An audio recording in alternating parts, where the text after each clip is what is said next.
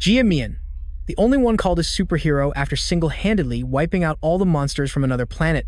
However, instead of being hailed by the entire world, at this moment, he was forced to sit before a bunch of politicians and listen to their accusations. At the trial, Hang Yao was still rambling on, trying to convict Jia Mian, whose gaze had been hazy and unfocused just a second before. A second later, it suddenly changed. Jia Mian looked from Hang Yao to the council members at the trial. A sense of confusion gripped his mind. So, have I been reborn? While he was still assessing the current situation, suddenly, in front of Jia Mian, a system window appeared. Main quest: help humanity rebuild a new alliance of nations and resolve humanity's existential crisis. Completed. Next, please choose one of the following two options. The mission reward will be granted according to your choice. Then, two choices appeared before Jia Mian. One was the path of a hero. If he chose it, a new crisis would appear not long after. Humanity would not be able to understand his actions, and in the end, he would still have to sacrifice himself in secret to protect them. The second was the path of a monster. A new crisis would also appear, but because foolish humans could not understand Jia Mian's actions, he could become a monster, completely unrelated to the superhero they had wrongly condemned.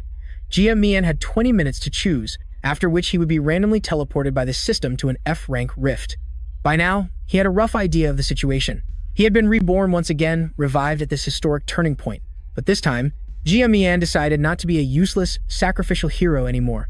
He decided to walk the path of a monster. Seeing Jia Mian's continued silence, Hang Yao seemed to grow impatient. Even he himself had to admit that, as a hero, Jia Mian was an unparalleled existence in this world, but as a leader, he lacked sufficient political awareness or understanding. To Hang Yao, he felt someone like Jia Mian would hinder everyone's interests. In the past few years, their commonwealth had developed very well, and Jia Mian, the hero who had led humanity out of the darkness of the past, had, in Hang Yao's eyes, become an old-fashioned man with a mind full of outdated ideas. He felt that eliminating someone like him was necessary for humanity to truly progress. And that was also why he went to great lengths to bring about this trial, wanting to send Jia Mian into exile for the rest of his life. Jia Mian, is your silence a sign of dissatisfaction with the verdict? Hang Yao asked. But he would bet that Jia Mian wouldn't dare to speak out in protest, as that would be tantamount to being charged with obstinacy, which could lead to a more severe sentence. But he never expected that Jia Mian would then declare loudly, "I object." Everyone present in the courtroom erupted into a clamor, while those on Hang Yao's side watching the live broadcast burst out laughing, and continued to comment, "I told you so, that stubborn fool. He won't give up his power so easily. He's still thinking of stubbornly resisting and hindering others." Just then, Jia Mian spoke again, saying something that silenced the entire courtroom and all the viewers watching live. "I'm renouncing my title as a superhero." Even Hang Yao's eyes widened in shock after 2 seconds of stunned silence. He slammed his hand on the table and stammered, What did you just say?" "I said, I'm renouncing my title as a superhero." Jia Mian firmly repeated his words, "I'm tired of being a hero." Jia Mian's tone was very calm, but Hang Yao twisted it, claiming he was deliberately showing his dissatisfaction with the Assembly's resolution, clearly trying to back Jia Mian into a corner. "I have nothing to be dissatisfied about. I just felt that I could never be at peace before." After speaking, Jia Mian stood up and began to walk away. This reaction was completely different from what Hang Yao had imagined. He had thought Jia Mian would obediently follow orders and become a silent hero, quietly supporting humanity from the shadows. Watching Jia Mian walk away, Hang Yao began to panic and finally shouted, "Jia Mian, stop right there. If you're giving up your status as a superhero, then you shouldn't be allowed to keep your powers." Most people who heard this understood Hang Yao's intention. He was trying to force Jia Mian to give up his powers, because his very existence would become a threat to all of humanity. But accomplishing this would be difficult, because Jia Mian was a level 13 hero, and the only superhero. Hang Yao was the number 2 ranked hero, but he was a full 4 levels below him. In all of history, aside from Jia Mian, no one had ever reached a level above 10, and it's possible that no one ever will again. That power was innate, and also the result of Jia Mian's own relentless efforts. Yet in Hang Yao's words, that strength was due to the Commonwealth pouring all its resources into him, making it the achievement of everyone. Therefore, he couldn't allow Jia Mian to leave with that power, because it would be an insult to everyone in the Commonwealth. "Give up my power?" Jia Mian laughed, his voice dripping with ridicule. Hearing those words, Hang Yao, the council members, and the audience all grew tense, afraid that Hang Yao would push Jia Mian over the edge.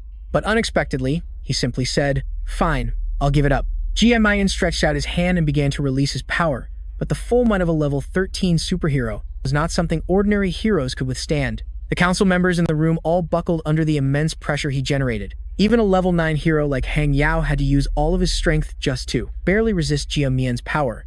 After releasing all of his strength, Jia Mian slammed it down upon the assembly's office building along with all his disappointment. A massive explosion erupted, causing the entire skyscraper to tremble violently, and nearly all the council members fainted instantly. Their fates uncertain, Hang Yao wasn't faring any better. His entire body trembled from the sheer force of Jia Mian's power, but at the same time, he was secretly overjoyed, because after releasing all that power, Jia Mian would truly become an ordinary person. An unconcealable smile spread across his lips as Hang Yao thought to himself, "Go on, just leave this place, and very soon, it will be your time to die." And yet, just as Jia Mian reached the doorway, a pillar of red light appeared, engulfing him and vanishing before Hang Yao's astonished eyes. The system did its job, initiating a random teleport to send Jia Mian to a level 4 dungeon, the mother spider's egg-hatching nest. Not long before, an adventurer party had also arrived, all of them at level 2. They were led by Captain Song, who carried a large blade on his back. Before entering the dungeon, they were all bummed out that they couldn't watch Jia Mian's trial live. But on the bright side, it was because everyone was home watching the trial that the dungeon was so empty. "Haha, that's enough chit-chat. Let's get a move on," Captain Song said, cutting off his team's idle talk. "We need to clear this dungeon as quickly as possible." As the group prepared to venture deeper, another person appeared at the dungeon entrance. It was Jia Mian, but since he wasn't wearing his mask, nobody recognized him. Besides, Jia Mian had already relinquished all his powers and equipment during the trial, so in the eyes of these level 2 heroes, he was just a newbie without a single weapon. Jia Mian paid no attention to the strangers. It had just been so long since he'd entered a low-level dungeon like this that he'd forgotten what they looked like. The last time Jia Mian was here was right after he awakened and became a professional. Afterward, he made his way through various dungeons. In those places, if a dungeon wasn't cleared in time, it would manifest in the real world as an eternal dungeon.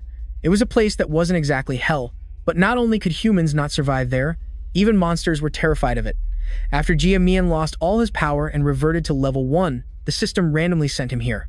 His alliance identity and his status were now both 0. Staring at the virtual window floating before him, Jia Mian felt a bit lost, unsure where this decision would lead.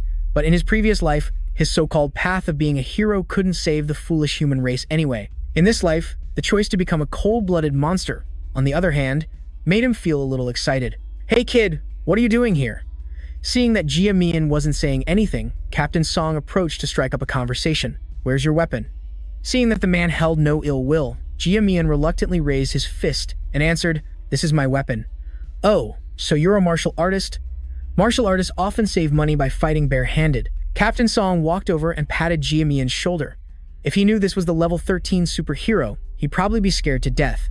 He then tried to find out Jia Mian's level, since he seemed pretty confident about his strength for entering a level 3 dungeon. The captain was worried that if Jia Mian was the same level as him, he would take a large chunk of the team's reward, but unexpectedly, Jia Mian bluntly admitted he was only level 1. The members of the adventurer party were stunned when they heard this. "You've got to be kidding, kid. You'll be toast if you come in here at level 1. Captain Song advised Jia Mian to leave, while silently breathing a sigh of relief. But Jia Mian didn't need his meddlesome concern. With his experience as a level 13 superhero in his past life, even though he had lost all his powers now, it was more than enough to annihilate the beasts in this dungeon. However, in the eyes of the adventurers, Jia Mian's confident demeanor was nothing but a joke. They felt that with the strength of a rookie like him, he'd have a hard time even surpassing their healer, their team's level 2 healer, let alone clearing out all the beasts in this dungeon, no matter how much they tried to persuade or even threaten him. Jia Mian still had no intention of backing down. "Don't worry, I won't get in your way." As he spoke, he started heading deeper into the cave. Seeing this, Captain Song could only sigh, thinking that since the boy was walking to his death, a simple warning was all he would offer. "When you're actually in danger, don't expect any help from us." After he finished speaking, their group of 5 also began to venture deeper into the secret realm.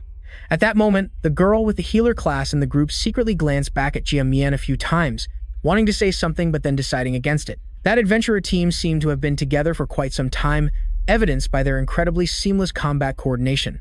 Among them was a female mage, whose prominent skill at her current level was creating fireballs, along with a man who was an archer.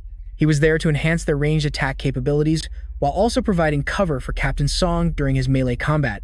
Jia Mian just stood to the side, quietly observing, while the girl with the healing class in the group finally gathered the courage to approach him and say what she had wanted to earlier. "Our captain's attitude seemed a bit unfriendly, didn't it? But please don't take it to heart. He only meant well. After all, a newcomer like you could easily be in danger in this secret realm, and if you're not careful, the Grim Reaper could be right around the corner." Jia Mian didn't reply immediately. intently watching the four people fighting on the other side, and only spoke after a moment. Compared to before, they've improved and become much more cautious.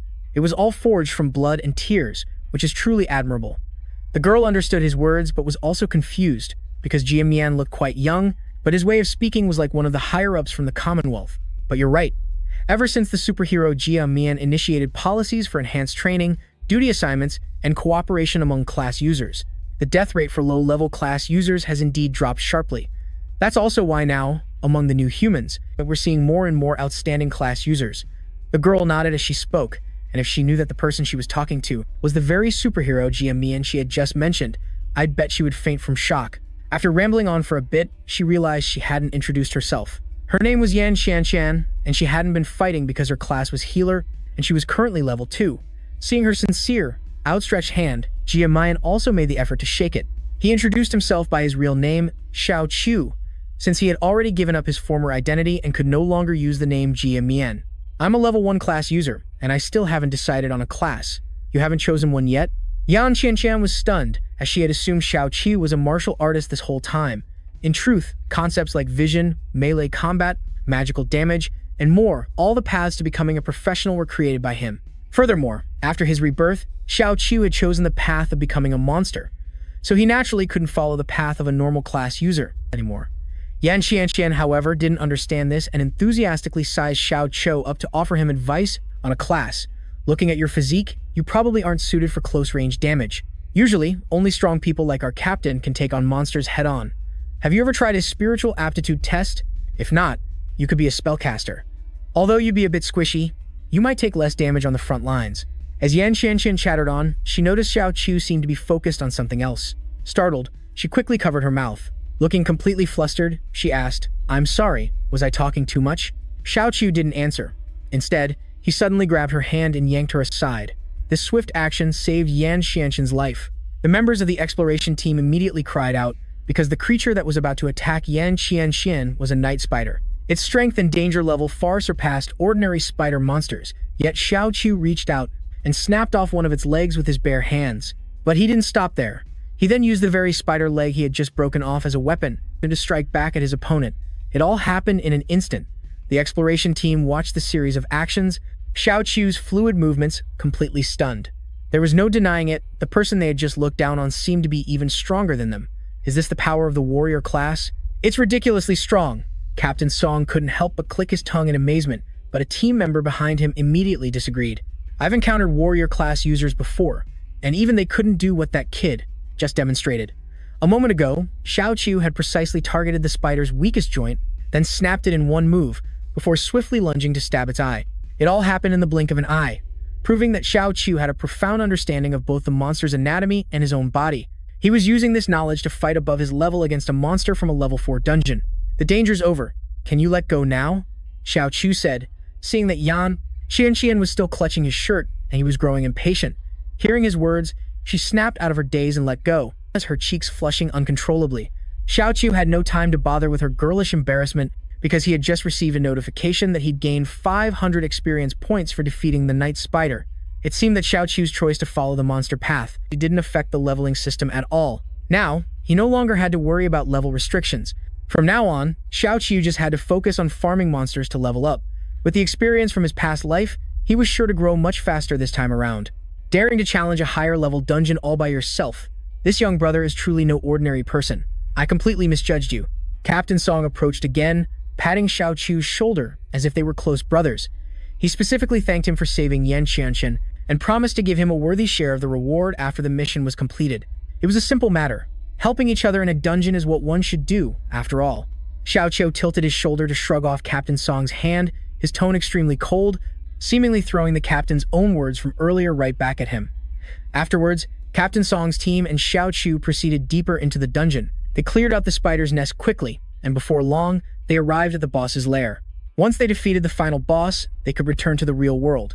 Captain Song gave his team one final briefing before the battle, saying that he would be the tank, taking the boss's attacks head-on, while the others would spread out to the flanks to provide support. Since their opponent was a spider, it would obviously have webs, so he also instructed the only female mage on the team to be ready at all times to use fire magic to burn them. Today's progress is really fast. Maybe when we get out, we can still catch the end of that trial of the century. What's the point of finishing this just to see the ending anyway? Anyway, I can already predict the outcome for you. That hypocrite in the mask was definitely found guilty. The other two young men on the team started gossiping again.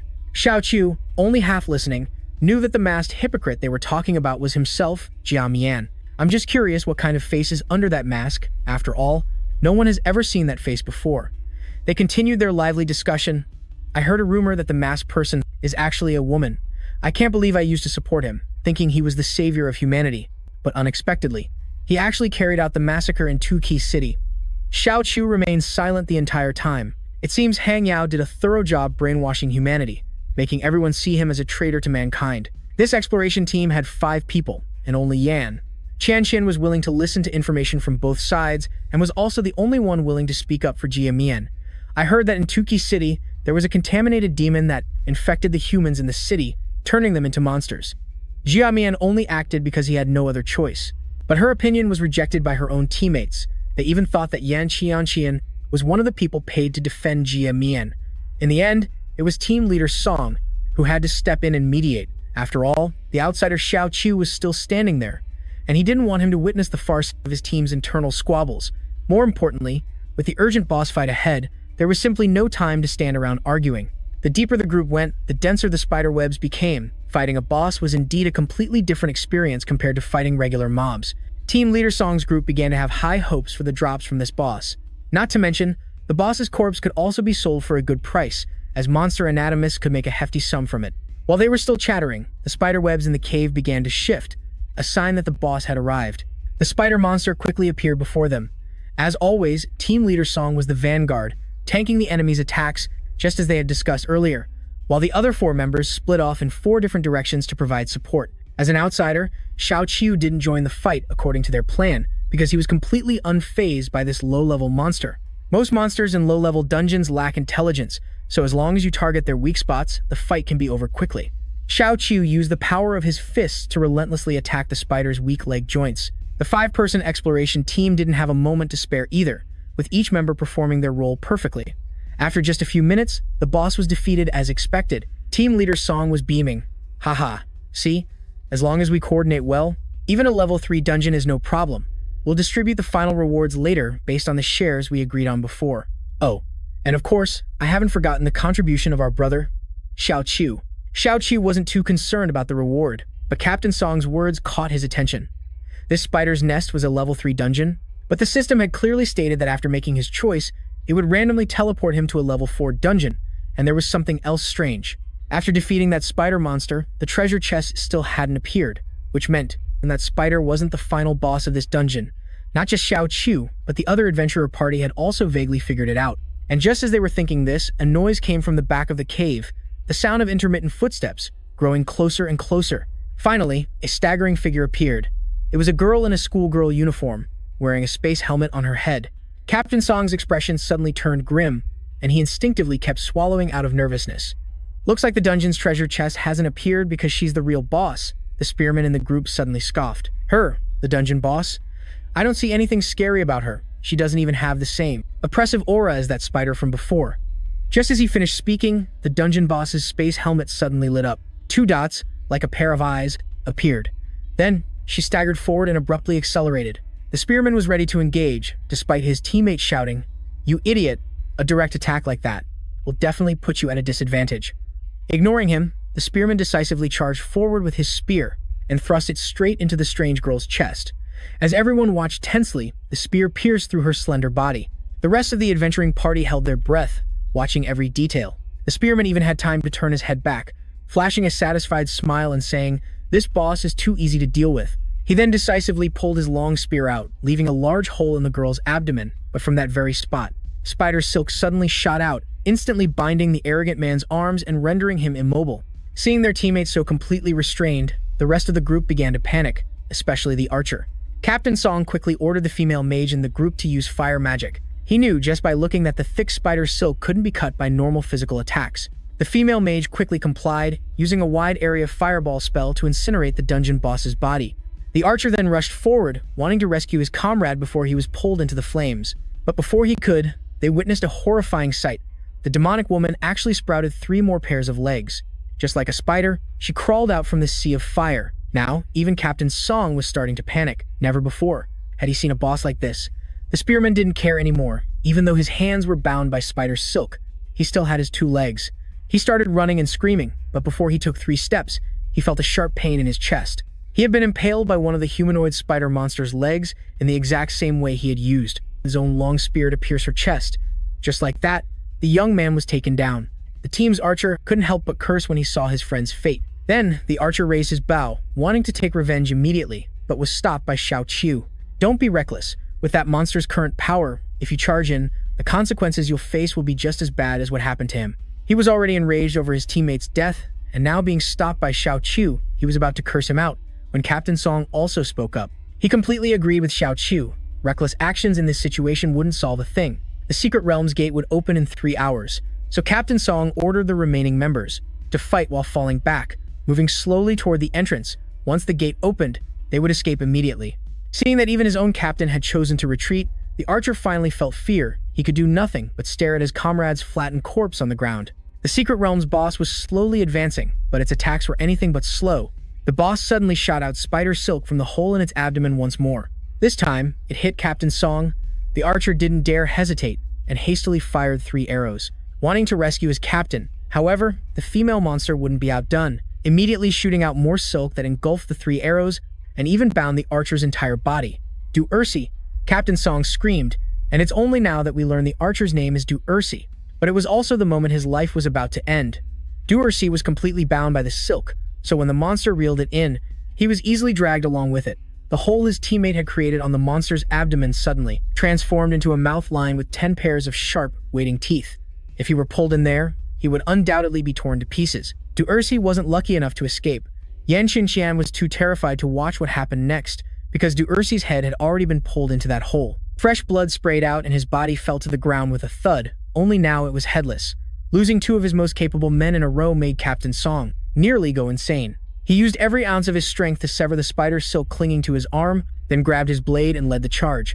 A single downward slash carried nearly all of Captain Song's strength, yet it was effortlessly blocked by the female monster with just 1 leg.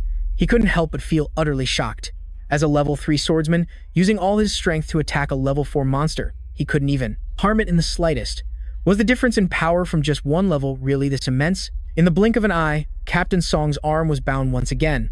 The monster began to forcefully reel in the silk, and a sense of despair washed over him. In that moment, Captain Song felt that in another second, his fate would be no different than Du Ursi's. But just then, Xiao Qiu ran up to him and yelled, "Give me the blade. If you want to live, the only way is to cut off your own arm. If you want to live, give me the blade." It was truly a difficult decision, but in the end, Captain Song still tossed the blade to Xiao Qiu. As his hand caught the weapon, Xiao Qiu immediately pushed off the ground and leaped, aiming a precise slash that severed Captain Song's forearm. Hot, fresh blood sprayed onto his face, accompanied by a pain so intense it felt like his brain was freezing, but he had indeed escaped for the moment. Xiao Qiu quickly helped Captain Song get away, while the monster was busy devouring his severed arm.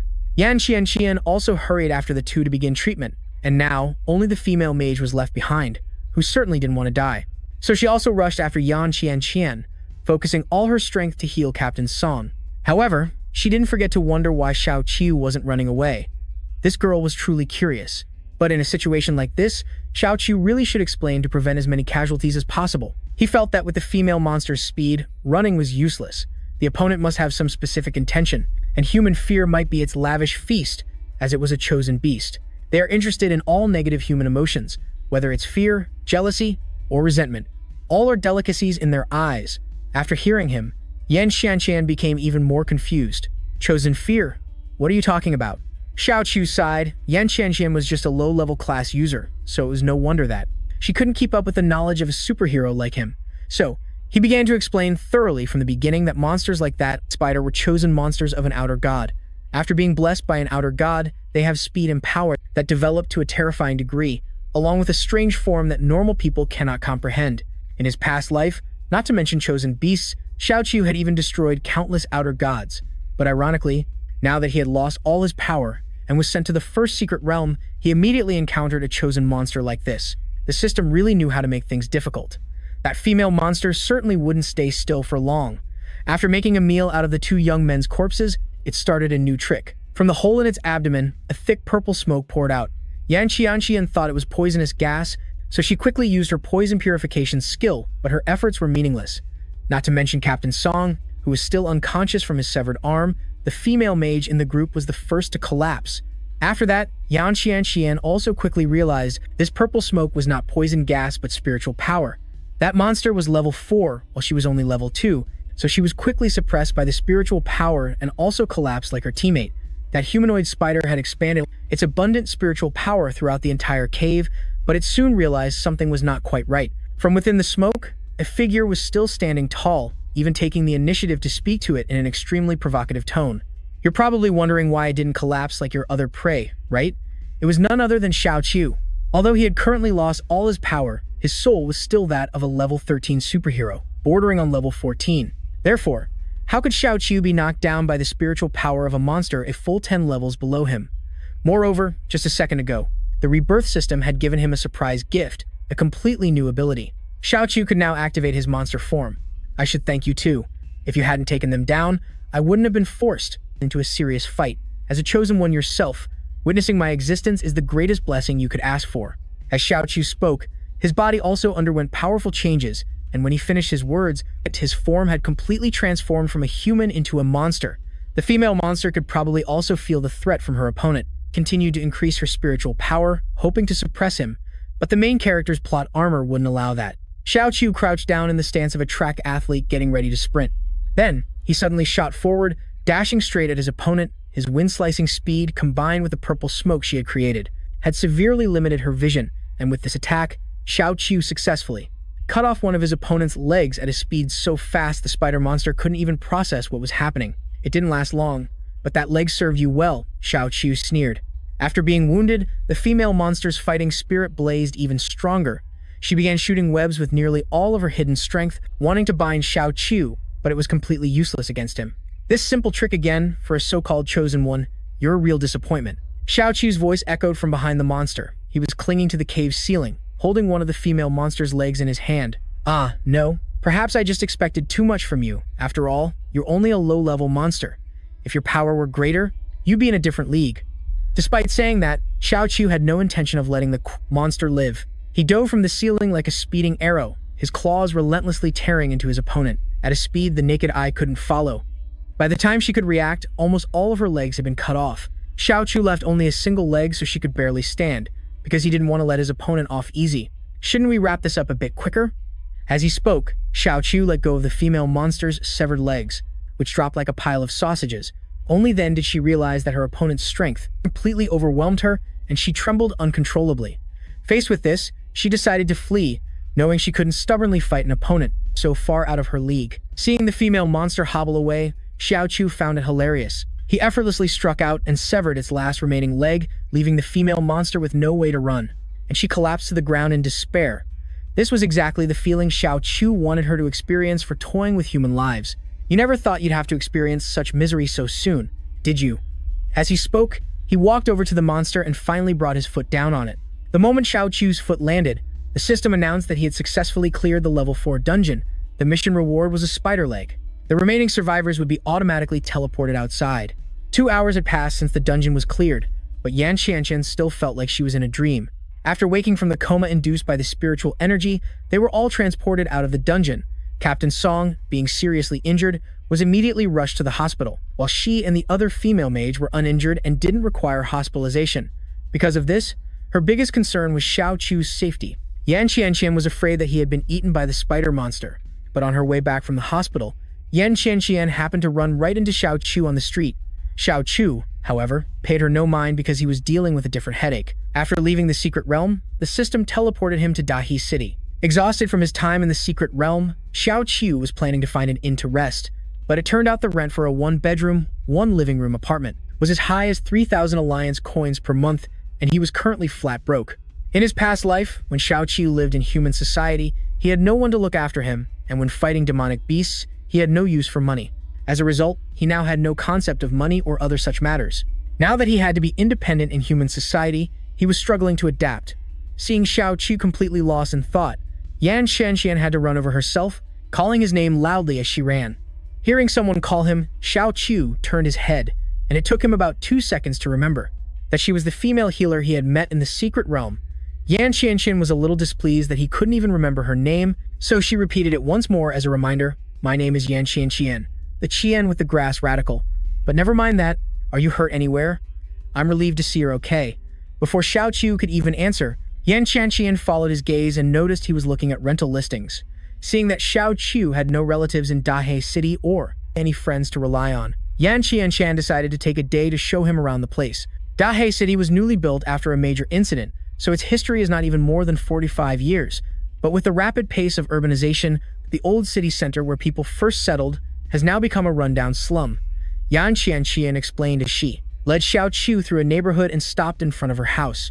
To repay him for saving her life in the secret realm, she decided to let Xiao Chu stay at her place, and since there was a spare room, it wasn't much different from renting anyway.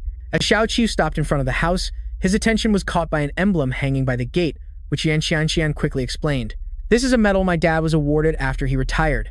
He used to be a professional too, and a soldier on top of that. Compared to his daughter, a level 2 professional, my dad was much more skilled. He was a level 5 close combat warrior, and he participated in many battles, like the Battle of Shuhang and the defense of Yangmen Pass. The more Yan Qianxian spoke, the more animated she became, her voice filled with excitement. My dad even said he once fought side by side with Lord Jiamian. Not only were they in the same barracks, they even ate from the same pot. Although, this story, he's been telling us since we were kids, but in the end, I never knew if it was true or not. For some reason, as she said this, Yan Qianxian seemed sad, as she ultimately guessed her father's words were just a story to fool children or something he made up while drunk. After all, how could a great figure like Lord Jiamian possibly eat and live in the same place as a low-ranking officer? How is your father now? Xiao Chu suddenly asked. He passed away. Yan Qianxian's voice grew even sadder. Because of the prolonged war, her father's body had been injured countless times, and although the external wounds were healed, his life force was severely depleted. So, not long after he was discharged from the military, he passed away. As for Yan Qianxian's mother, she died from complications during childbirth when her younger sister was born. Hearing her story up to this point, the expression on Xiao Chu's face became very complex. You don't have to make that face. It all happened many years ago. I was fine a long time ago. See? Aren't I living perfectly fine right now? Looking at her optimistic demeanor, Xiao Chu suddenly felt a sense of admiration for her. Yan Qianxian pushed open a door, showing him the empty room to the left of the entrance. The room was quite old, but the furniture was relatively complete. Compared to the front lines in his past life, this place was already very good for Xiao Chu. He didn't ask for anything more, planning to visit more secret realms in the future, earn some money, and then pay Yan Qianxian a worthy amount. Suddenly, the creaking sound of wheels was heard, and before Xiao Chu could even turn his head, he heard another young woman's voice. Who is he? Yan Qianxian introduced them to each other. The girl in the wheelchair was Yan Tianliu, Yan Qian's younger sister. As soon as Yan Tianliu heard her sister introduce him as a new companion she met in a secret realm, her eyes filled with suspicion. A companion? Isn't he from your previous team? You just met him. Bringing a complete stranger home, you really have the heart of a saint, don't you? For some reason, Yan Tianliu's tone was somewhat harsh. After speaking, she turned her wheelchair and went inside. Yan Qianxian was extremely embarrassed by her sister's attitude and quickly explained to Xiao Chu that her sister was actually a very good kid, just a bit scared of strangers, which was why she reacted so strongly. Besides, today was the day of Jiamian's trial. She had worshipped Jiamian like a god since she was a child, so her mood was particularly bad. Xiao Chu didn't know whether to be happy or sad, realizing that Yan Tianliu's hostile attitude towards him was also because of him. He never expected to have so many fans. After returning to her room, Yan Tianliu buried her face in her computer and started searching for the latest topics about Jiamian's trial today. The most controversial piece of information right now was the fact that Jiamian had decisively given up all his powers. Most netizens had been brainwashed by that scoundrel Hang Yao, believing that Jiamian's power was built on the resources of all mankind, so his act of abandoning his power was no different from wasting humanity's resources. Furthermore, if the Earth were to be invaded again in the future, Jiamian would no longer be able to bear the responsibility of protecting humanity. At the end of the trial's livestream, Jiamian's sudden disappearance also made people question whether he had run away.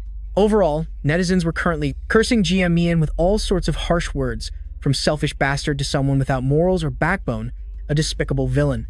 Yan Tianliu didn't miss a single comment, and the more she read, the more indignant she felt on behalf of her idol. What the hell is this? She was so angry she slammed her hand on the desk. Don't these idiots understand the situation? Lord Jiamian has never taken resources from humanity.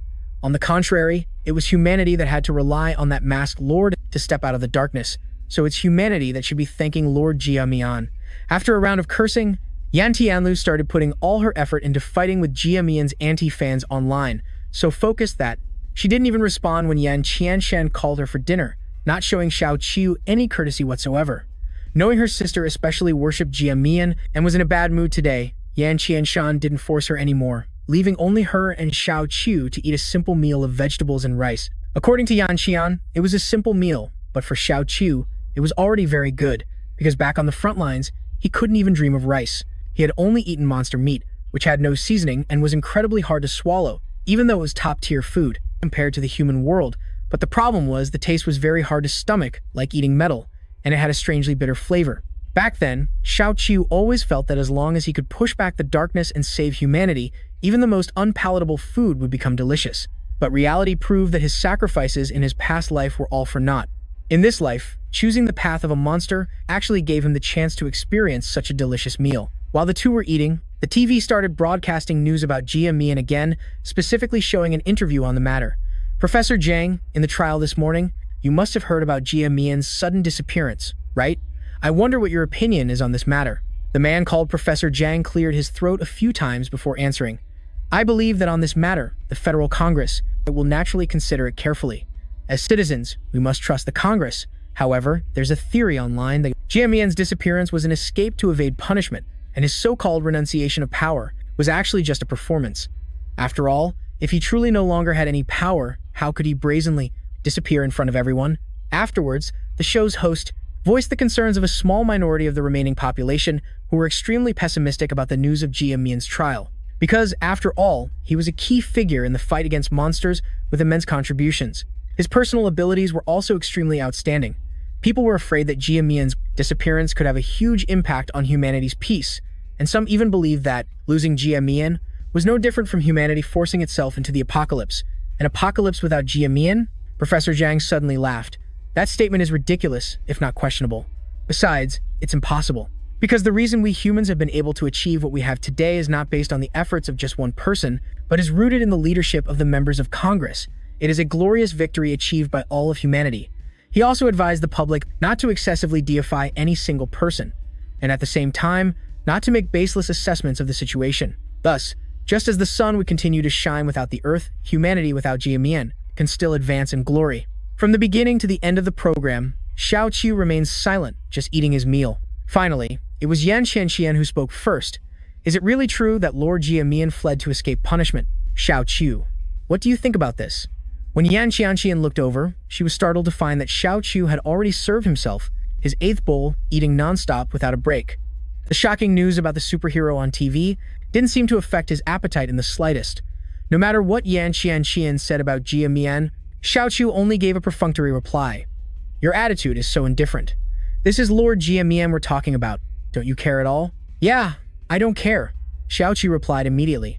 Yan Qianshan sighed. Luckily, Yan Tianliu hadn't come out to eat. She guessed that with her younger sister's personality, if she had heard this news report, she might have smashed the TV. The two continued their meal, but it wasn't long before they heard a banging on the door. It came urgently from outside. You piece of trash, you think you'll be safe just by hiding in there. As soon as she heard this voice, Yan Qianshan felt a chill run down her spine. It's over. It's the people from Kaijiang Investment Company. Don't you believe I'll burn you all to death with a single match? Yan Qianshan rushed to open the gate, where several menacing-looking men were waiting. The two leaders, one named Tu Xing and the other Zai Kaize, had come to collect debts here many times before.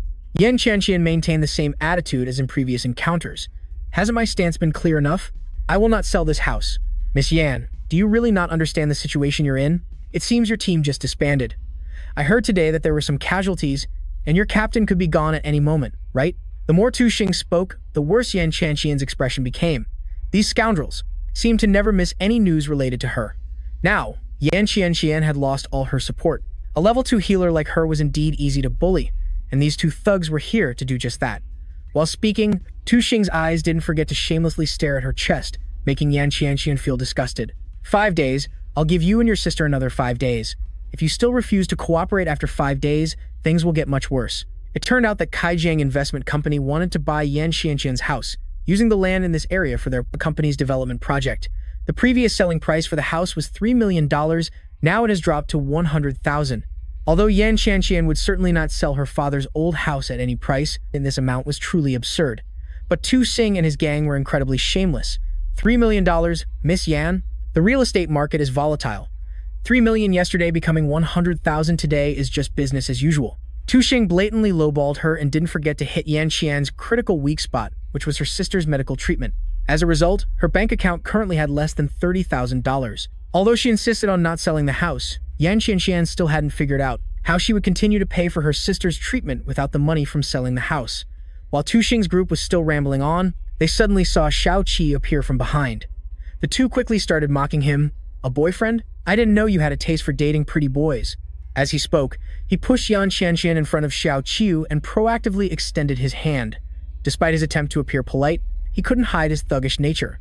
He introduced himself as the head of the security department from Kaijiang Investment Company. Xiao Qiu reached out to touch his hand, and Yan Qianqian quickly shouted, "Be careful, Xiao Qiu. He's a master of psychic attacks." But it was too late. Xiao Qiu's hand had already gripped Tu Xing's, and the man had begun to activate his manipulative abilities. He had no idea that he was facing a costumed superhero, so he thought he could easily invade the boy's mind. Afterward, Tu Xing intended to give Xiao Qiu a brain injury and leave him bedridden for half a month, but instead found himself lost in the boy's mind.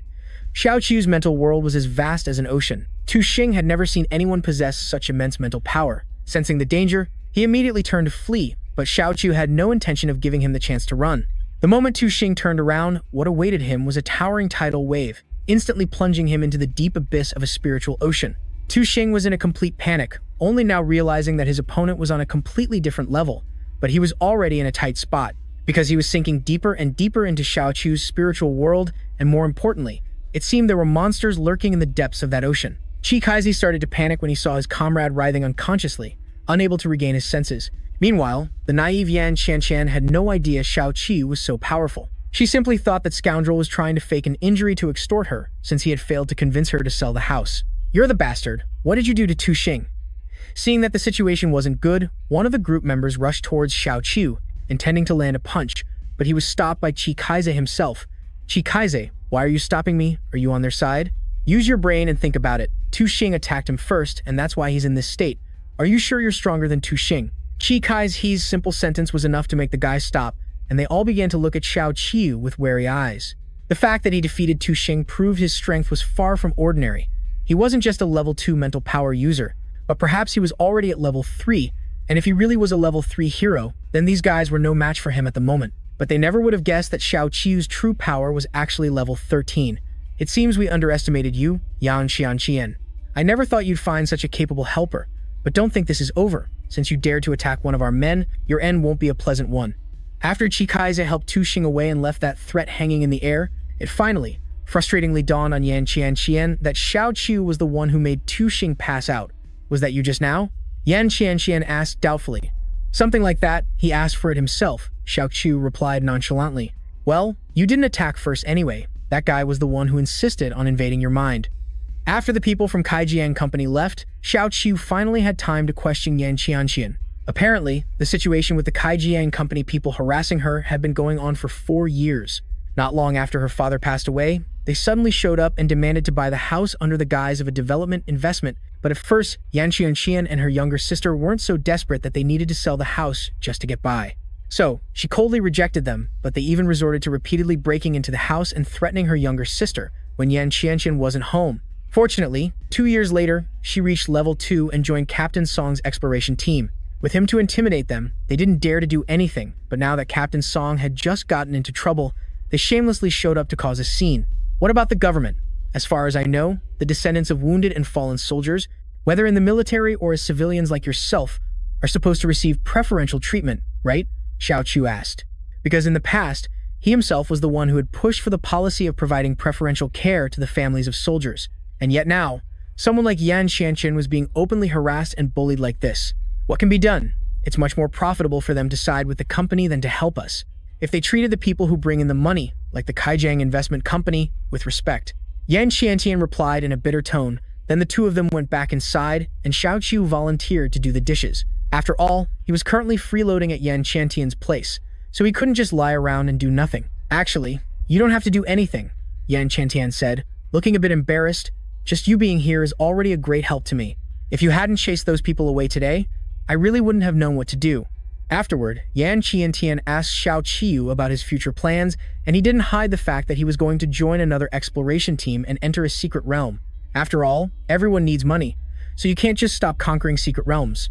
As for Yan Qiantian, she wanted to stay home and wait for the time being, hoping that Captain Song would wake up soon. Otherwise, her only option would be to find another reliable team to join, because in the secret realms, teams are always fighting amongst themselves, and in worst cases, they even backstab each other. So choosing a trustworthy team is no easy feat. Although in the underworld, federal law stipulates that within secret realms, you are not allowed to take another person's life, but once you're inside, it's a lawless land. Xiao Qiu, don't worry too much. If I find a reliable team, I'll definitely introduce you to them, Yan Qiantian said in a firm voice. This girl clearly couldn't even sort out her own future, yet here she was worrying about Xiao Qiu. All right, Xiao Qiu replied, but he knew that neither now nor in the future could anyone stand shoulder to shoulder and fight alongside a monster like him. It seemed the path ahead was one he would have to walk alone. Soon enough, the system sent a new quest to clear the level 4 hidden dungeon named Shadow Dwellers. According to the system's description, this wasn't a difficult quest, but unexpected rewards would appear during the raid of the hidden dungeon. The quest required Xiao Qiu to complete it solo, and he had 12 hours left to prepare. Xiao Qiu quickly headed to the secret realm to carry out the quest. In this life, thanks to the system's teleportation circle, he could skip the step of applying to the government and going through inspections, allowing him to enter and exit the secret realm at will. The Shadow Dwellers' secret realm had a medieval European style and looked quite gloomy. After taking just a few steps, Xiao Qiu saw 2 stone statues shaped like gargoyles. He immediately stopped, his eyes filled with vigilance. Gargoyles at the very start of the dungeon? Xiao Qiu muttered, and sure enough, just as the words left his mouth, the 2 statues' eyes suddenly snapped open, and, like living creatures, they began to attack viciously. They were indeed monsters. It's just that when there were no enemies, they looked like ordinary decorative statues. But when someone passed by, they would reveal their ferocious nature. Their stone exteriors gave this type of monster powerful defensive capabilities. Additionally, their fangs were also quite a dangerous offensive weapon. Xiao Qiu didn't rush to attack, but instead stopped to observe them carefully. Based on his past life's experience, a level 3 magical beast like a gargoyle was no pushover because of their tough hides and a constitution that was resistant to natural magic, so both physical and magic-based classes would have a hard time fighting them. If it weren't him, but Yan Qiantian's squad instead, running into these things would surely have resulted in even heavier casualties than that spider nest. Thinking of this, the 2 gargoyles had started attacking Xiao Qiu, and each one of them was incredibly ferocious, but he wasn't an ordinary class user. So naturally, he didn't have to deal with their usual struggles. Xiao Qiu directly transformed into his monster form, using his brutal strength to make mincemeat of his opponents. The power difference between them was too great, and those 2 level 3 monsters were no match for him, getting defeated in an instant. Xiao Qiu advanced deeper into the secret realm, realizing that the 2 gargoyles outside were merely gatekeepers. This was their true lair, with numbers so vast they couldn't be counted at a glance, yet Xiao Qiu's expression remained unchanged. He beckoned with his hand and said, "Bring it on, all of you." The horde of gargoyles took his taunt, immediately going berserk and charging at him all at once. Faced with their overwhelming numbers, Xiao Qiu was nearly swallowed up by his opponents, but he remained perfectly calm, crouching down and touching the ground with one hand before launching himself high into the air. Despite being high in the air, Xiao Qiu wasn't adrift. On the contrary, he maintained excellent control over his body. He continuously unleashed fatal attacks upon the horde of gargoyles, finishing one off with every single strike. And of course, they couldn't harm Xiao Qiu. On the contrary, even though dealing with an entire legion of gargoyles took a considerable amount of his time, he still managed to finish the job cleanly. In fact, as he destroyed the very last gargoyle, Xiao Qiu found it amusing to see it trembling, because gargoyles were supposed to be emotionless monsters. That fact alone was enough to show just how terrified his opponent was by his overwhelming power. After ripping the wings off the final gargoyle, a higher-level monster appeared from behind Xiao Qiu. It was a level 4 gargoyle strongman.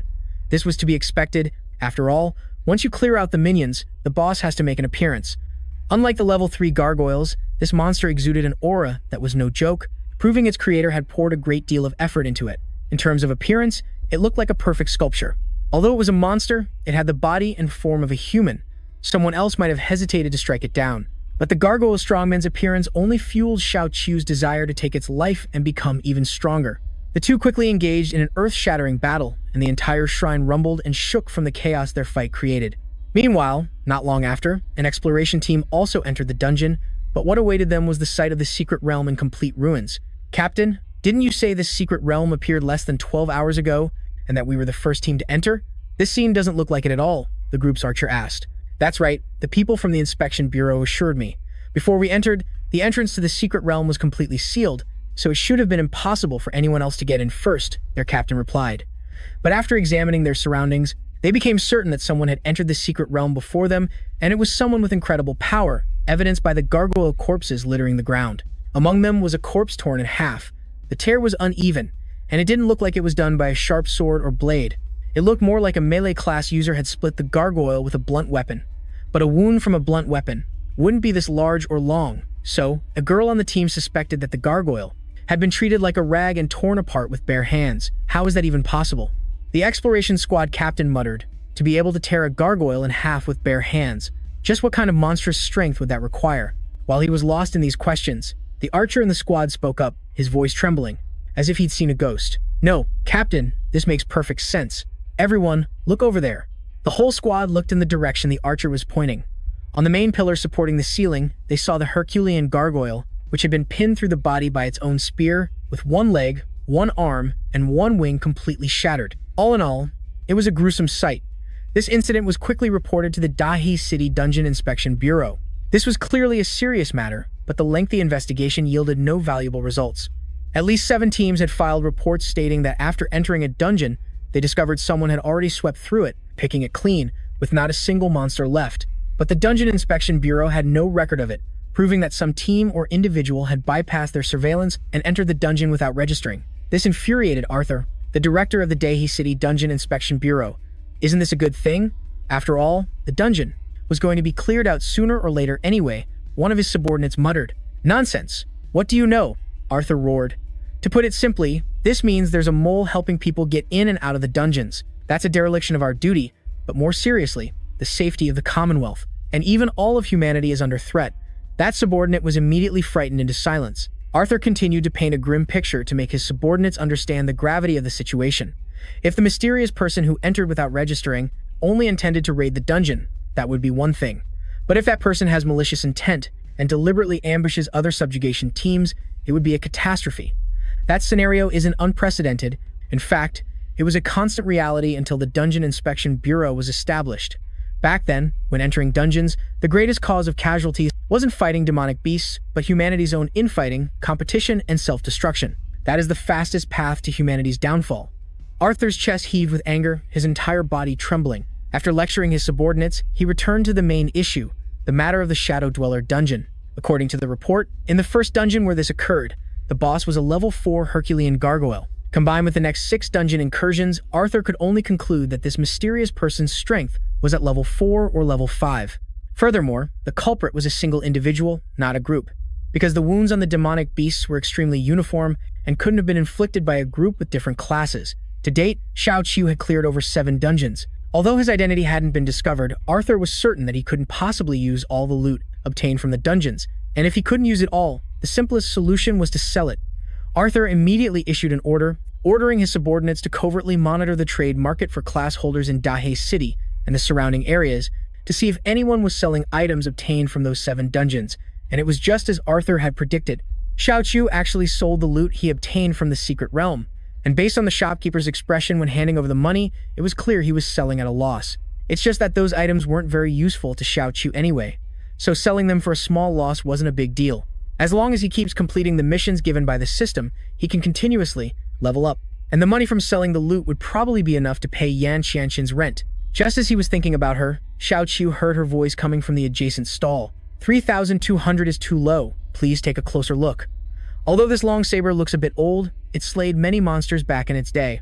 It's been in my house for many years, but I've always taken it out for maintenance, and the blade is still very sharp. That's precisely why it's not worth much. You see, this blade is covered in grooves left from slashing monsters. The body of the blade is thin. I'm afraid it will break after just a few more uses. Since it still has some material value, I'm reluctantly buying it as scrap. It turned out that because she was out of money, Yan Qianxian had to sell the saber. Her father left behind, only to be told it was junk when she brought it out. The shopkeeper kept acting like he was the one taking a loss, haggling up and down before settling on a price of 3,500, but in reality, He was exploiting Yan Xianxian's lack of knowledge for his own gain, constantly lowballing her. But with over 35 years of experience in purchasing equipment, he could clearly see that the saber was forged from Duanjin iron, an extremely precious material. It can only be found in secret realms and is very rare. Just by refining the Duanjin iron from that saber, in an instant, he could make tens of thousands. So, what's it going to be? Sell it quickly if you want to. If you don't agree to 3,500, I'm not interested anymore. Seeing Yan Xianxian hesitating, the vendor started to rush her.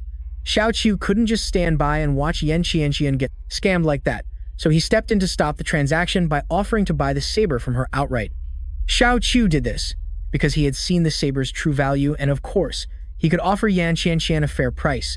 Seeing a competitor emerge, the equipment stall owner started to panic. He claimed that he and Yan Xianxian had already agreed on a price, and it wasn't cool for him to suddenly jump in like this. But Xiao Qiu couldn't be bothered with him and directly handed Yan Xianxian the stack of cash he had just received from selling his items. Take this money. Don't say it's too little. Both Yan Xianxian and the shopkeeper were flabbergasted. But with Xiao Qiu's decisive attitude, the shopkeeper certainly couldn't compete for the saber with his price of 3,500 anymore.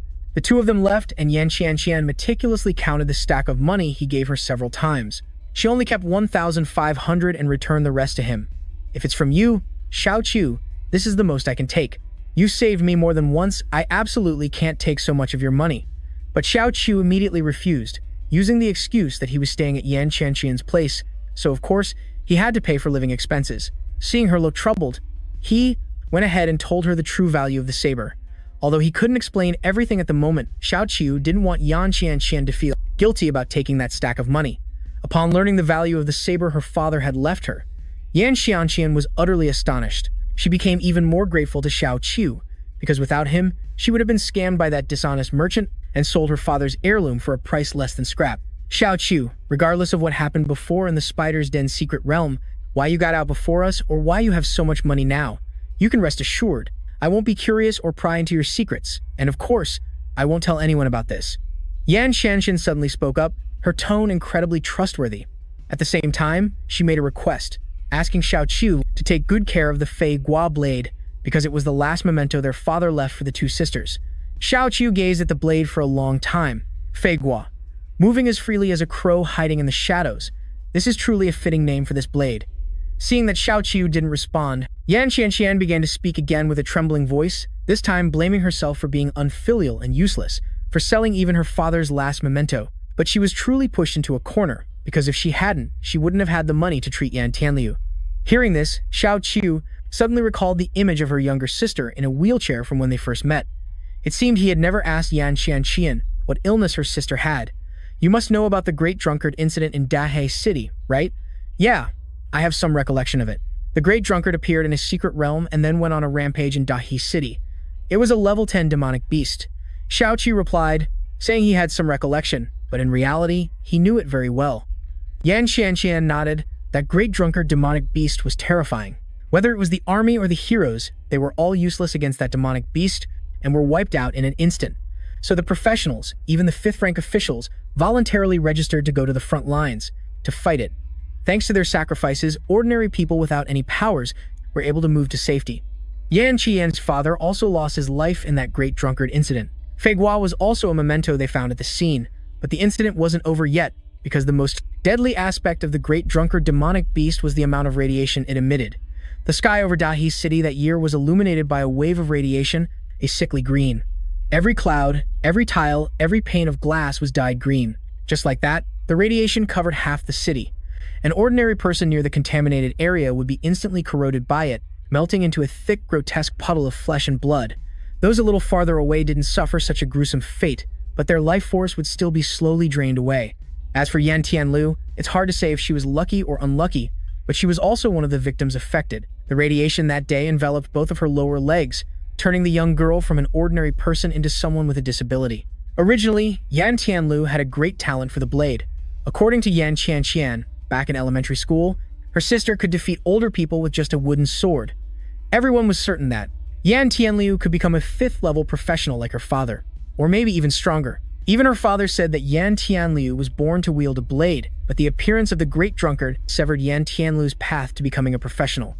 Now, not only is she disabled, but she also has to undergo regular high-level treatments meant for professionals. If she stops, the radiation will spread throughout her body, and she will eventually melt into a pool of blood and die. After that incident, Yan Qianshan also gave up the close combat class like her father to become a healer, mainly to increase her chances of survival in the mystic realms, because she still had to live to take care of her younger sister. Xiao Qiu felt a bit heartbroken hearing her story. The giant ape monster from that year was single-handedly defeated by him when he was Jia Mian. Although back then, Xiao Qiu only needed one punch to knock it down, it was already 10 hours after it had rampaged through Dahi City. In the end, the casualties were still immense. That's why he hated demonic beasts to the core. But I clearly remember that after the giant ape incident, didn't Jia Mian arrange for the federal government to provide a large financial subsidy requiring the protection of every citizen affected by the disaster to ensure their safety? In a situation like your sister's, she should have been able to receive the aid, right? Xiao Qiu listened to Yan Qian's long story before finally speaking up. Really? Something like that happened? Yan Qian said while wiping away her tears. Confiding in Xiao Qiu felt like she had lifted a heavy weight off her chest. Afterward, the two prepared to head home, and to repay him for helping her keep her sword, Yan Qianshan promised to treat him to a big meal tonight. As they were heading back, they happened to walk past members of the Dahi City Mystic Realm Supervision Bureau. They were there on the orders of Director Arthur, searching for information at that very moment. Meanwhile, Yan Tianlu was home alone, still busy reading news about Jia Mian, when she suddenly heard frantic knocking at the door. It didn't sound like Yan Qian's knock, nor did it match the calm demeanor of Xiao Qiu, who had just started staying there. Immediately, Yan Tianlu sensed that something was wrong. Could it be people from the Kaijiang Investment Company? The knocking grew more and more urgent. Yan Tianlu glanced around, trying to find something to protect herself, but in the end, she could only grab a wooden sword. Yan Tianlu gripped the sword, her eyes fixed on the door. Finally, the door was kicked open. As soon as he saw her, the leader burst out laughing. "I knew someone was home, but I didn't expect it to be you, you crippled brat. What's this? You planning to stop me with that wooden sword?" Amid the mocking laughter of the Kaijiang Company's men, Yan Tianlu still gripped the sword tightly, even launching an attack first. But in the end, no matter how talented Yan Tianlu was with a blade, she was still just a girl in a wheelchair. How could she be as agile as that able-bodied scumbag? He only needed to take one step back to easily dodge the attack. Yan Tianlu, on the other hand, fell out of her wheelchair due to the momentum. She lay flat on the ground, relentlessly cursing the man as a bastard. But that scumbag didn't care that Yan Tianlu was just a child, or that she was disabled. He stepped on her wooden sword with one foot, his posture extremely provocative. "You want to cut me? I'm standing right here. But can a crippled kid like you even reach me?" He kept emphasizing the word crippled, making Yan Tianlu even more furious, but she truly had no way to fight back. The leader quickly ordered his lackeys to go inside and search for someone, specifically to find Xiao Qiu, the one who had dealt with Tu Jing not long ago. They searched for the person but didn't forget to trash the house for fun, only returning after a while. He reported that the other two weren't in the house. While he was cursing his bad luck for showing up at the wrong time, that bastard came up with an idea. He planned to take Yan Tianlu as a hostage, and then Yan Shan would have no choice but to walk right into their trap. Seeing this, his underling tried to talk him out of it, since kidnapping is no small matter. Even in an era where monsters run rampant, the law still exists. The man felt his subordinate had a point, but if he just left like that, he would be completely unsatisfied. So, the bastard came up with another idea. He gave his car keys to his subordinate, telling the guy to just wait in the car until Yan Qianshan and Xiao Qiu returned, then to drive the car, and ram it straight into the yard. At that point, they could just say the car lost control and it was an accident, and that would be the end of it. That way, they could cause trouble for them without actually breaking the law. After instructing his men, this guy and most of his lackeys took off, and it began to rain. Not long after, Xiao Qiu and Yan Qianshan were almost home, but before they could even step inside, Yan Shan was stunned by the scene before her. The front door was smashed open, and in the yard, Yan Qianlu was still, lying face down on the ground, unable to get up as the rain poured down on her. Yan Qianshan rushed in to help her up, then asked Xiao Qiu to wheel the girl into the house, while she had to quickly gather the things in the yard before they were ruined. However, just as Xiao Qiu turned around, he heard a loud crash. He spun back around and saw that the front wall of Yan Qian's house had been smashed by a truck, and moreover, the truck bed was filled with garbage. After ramming down the wall, it dumped all the trash into the yard, even covering her with it. The guy in the truck, seeing his plan had succeeded perfectly, was incredibly smug and shouted tauntingly, "Hey, isn't this the house of the great Miss Yan? I must have mistaken it for a garbage dump. How careless of me. Anyway, since it's pouring rain, why don't you take a good shower right here, Miss Yan? This is just the first gift that our Kaijiang company has for you." After the truck drove away, Yan Qianshan, looking utterly wretched, just stood there, motionless. Yan Tianlu cried out, "Sister," and tried to go to her but was stopped by Xiao Qiu. He was sure that Yan Qianshan didn't want to hear anything right now, and her sister going over would only make her feel worse. An unknown amount of time passed, and Yan Qianshan finally turned, not daring to look at them as she walked straight into the house. Yan Tianlu and Xiao Qiu stood under the eaves, both with very complicated feelings. Yan Tianlu, who had been unwelcoming to Xiao Qiu from the very start, now actually initiated a conversation with him. Why did it turn out like this? Can you tell me if there is still such a thing as justice in this world? No, there never was. Xiao Qiu replied bluntly. And there never will be. Why not, she asked. Then what about fairness? There has to be fairness, at least, right? Aren't those powerful figures, and even the masked lord, all trying to create a fair world? Hearing Yan Tianlu say this, a self-deprecating smile crept onto Xiao Qiu's lips. Even a savior like him wasn't treated fairly, having been driven to his death in his past life, so where could fairness possibly come from? The justice you want was just fabricated by those unjust people. Look, even this rain falling on everyone is an injustice. It falls for the miserable who are living, and it also falls for the unrighteous. This world has always been unrighteous, so the rain in this unrighteous world is also unrighteous. As he spoke, Xiao Qiu crushed the wooden sword in Yan Tianlu's hand with his bare hands. And just as he finished speaking, the little girl who had always appeared cold burst into loud sobs. To be honest, the story of the two sisters wasn't very special in Xiao Qiu's eyes, because you could randomly find countless similar pitiful people out there. And in comparison, they were probably not even as unfortunate as he was in his past life, so Xiao Qiu had absolutely no interest in meddling in their personal affairs. But now, Yan Shan was taking care of him, giving him a place to stay and food to eat. The people from Kaijiang Company harassing the two sisters was also harassing him. Therefore, Xiao Qiu decided not to tolerate it anymore. Seeing him step into the curtain of rain, Yan Tianlu suddenly became anxious. "Where are you going?" she called out after him. "To deal with them." "Are you crazy?" Yan Tianlu was horrified. Their lackeys alone are all level 3 professionals, level 4, and their boss has even reached level 5. "Didn't you say my family's business was very boring and that you were afraid of trouble? Then don't go. You'll be done for if you go." It wasn't that Yan Tianli didn't want someone to stand up for her and her sister. She just didn't think Xiao Qiu was capable of fighting against Kaijiang Company. Not only would he be unable to help, but he would also get himself into trouble. But no matter how hoarsely she yelled, Xiao Qiu's footsteps didn't stop. He tightly gripped the flying blade in his hand, and perhaps because it was washed by the rain today, the blade was exceptionally sharp and dazzlingly bright. "It's true that your family's business is troublesome and boring, but it just so happens that I'm the type of person who likes to use boring things to get rid of other boring things, and I like to use troublesome things to eliminate other troublesome things." Outside, the rain had started to pour heavily. It was as if the heavens were heralding a heartbreaking tragedy that was about to unfold. At the same time, at the Kaijiang Investment Company, at the foot of the building, two people were cheerfully saying goodbye to each other after having just reached an agreement. But they didn't notice a figure like an Asura standing in front of the building. Xiao Qiu squinted at the building before him, his face filled with determination. Inside the building, quite a few of the company's employees were gathered. A moment later, an employee suddenly looked towards the elevator doors and then frowned, because he saw Xiao Qiu approaching with a blade. Judging by his appearance, he clearly had no good intentions, so he bit his lip and cursed. "Damn it, here to cause trouble again." The guy next to him also scoffed. "Time and time again, they come to cause trouble during my shift." With that, the two of them walked up to Xiao Qiu and asked coldly, "Do you know where you are? Put away your weapon." However, Xiao Qiu paid them no mind and coldly walked inside. The guy, seeing his attitude, gritted his teeth in anger. "I told you to stop."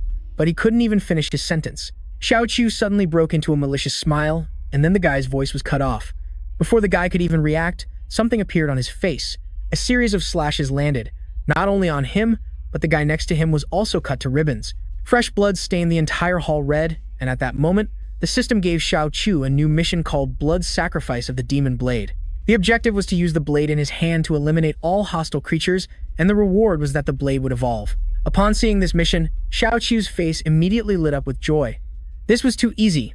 At that moment, quite a few company employees emerged from inside, holding swords in their hands. They had clearly come after hearing that Xiao Qiu was causing trouble. But Xiao Qiu wasn't afraid at all. He just stood there calmly.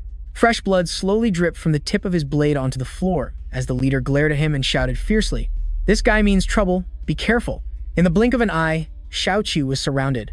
And immediately after, two men charged forward. He remained calm, waiting until the two men were right in front of him before he swung his blade. His movements were so fast that they were invisible to the naked eye, and by the time anyone could react, the heads of the two men were already separated from their necks. Seizing the opportunity, a man snuck up on him from behind, but unfortunately, there was no way he could get past Xiao Chu's senses. Seeing his terrifying gaze, the man froze in fear, unable to move, and Xiao Chu viciously slashed down. His arm was instantly severed, but Xiao Chu didn't stop there. He raised his blade again, this time aiming for the man's chest. He slashed across the man's body without hesitation, but this time his blade was suddenly stopped by something. Seeing this, the two remaining men immediately shouted, "His blade is stuck, now's our chance," and one of them quickly launched a sneak attack from behind. Xiao Chu sensed the killing intent approaching, so he let go of his blade, and in a flash, spun around and slammed his fist into the charging man's stomach. This single punch made the man vomit fresh blood. He never expected that Xiao Chu's fist was even stronger than his blade, and after dealing with him, Xiao Chu pulled his blade free. He then proceeded forward, heading to the upper floors. Meanwhile, in a room on a higher floor, three men were chatting cheerfully. Li Rongkai said with an arrogant laugh that the house belonging to the two sisters in the old district would soon be theirs. The blonde-haired man smiled happily and said, "It's all thanks to your efforts. Once we get our hands on that vacant plot of land for development, we'll be rolling in it." But just at that moment, an employee burst through the door. He frantically shouted that something was wrong. The three men inside turned in surprise as the employee hurriedly reported that someone was fighting their way to them. On the verge of tears, he ran over and said that the person was on a rampage in the main hall and had already killed many people. And it's just one person. This news stunned the three men, daring to come here all alone. Does he have a death wish?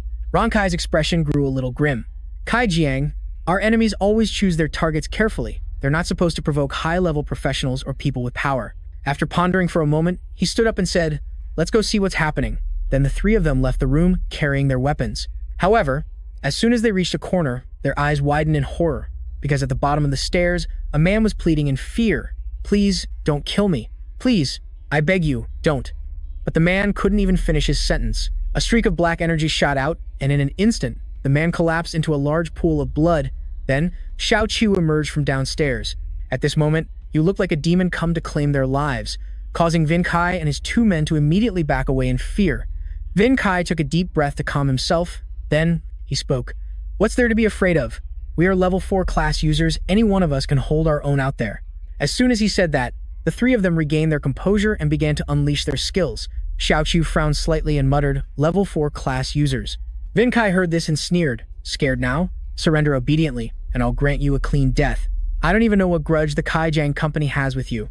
As he said this, one of his men whispered in his ear, "He's the new guy who showed up at Yan Qianshin's house in the countryside. He's the one who knocked our people out, and they're still unconscious."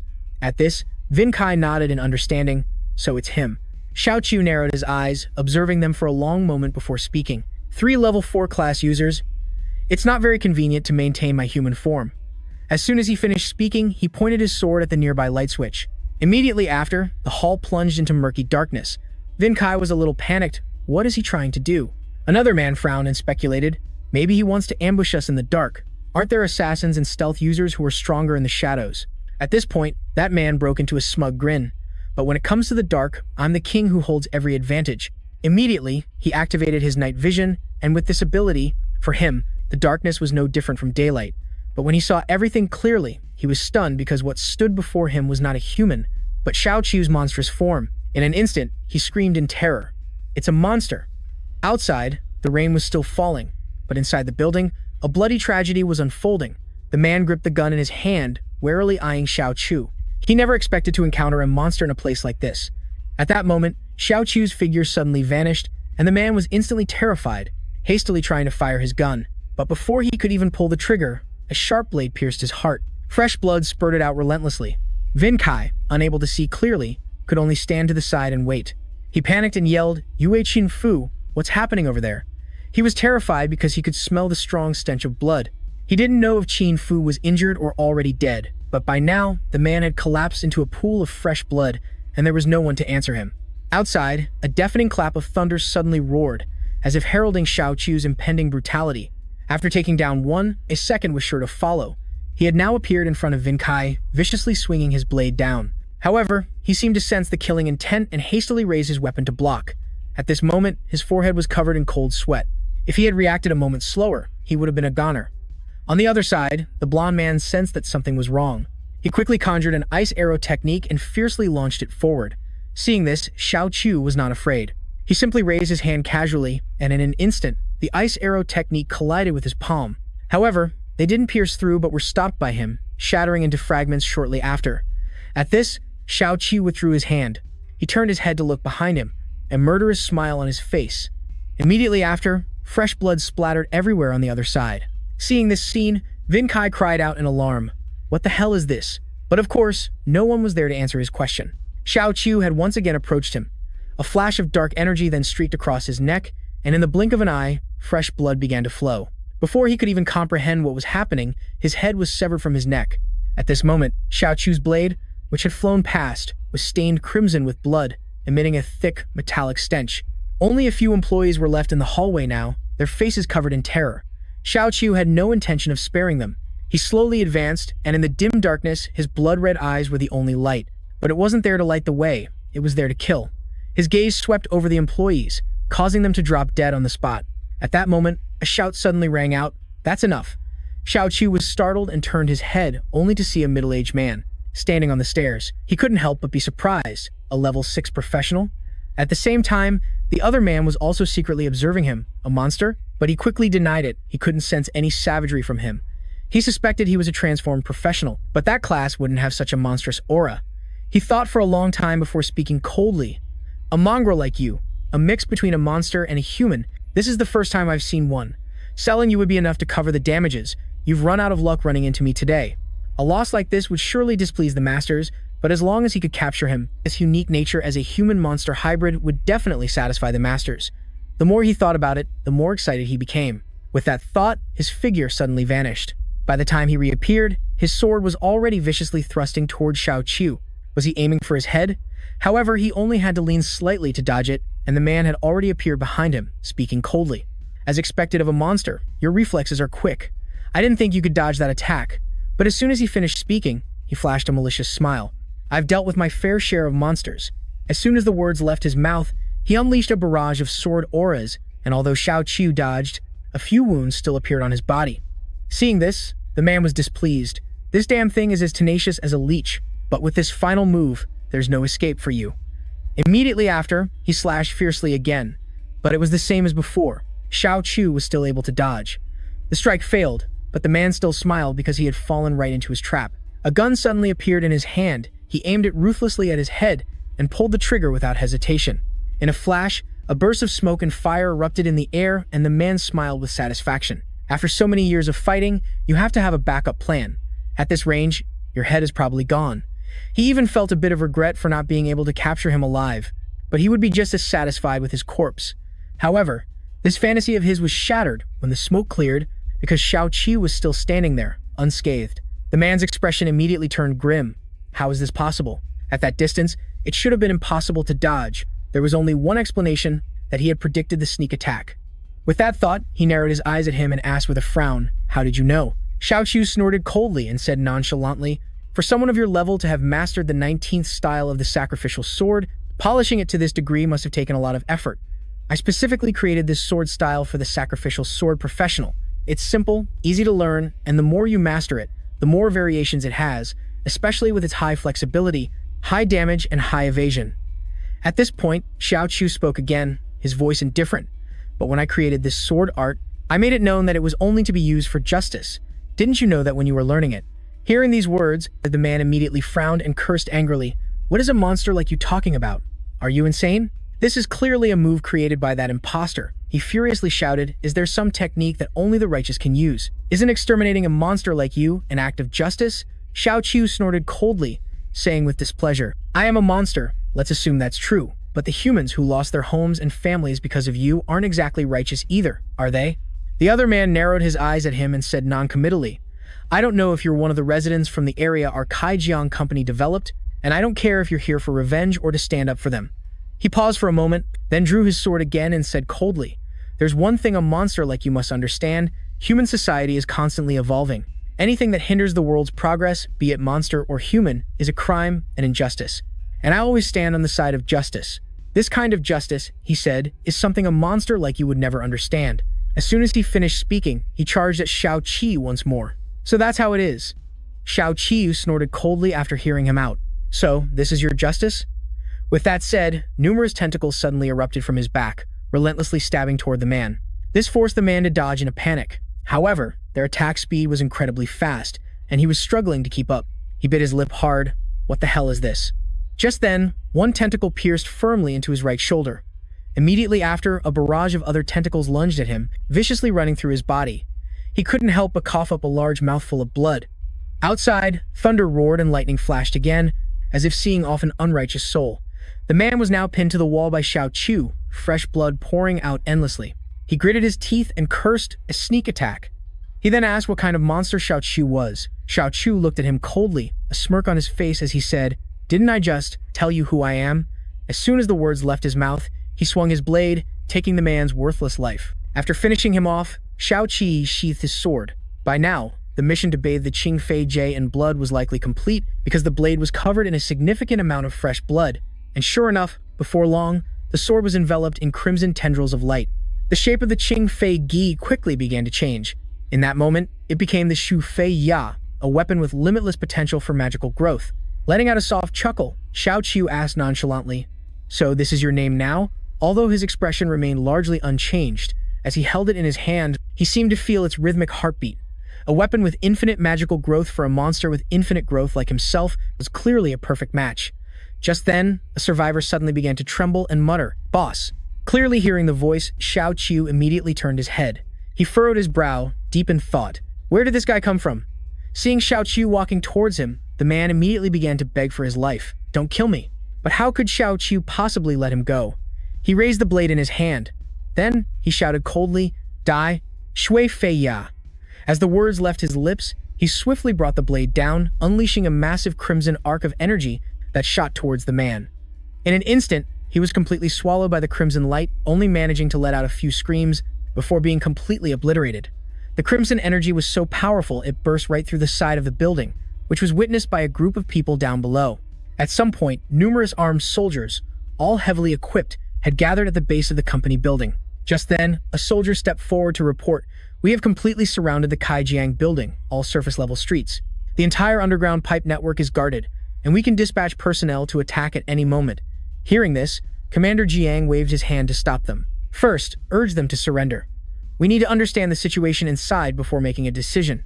A reckless assault could harm innocent people, but he also found his own words ridiculous. What innocent people could there be? There probably isn't a single innocent person in this building, but even so, judging them is the responsibility of the federal government. Anyone who makes excuses, even with 100,000 reasons, must receive their due punishment. A moment later, someone walked out of the building. The soldiers who saw him immediately cried out. Everyone squinted their eyes to see Xiao Qiu, covered in blood, walking out. Meanwhile, at Qian's house, after hearing that Xiao Qi had run off to settle the score with Kai Jiang's gang, she cried out in alarm, "Is he insane? He's going to get himself killed." Without a moment's hesitation, she grabbed her umbrella and stormed outside. Seeing this, Tianlu quickly shouted, "Sister, wait for me. I want to go too." However, Qian paid her no mind and ran straight outside. Just as she reached the door, she saw a car parked there. Her eyes widened in surprise. Seeing her, someone stepped out of the car and spoke coolly. "City guard, are you Yan Qian?" She was a little surprised but still nodded. "I am." "What's this about?" The soldier spoke again. "There's a case that requires your cooperation with our investigation." Hearing this, she frowned suspiciously and asked, "What kind of case?" The soldier showed her a photo on his phone. It was a picture of Xiao Qiu. He asked, "Do you know this person?" Qian's eyes immediately widened in panic as she asked urgently, "What happened to him? Is he still alive?" The soldier was a bit taken aback and muttered, "Is he still alive?" Not only is he alive, he's doing just fine. In the city guard's military prison, Xiao Qiu was being held captive. Commander Jiang was standing outside. He squinted at the boy, frowning as he asked, "He still hasn't said who he is or where he came from." A subordinate quickly nodded in response, "That's correct, Commander." He openly admitted to attacking Kaijiang investments, but other than that, the only thing we know is his name. From his subordinate, Commander Jiang learned the boy's name was Xiao Qiu. There's no reference information at all, not in birth records, purchase histories, or travel documents. He's like a ghost, completely off the government's grid. After investigating, they discovered his connection to Qian. When they went to find her, they ran into agents from the Bureau of Secret Realm Supervision. It turns out they were looking for a thief, one who can directly enter secret realms, and that person is Xiao Qiu. Hearing this, Commander Jiang immediately frowned. How mysterious. What's this Yan Qian's background? The subordinate continued his report. She's a level 2 healing class holder. Her father was a level 5 class holder. Hearing this, he frowned in suspicion. Level 5? The subordinate gave a slight nod, confirming. He once served in the military, but had to retire after an injury, and his strength declined precipitously. According to policy, he could have taken a position in Dajiang, but he refused it. A few years ago, he lost his life during the Great Defiler incident. Qian Qian's younger sister was also permanently disabled by that same event. According to Qian Qian, she met Xiao Chu when he suddenly appeared while she was exploring a secret realm with the Zhang Gang squad. Although it wasn't in an official report, this statement matched the testimony they obtained from the other survivor of the Steel Slayers team. And the reason Xiao Chu went on a killing spree at the Kaijiang company was because they were maliciously trying to acquire the land where those two girls lived, so he acted righteously. As soon as this was said, a deep voice suddenly sounded from behind, truly the heart of a righteous hero. Commander Jiang was startled and turned his head, greeting the newcomer, Director Arthur. Arthur nodded slightly and suggested, "Let's go. It seems we need to personally go in and question him." The subordinate behind them smirked secretly. Commander Jiang was a level 7 professional and Director Arthur was a level 6. The two of them were known as the city's strongest fighting force in Dajiang, so he thought Xiao Chu wouldn't be able to cause any significant trouble. Meanwhile, Commander Jiang and Director Arthur had arrived at the cell door, pushing it open to enter. Hearing the sound, Xiao Chu turned his head to look. Then his gaze locked onto the approaching Commander Jiang. Commander Jiang frowned slightly, wondering if the boy was looking at him. No, he was looking at his cloak. What surprised the commander even more was that when the boy's gaze fell upon this cloak, he revealed a nostalgic expression. Ignoring the doubt in his heart, he walked over and sat down in front of him. He spoke coldly. "Considering the crimes you've committed, I think you know what your fate will be. Either a direct death sentence, or you'll have to use your worth to atone for your crimes. As long as you survive enough campaigns and kill enough monsters, your slate will be wiped clean, and you can return to the human world." Despite saying that, anyone exiled there had almost no chance of returning from the battlefield alive. Most criminals die in their very first campaign. To return, one must face 100 battles, and for serious crimes, that number rises to 3,000. Just then, Xiao Chu spoke up resentfully. "So, to you people, fighting on the front lines, slaying demons is a form of punishment. If that's the case, then even if I had committed numerous crimes against humanity, what I've been through, there would be more than enough to wash it all away." Hearing this, Commander Jiang was a little surprised and asked, "Your tone suggests you've been to the demon-slaying front lines. In what capacity? As a soldier fighting monsters or in some other role?" Xiao Chu didn't hide it, answering honestly, "I was there for a period of time in another capacity." As soon as he said this, Commander Jiang and Arthur exchanged a look, then nodded in unison. That's because professionals qualified to go to the demon-slaying front lines who were still alive were few, so they could easily verify his identity just by checking photographs. With that thought, Commander Jiang spoke again. "In that case, we must be fated to meet. Director Arthur and I have both been stationed on the demon-slaying front lines." Arthur nodded in agreement, adding, "I was on the front lines for nearly 15 years, which is long enough to be considered an old-timer. If anyone has more seniority than me, it would only be the first group of frontline demon-slaying heroes, specifically the Mask." Commander Jiang pointed to the medal on his coat and said casually, "This is the Mask medal. I once fought under the command of that great lord, the Mask, but I only ever followed from a distance behind him, watching his back." Seeing Xiao Chu's expression, Arthur couldn't help but shout in dissatisfaction. "You've been on the demon-slaying front lines, so you should know that the peace humanity now enjoys wasn't easily won. Beneath this peaceful facade, turbulent undercurrents are surging, and any instability could plunge us into the abyss, especially when that masked figure was by the Federal Congress." At this point, the room fell silent. A moment later, Arthur gritted his teeth and asked, "So, do you understand now? If you possess a method to enter the secret realms while evading the Supervisory Bureau, once that gets out, it will shake society to its core. At best, countless lives will be lost, and at worst, the favorable situation we have will be completely ruined because of it." Xiao Chu didn't say a word, he just remained silent. Seeing this, the two people across from him looked helpless. Biting his lip fiercely, Commander Jiang said in a stern voice, "Even if you hold many secrets, this uncooperative attitude in front of the federal government is nothing but a fool's errand. I hope you'll handle this wisely for your own sake. Confess and you'll be treated with leniency. If you're escorted to the federal capital, what awaits you won't be as gentle as the two of us." After saying this, Commander Jiang and the other man walked out. Xiao Chu watched their retreating backs and smiled coldly. "Escorted to the federal capital. Huh. I'd actually love to go back there and take a look, but that's not possible for now, because the Great Defiler will soon attack humanity." The Great Defiler, a genius-level demon. The term genius level doesn't mean its rank among them is very high. The strong ones can reach level 13, while the weak ones are level 7 or 8. Actually, he didn't need the system to remind him. He already knew the Great Defiler would return, as this all happened in his past life after he was judged. The Great Defiler had found a professional to act as his host and be reborn, and at that time, he had just been judged and escorted to the front lines. He had to work himself to the bone to resolve the crisis in Daijiang City, and although the Great Defiler hadn't managed to cause any major harm, it was killed with a single punch. But even so, he was still attacked by a group of people who wielded their pens as weapons, with those people blaming him for all sorts of things. It was as if every mistake was his fault.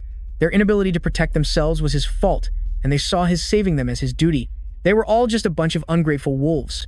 Amidst that harsh condemnation, in his past life, he had to once again stand before all the people to accept judgment and apologize. But in this life, there is no longer a masked hero, only Xiao Qiu. Therefore, the life and death of those ingrates has nothing to do with him. He won't bother saving people. He'll just destroy the Great Defiler on the outside. Arthur frowned and asked, "What do you think?" He said he's been to the demon-slaying front lines before. Commander Jiang shook his head slightly and said, "I've been out of the field for a long time. You know the current situation on the demon-slaying front lines better than I do. On the demon-slaying front lines, I have never met anyone his age with such strength. Judging from the wounds on the bodies at the scene, his speed is terrifying, and his weapon is incredibly bizarre. At the very least, I suspect he's not a single-class professional. He's dual-class, or perhaps even training in a system with multiple professional paths at the same time." After hearing this, Arthur took a drag from his cigarette and sighed. "This is what you call a genius. Others struggle their whole lives and can't even reach level 6 professional, but he's achieved it at such a young age, and on top of that, he's a genius, cultivating several professional systems." Commander Jiang snorted and said, "A foolish genius? Letting a piece of trash like Kai Jiang ruin his own life. As for his judgment, just let the federal authorities handle it. The Federation has no shortage of geniuses." He nodded slightly in agreement. Atho reluctantly said, "That's right, after all, and the Federation is a place where even Jia Mian was put on trial, so how could a genius like Xiao Qiu avoid the same fate?" Meanwhile, in the Federation's capital, Star City, humanity had barely survived its darkest era. After rebuilding the cities, the landscape at best resembled the 20th century before the Dark Age. But the capital, Star City, was different. It had reached the level of a futuristic science fiction city. Inside a conference room, a group of people was relentlessly criticizing Xiao Qiu's brutal actions. The man leading the discussion was Hang Yao, who looked at the information provided to him and couldn't help but frown. Looking at the photo of someone so young who could kill a level 6 class holder, he remarked, "He's got some talent." But as soon as he said this, someone shouted in dissatisfaction, "So what if he's talented? Our Federation has no shortage of talented people. Someone who disregards discipline will only cause greater harm to society. If we don't execute him, how can the public ever feel at ease?" He wanted to publicly execute Xiao Qiu to make an example of him, because he was one of Kai Jiang's powerful backers. His losses this time were immense, and he wanted Xiao Qiu to pay. However, Hang Yao coldly gave an order: "Send this person to the front lines. To exterminate monsters, assign him to the atomic camp at the top of the list." The moment he said this, the other man was instantly displeased. "No public execution? If that's the case, the proxies I've placed in other areas are watching. If I can't handle this with a proper punishment, I'm afraid my attack dogs will lose their loyalty." However, since Hang Yao had spoken, the man didn't dare to object. At that moment, Hang Yao spoke again. "Enough.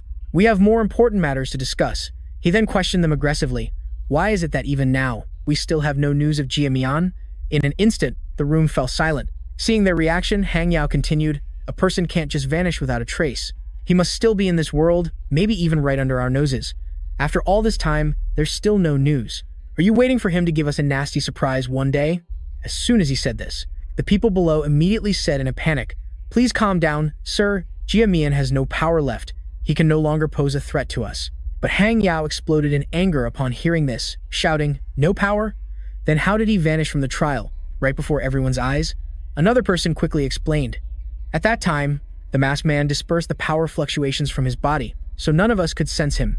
With just that tiny bit of power remaining, what kind of trouble can he possibly stir up?" As he finished, the other Federation officials nodded in agreement. They were convinced that Jia Mian was no longer a threat. Hang Yao looked at the crowd before him and said, his expression turned sour, and he snorted coldly, "As long as he's not under our control, he represents an unknown threat." On the surface, he had become the supreme chairman, but in truth, to manage the situation while pursuing Jia Mian, he had to concede significant benefits and power. Within the parliament, Hang Yao couldn't help but worry. He looked at the group before him again and said, For the good of us all. We must find Jia Mian and bring him under our control. All right, on to the next matter. As he finished, another person spoke up. The front lines have pushed back the monsters significantly. The suppression from the high-level secret realms has loosened a bit, and monster evolution rates are up 32% from last month. After hearing this, Hang Yao sighed helplessly. Without mask, can't these people do anything? It's only been 1 month, and they're already giving up. Hearing the growth figure of 32%, another person's expression turned grim.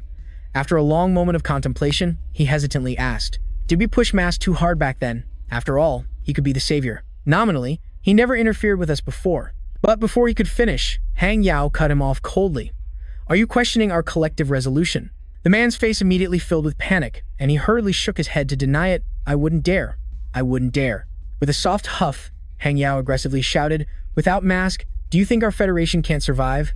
Are you all underestimating yourselves? Doesn't every city have numerous garrisons from the defense force? Deploy the elite soldiers from the defense force to enter the areas where the rifts have appeared." But as soon as he finished speaking, someone objected. "It's better not to deploy them. After all, the defense force is the last line of defense for the major cities. They're meant to defend against demonic beasts. Deploying them recklessly is too risky." Before he could finish, another person snorted coldly. "You make it sound so noble, but in reality, you just can't bear to part with the profits you're laundering through the defense force, can you?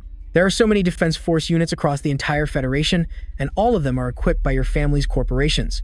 Downsizing would be the death of you, wouldn't it?" Hearing this, the other man furiously retorted, "You're spouting baseless accusations."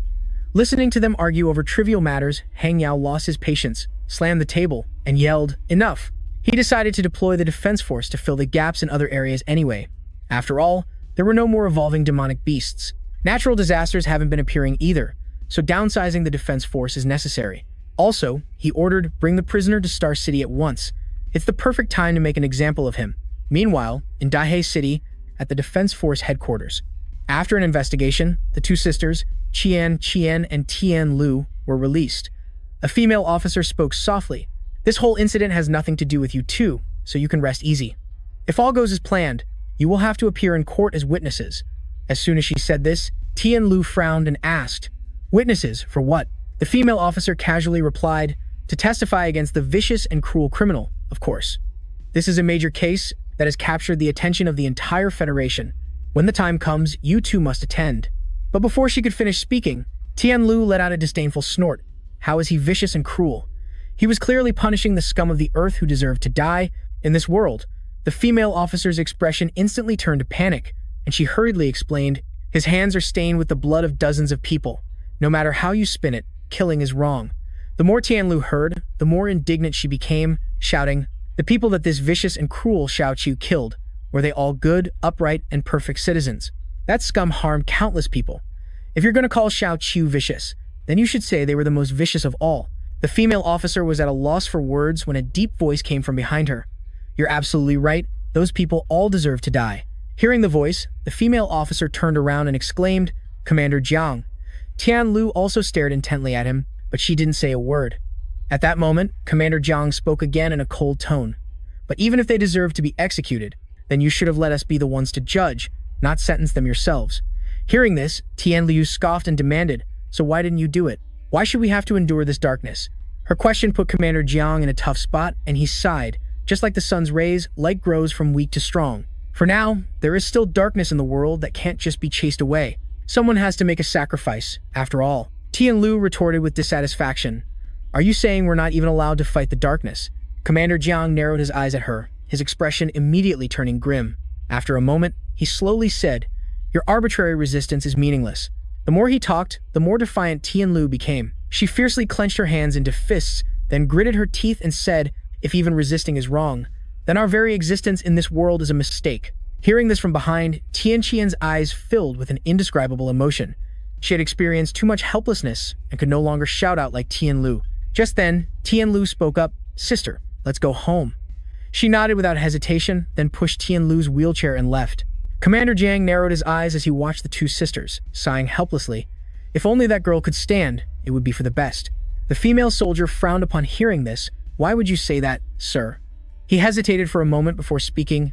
"Although they say rage is a sign of helplessness, isn't it also the source of strength? If you were to rank that kind of strength, that girl would definitely be at the highest level. For example, back in the day, I also possessed the strength of such rage." At this, he suddenly let out a sorrowful sigh. But the female soldier didn't see it that way. What can you do with just rage? The space one can operate in is ultimately just the path of a wheelchair on the ground. So-called helpless anger is just that. A while later, at Tian Qian and her sister's home, after they got back, Tian Qian pushed Tian Lu into the house and said, "You rest in the room first. I'm going to clean up a bit. As for Xiao Chu, I'll try to figure something out." With that, she closed the door and left. Tian Lu was left alone in there, feeling a bit lonely. A moment later, Tian Lu opened her eyes and stared straight ahead. She seemed to be deep in thought, her hands on the wheelchair clenching tightly. After a moment, she whispered, "If there are places in the world that the sun temporarily cannot reach, then I'll be the one to illuminate them." As she spoke, she placed her feet on the ground and pushed herself to a standing position. If the sun can never illuminate the dark corners, then the sun doesn't need to exist anymore. At this very moment, Tian Liu was able to stand. She lifted her trembling feet, one after another, and slowly began to walk. Her first steps were wobbly, but it wasn't long before she could walk as steadily as any normal person. A while later, Tian Qian finally finished cleaning up and came home. "Tian Lu, I forgot. The room is still a bit of a mess right now." But before she could finish her sentence, she froze. At the same time, in the conference room of the Defense Force building, they were arguing endlessly about the downsizing of the Defense Force. After listening, Commander Jiang could only speak up helplessly. "I've called you officers here today precisely to discuss this matter." However, before he could finish his sentence, a look of utter shock flashed across his face. Back at Tian Qian's house, she was currently overcome with joy because at that moment, Tian Lu was standing right in front of her. She cried out in disbelief, "You can stand up now?" However, Tian Lu's expression was clearly not a happy one. "It's okay." She raised her hand forward, stammering out a call to her sister. At that moment, faint rays of light appeared on her arm, and Tian Lu told Tian Qian to run. But it was too late, as giant vine roots lunged aggressively toward them. At the same time, in the Defense Force building, Commander Jiang stood by a window, frowning as he spoke. "This aura, there's no mistaking it." His subordinate asked doubtfully, "Commander, is something happening outside?" Biting his lip hard, he gritted his teeth and said it was the aura of the Great Defiler. The moment he said that, the people behind him were instantly horrified, crying out in disbelief. How can it be the Great Defiler? Weren't they destroyed by the Masked One long ago? However, at this moment, Commander Jiang shattered the glass window in front of him, then ordered the activation of the emergency military plan to evacuate everyone in the city. He then stepped forward and, without hesitation, jumped down, leaving behind only one sentence before he departed. He would take responsibility for all the consequences. At this time, the city was still operating as usual. The news channels were continuously reporting on the Xiao Chu incident happening on the streets. At this moment, the flower bushes by the roadside were about to bloom. A man in glasses couldn't help but exclaim, "Spring is here." Is it because spring is relatively warm this year? The flowers are already blooming so quickly. But then, a strange transformation occurred. The roses suddenly began to grow vigorously. What were mere buds a moment ago had now become fully bloomed flowers. They didn't stop until all their petals had completely unfurled. The man in glasses witnessed the entire scene, completely stunned. Just then, a bee flew in from the distance, preparing to gather nectar. The moment it touched a petal, the strange phenomenon occurred again. Flowers suddenly sprouted on its legs. Before long, they seemed to have completely covered the honeybee's legs, brilliant flowers sprouting on a living creature's body. This was an anomaly, an omen signaling that disaster was imminent, but no one could have imagined that this beautiful sight of blooming flowers concealed the city's impending tragedy. A moment later, the streets were bustling with pedestrians. However, there was one person standing motionless by the flower bush. A kind person called out to him, "Hey man, the light is green now, you can cross." But the man didn't move an inch. Then, something could be seen squirming in his eye. When the man turned his head, his entire face was covered by brilliant rose vines that were parasitizing him. Seeing this, the kind young man from before screamed in terror, "Monster!" But at that moment, flower petals suddenly began to drift down through the air. However, it was anything but a beautiful sight. Instead, they were like parasites, burrowing into the young man's body, which was completely consumed in a matter of moments. In the blink of an eye, the street was blanketed in rose branches. Some people, unaware of the danger, reached out to catch them, even remarking on how beautiful they were. But those who had just witnessed what happened began to flee in terror, because a giant monster had appeared. It was a pink, fleshy mass covered in numerous faces. The people it had consumed stood around it like vines, their bodies faceless. The city quickly fell into a state of panic. Fortunately, at that moment, a man wielding a sword rushed in. He smiled confidently and said, "Don't panic, I'm here." Seeing the newcomer, the citizens immediately rejoiced. "It's a class user, we're saved." The man who just arrived didn't say a word. He drew his sword and slashed at the monster. With a loud bang, an explosion erupted, and the monster was sliced in two by the man. The man laughed smugly, saying that a monster like this was asking for death by challenging him. However, his celebration was short-lived as a strange transformation occurred. His arm, at this moment, was being covered by green vines, causing him to scream in panic. Didn't I already kill the monster? Why is this still happening? Could I be infected? From behind, another man appeared, carrying a large axe. He said fearfully, "This infectious radiation creates a green light. There's no mistake, this is." As he spoke, his expression turned grim, a great defiler. High above the city sky, dark figures were continuously leaping between the skyscrapers. Seeing the scene below, a man cried out in horror. What is happening? Since when were there so many monsters? What is the Monitoring Bureau doing? After speaking, he looked towards Commander Jiang in front of him and speculated, this isn't a great defiler. People infected by a great defiler's radiation should turn into soulless corpses, but down below, they're only turning into flower people, even though the radiation signature is different this time. But that frenzied urge to destroy and corrupt everything, it's identical to a great defiler's. There's no mistaking it. Commander Jiang pondered for a long while before speaking, flower people. A very accurate name, but don't treat monsters with outdated common sense. Monsters evolve, and new breeds emerge, always in ways beyond our imagination. With that, he waved his hand and gave an order. Each of you, take an intersection. Provide range cover. Don't let the flower people spread any further. Warning: do not make physical contact with the infected flower people. They are highly contagious. The members of the defense force quickly acknowledged the order and scattered in all directions. At the same time, down on the streets, terrified civilians were running and scattering in chaos. But no matter how they ran, they were being devoured one by the monsters. Fortunately, Commander Jiang arrived just in time. He yelled, "Get down!" However, the crowd in front of him seemed frozen in fear, still standing there. He roared in frustration, "What are you standing there for? All of you, get down!" Once the people were safely on the ground, he took a deep breath. Immediately after, he let out a mighty roar, and a spectral fire dragon emerged from his mouth. The dragon, blazing with brilliant flames, struck the road, which was now engulfed in a sea of fire. Before long, the monsters were incinerated by the flames. Witnessing this, the civilians breathed a sigh of relief, thinking they were saved. But at that moment, the remaining ashes were scattered into the air by the wind, landing on a man's body. Instantly, a green glow appeared on his face, and a pinkish liquid began to ooze out from it. Before long, he had transformed into a flower person. Seeing this, Commander Jiang's expression immediately turned grim. The ashes also carry the Great Defiler's contagion. Just a few hours later, the city was submerged in a sea of green. Thousands of green vines had covered the entire city. Moreover, thousands of people had become hosts for the flowers. Chief Arthur rushed over from a distance, his expression turning solemn at the sight. This is truly a green hell. The monster had grown to a colossal size. Meanwhile, Commander Jiang had summoned the city's defense forces. He urgently ordered everyone to stop using all fire-based powers and not to use any flames to deal with individuals infected by the Great Corruptor. Try not to let any part of the transformed body get scattered. Its infectivity is extremely potent. Even a tiny fragment can infect and assimilate a normal person. Arthur approached from behind and asked doubtfully, "Commander Jiang, what's happening here?" With a grave expression, Commander Jiang replied, "As you can see, a catastrophe." He turned his head to ask, "You've experienced the Great Corruptor incident before? Is the aura appearing here truly that of the Great Corruptor?" Arthur nodded without hesitation. "That's right. This aura belongs to the Great Corruptor. I just don't understand why it has returned." Commander Jiang gritted his teeth and said, "Immortality. Very few monsters possess the trait of immortality. Even if they are destroyed and their bones are ground to dust, that is actually just a temporary state.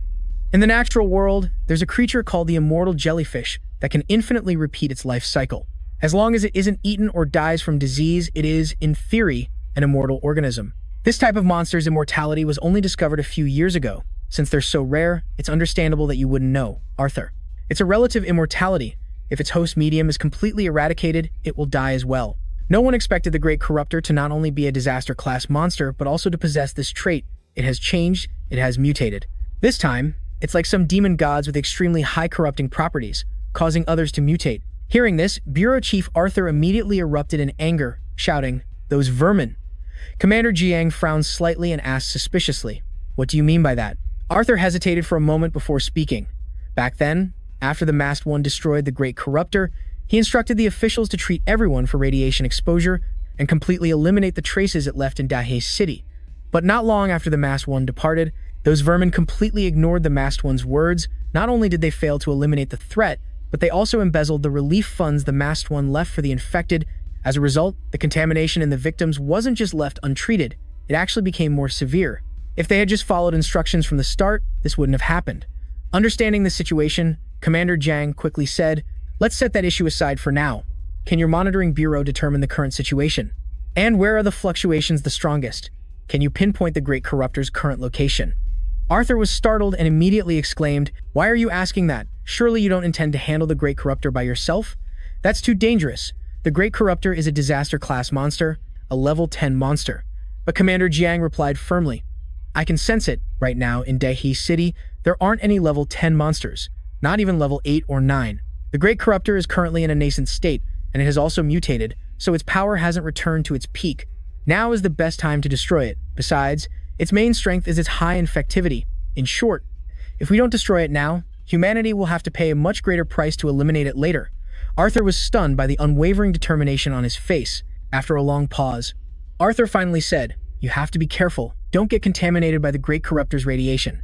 I'll immediately have the on-duty staff at the Monitoring Bureau send over the energy data map." Meanwhile, in the Federation's capital city, the news was broadcasting the usual military reports to the public about reinforcing military strength on the front lines. To ensure the safety of the Federation's citizens, the National Assembly has decided to deploy the defense forces at this time. Suddenly, another person appeared on the news to report. The female anchor's face was grave, and after a long pause, she said with a trembling voice, "We have an urgent special report. In the southeastern administrative district of Dahi City, the third province, a monster suspected to be a calamity-level threat has appeared. The defense forces are currently coordinating there." Afterward, a series of images from Dahi City were broadcast, and netizens began to comment feverishly about the situation.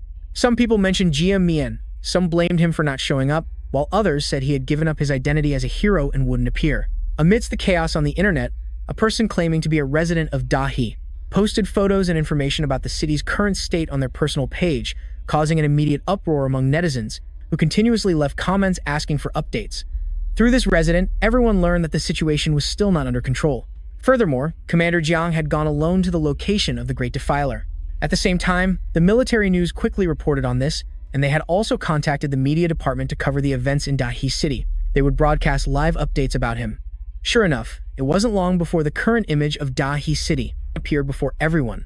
Just as the news had reported, the city was completely covered in vines.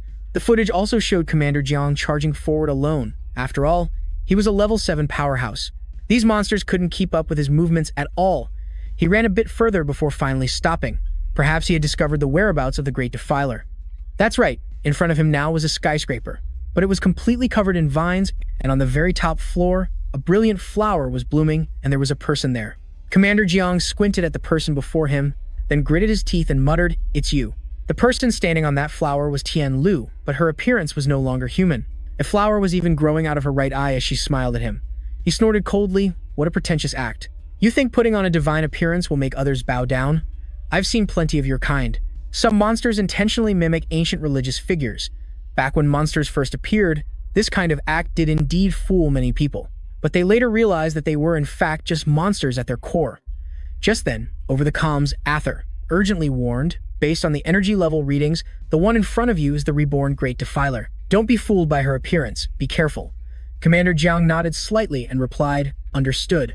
Then, he looked up at Tian Lu again, his eyes filled with hatred as he said, "I can't believe it's only been a few hours since we last met and that you've turned into this monstrous form." Tian Lu gave a cold laugh and asked nonchalantly, "Do you regret it?" He sneered that he did regretted it immensely. As soon as he finished speaking, intense lightning sparked from his hands. Then, he roared furiously, "I regret not killing you back then when you were in a wheelchair." Immediately after, a bolt of energy shot out fiercely, striking Tian Lu directly in the head, instantly charring half of it with lightning. Seeing this scene, the people watching immediately cheered excitedly. Commander Jiang truly is a level 7 warrior.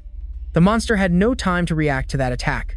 However, Commander Jiang himself wasn't happy at all, because he realized the attack had absolutely no effect on her. In just the blink of an eye, her head showed signs of restoring itself to normal. She raised an eyebrow provocatively at Commander Jiang and said disdainfully, "It's useless." As she spoke, thousands of vines began to stir. A faint green light began to glow from her head as roots continuously sprouted and grew. Before long, she had returned to her previous form. Seeing this, Commander Jiang exclaimed in disbelief, "Super speed regeneration." Even the cameraman couldn't help but lament, "What is this?" She clearly lost half her face just now. Why isn't she dead yet? Is this really a monster? Commander Jiang snorted coldly. Then what about this? As soon as he finished speaking, he clenched his fist and threw a punch, sending streams of light blue energy through Tian Lu's body. Unfortunately, it was the same as before. Her body returned to normal in no time. She smirked smugly and said, "Is this all the so-called sunlight that dispels the darkness is capable of?" Just then, Commander Jiang suddenly sensed something. He hurriedly backed away, sensing immense danger approaching. But as he reeled in shock, a grim voice sounded from behind him. "Is that all the speed you have?" Startled, he spun around and quickly attacked her, but he only managed to hit a distant building, leaving her unharmed. He bit his lip hard, his expression turning grave. "Is she faster than me?" At that moment, Tian Lu's mocking voice rang out again. "You want to dispel the darkness with such a meager amount of power? What a shameless boast. How ridiculous." Once again, Commander Jiang was startled, and he quickly turned to attack her. But she still dodged it, her disdainful words echoing relentlessly in his ears. "The suffering people waiting for you to dispel the darkness will probably die before you even get there." In an instant, the street was filled with flashes of lightning. The onlookers high above were horrified. How is this possible? It's not that the monster is fast, but that she's swapping places with other plants. Arthur, who was also watching, saw the dire situation and quickly warned Commander Jiang, "Fall back. You can't beat her. As long as the other flower humanoids haven't been dealt with, she can't be killed. So, no matter how many times you kill her, it's useless. You must deploy heavy weaponry to bury this place." Hearing this, Commander Jiang gritted his teeth and said, "In this situation, do you really think I can still escape?" With that, he stared intently at Tian Lu opposite him. His expression was grave. After a long moment of contemplation, he suddenly took off his coat, placing it carefully and reverently on the ground. He reached out and touched the metals on his coat, as if reminiscing about the past. A moment later, a faint smile appeared on his face. Tian Lu raised an eyebrow at him, a look of contempt on her face. "Very clever, knowing you can't escape now. But your current appearance." She snorted coldly and said with disdain, "Is this what they call a cornered dog fighting back?" But he didn't answer. Suddenly, crimson streaks appeared in his hands as he unleashed all the energy in his body. He roared fiercely, "No, this is the death I was born for." As soon as he finished speaking, a pillar of light surrounded by a crimson aura suddenly appeared, shooting straight up into the sky. Meanwhile, Commander Jiang stood within, having released all of his energy, and seeing this, the observer immediately cried out in shock. As we all know, elemental class users themselves are not immune to their own elements, so if they overuse their power, they'll die. Is this suicide? But Arthur vehemently shook his head. This is not suicide. This is burning one's life force to unleash their ultimate potential, raising their level. At this point, he yelled into the radio, "Commander Jiang, are you insane?" Commander Jiang heard him, but he continued to unleash his energy. At that moment, Tian Lu smiled and said, "Maintaining full body strength to shatter one's limits, seeking to maximize power. Once power reaches its peak, even a level 7 class user can reach level 8, but because every single blood vessel and cell in the body is overloaded to the point of breaking after this ultimate release, the class user will revert to a normal person, their body racked with pain or even completely paralyzed." Raising an eyebrow at him, Tian Liu asked smugly, "Am I correct in saying that?" However, Commander Jiang didn't reply, focusing on unleashing his power. A moment later, an enormous beam of energy shot forward violently, but Tian Lu paid it no mind. "It's useless. With just a thought, I can move instantly," but this time, she failed to dodge. The energy beam pierced straight through her, instantly destroying half of her body. Her brow furrowed violently, her eyes wide with disbelief. She never expected his strike to be faster than the speed of her thoughts. On the other side, after launching the attack, Commander Jiang just stood there, because he could feel his own body being constantly consumed by the lightning, an affliction so potent it could kill the afflicted. Every inch of skin on his body felt like it was being ripped off and slapped back on, an excruciating pain, but the others were completely unaware of this. They were still celebrating that Commander Jiang had punched a hole through the disaster-class monster, exclaiming, "So strong! This is the true power of the city's defense army commander." However, Arthur wasn't celebrating in the slightest, as the Great Defiler hadn't been killed, because he detected that its energy signature was steadily rising, its power growing ever stronger. He clenched his fists tightly, saying through gritted teeth, "Commander Jiang didn't get the Great Defiler at all." The moment he spoke, his subordinates were stunned. "Chief, what do you mean by that?" After a long silence, Arthur finally spoke, in Greek mythology. There was a giant named Antaeus. Legend says he was invincible as long as he was in contact with the earth, able to draw strength directly from it. This mutated Great Defiler is the Antaeus of the monster world. In Dahi City, over 10,000 people have been assimilated, and they are all the source of her power. Unless we eliminate all of them, we can't defeat the Great Defiler. She is one, and she is also 10,000. As he said this, His subordinate repeated the words in confusion, but before he could get an answer, another person's eyes widened in horror. The energy levels are still rising. They've reached the crimson level of a top-tier secret realm. Arthur's expression also turned grim. It's become a level 9 catastrophe. Its power is rising too quickly. Dahe City is done for. At the same time, back in the battle, Tianlu was slowly regenerating, somewhat in disbelief. She mused, so this is the level a human class user can reach by burning their own life force? Commander Jiang was silent for a moment before speaking. A while ago, I too, dreamed of becoming this strong. With a cold laugh, Tianlu sneered and asked, with this kind of power, why don't you go dispel the darkness like you once said? Why did you just watch as innocent people fell into darkness? Why did you watch them die in the darkness? As soon as she said this, a series of questioning voices crying why erupted. This was the cry from the hearts of the souls that had been absorbed by the aberration.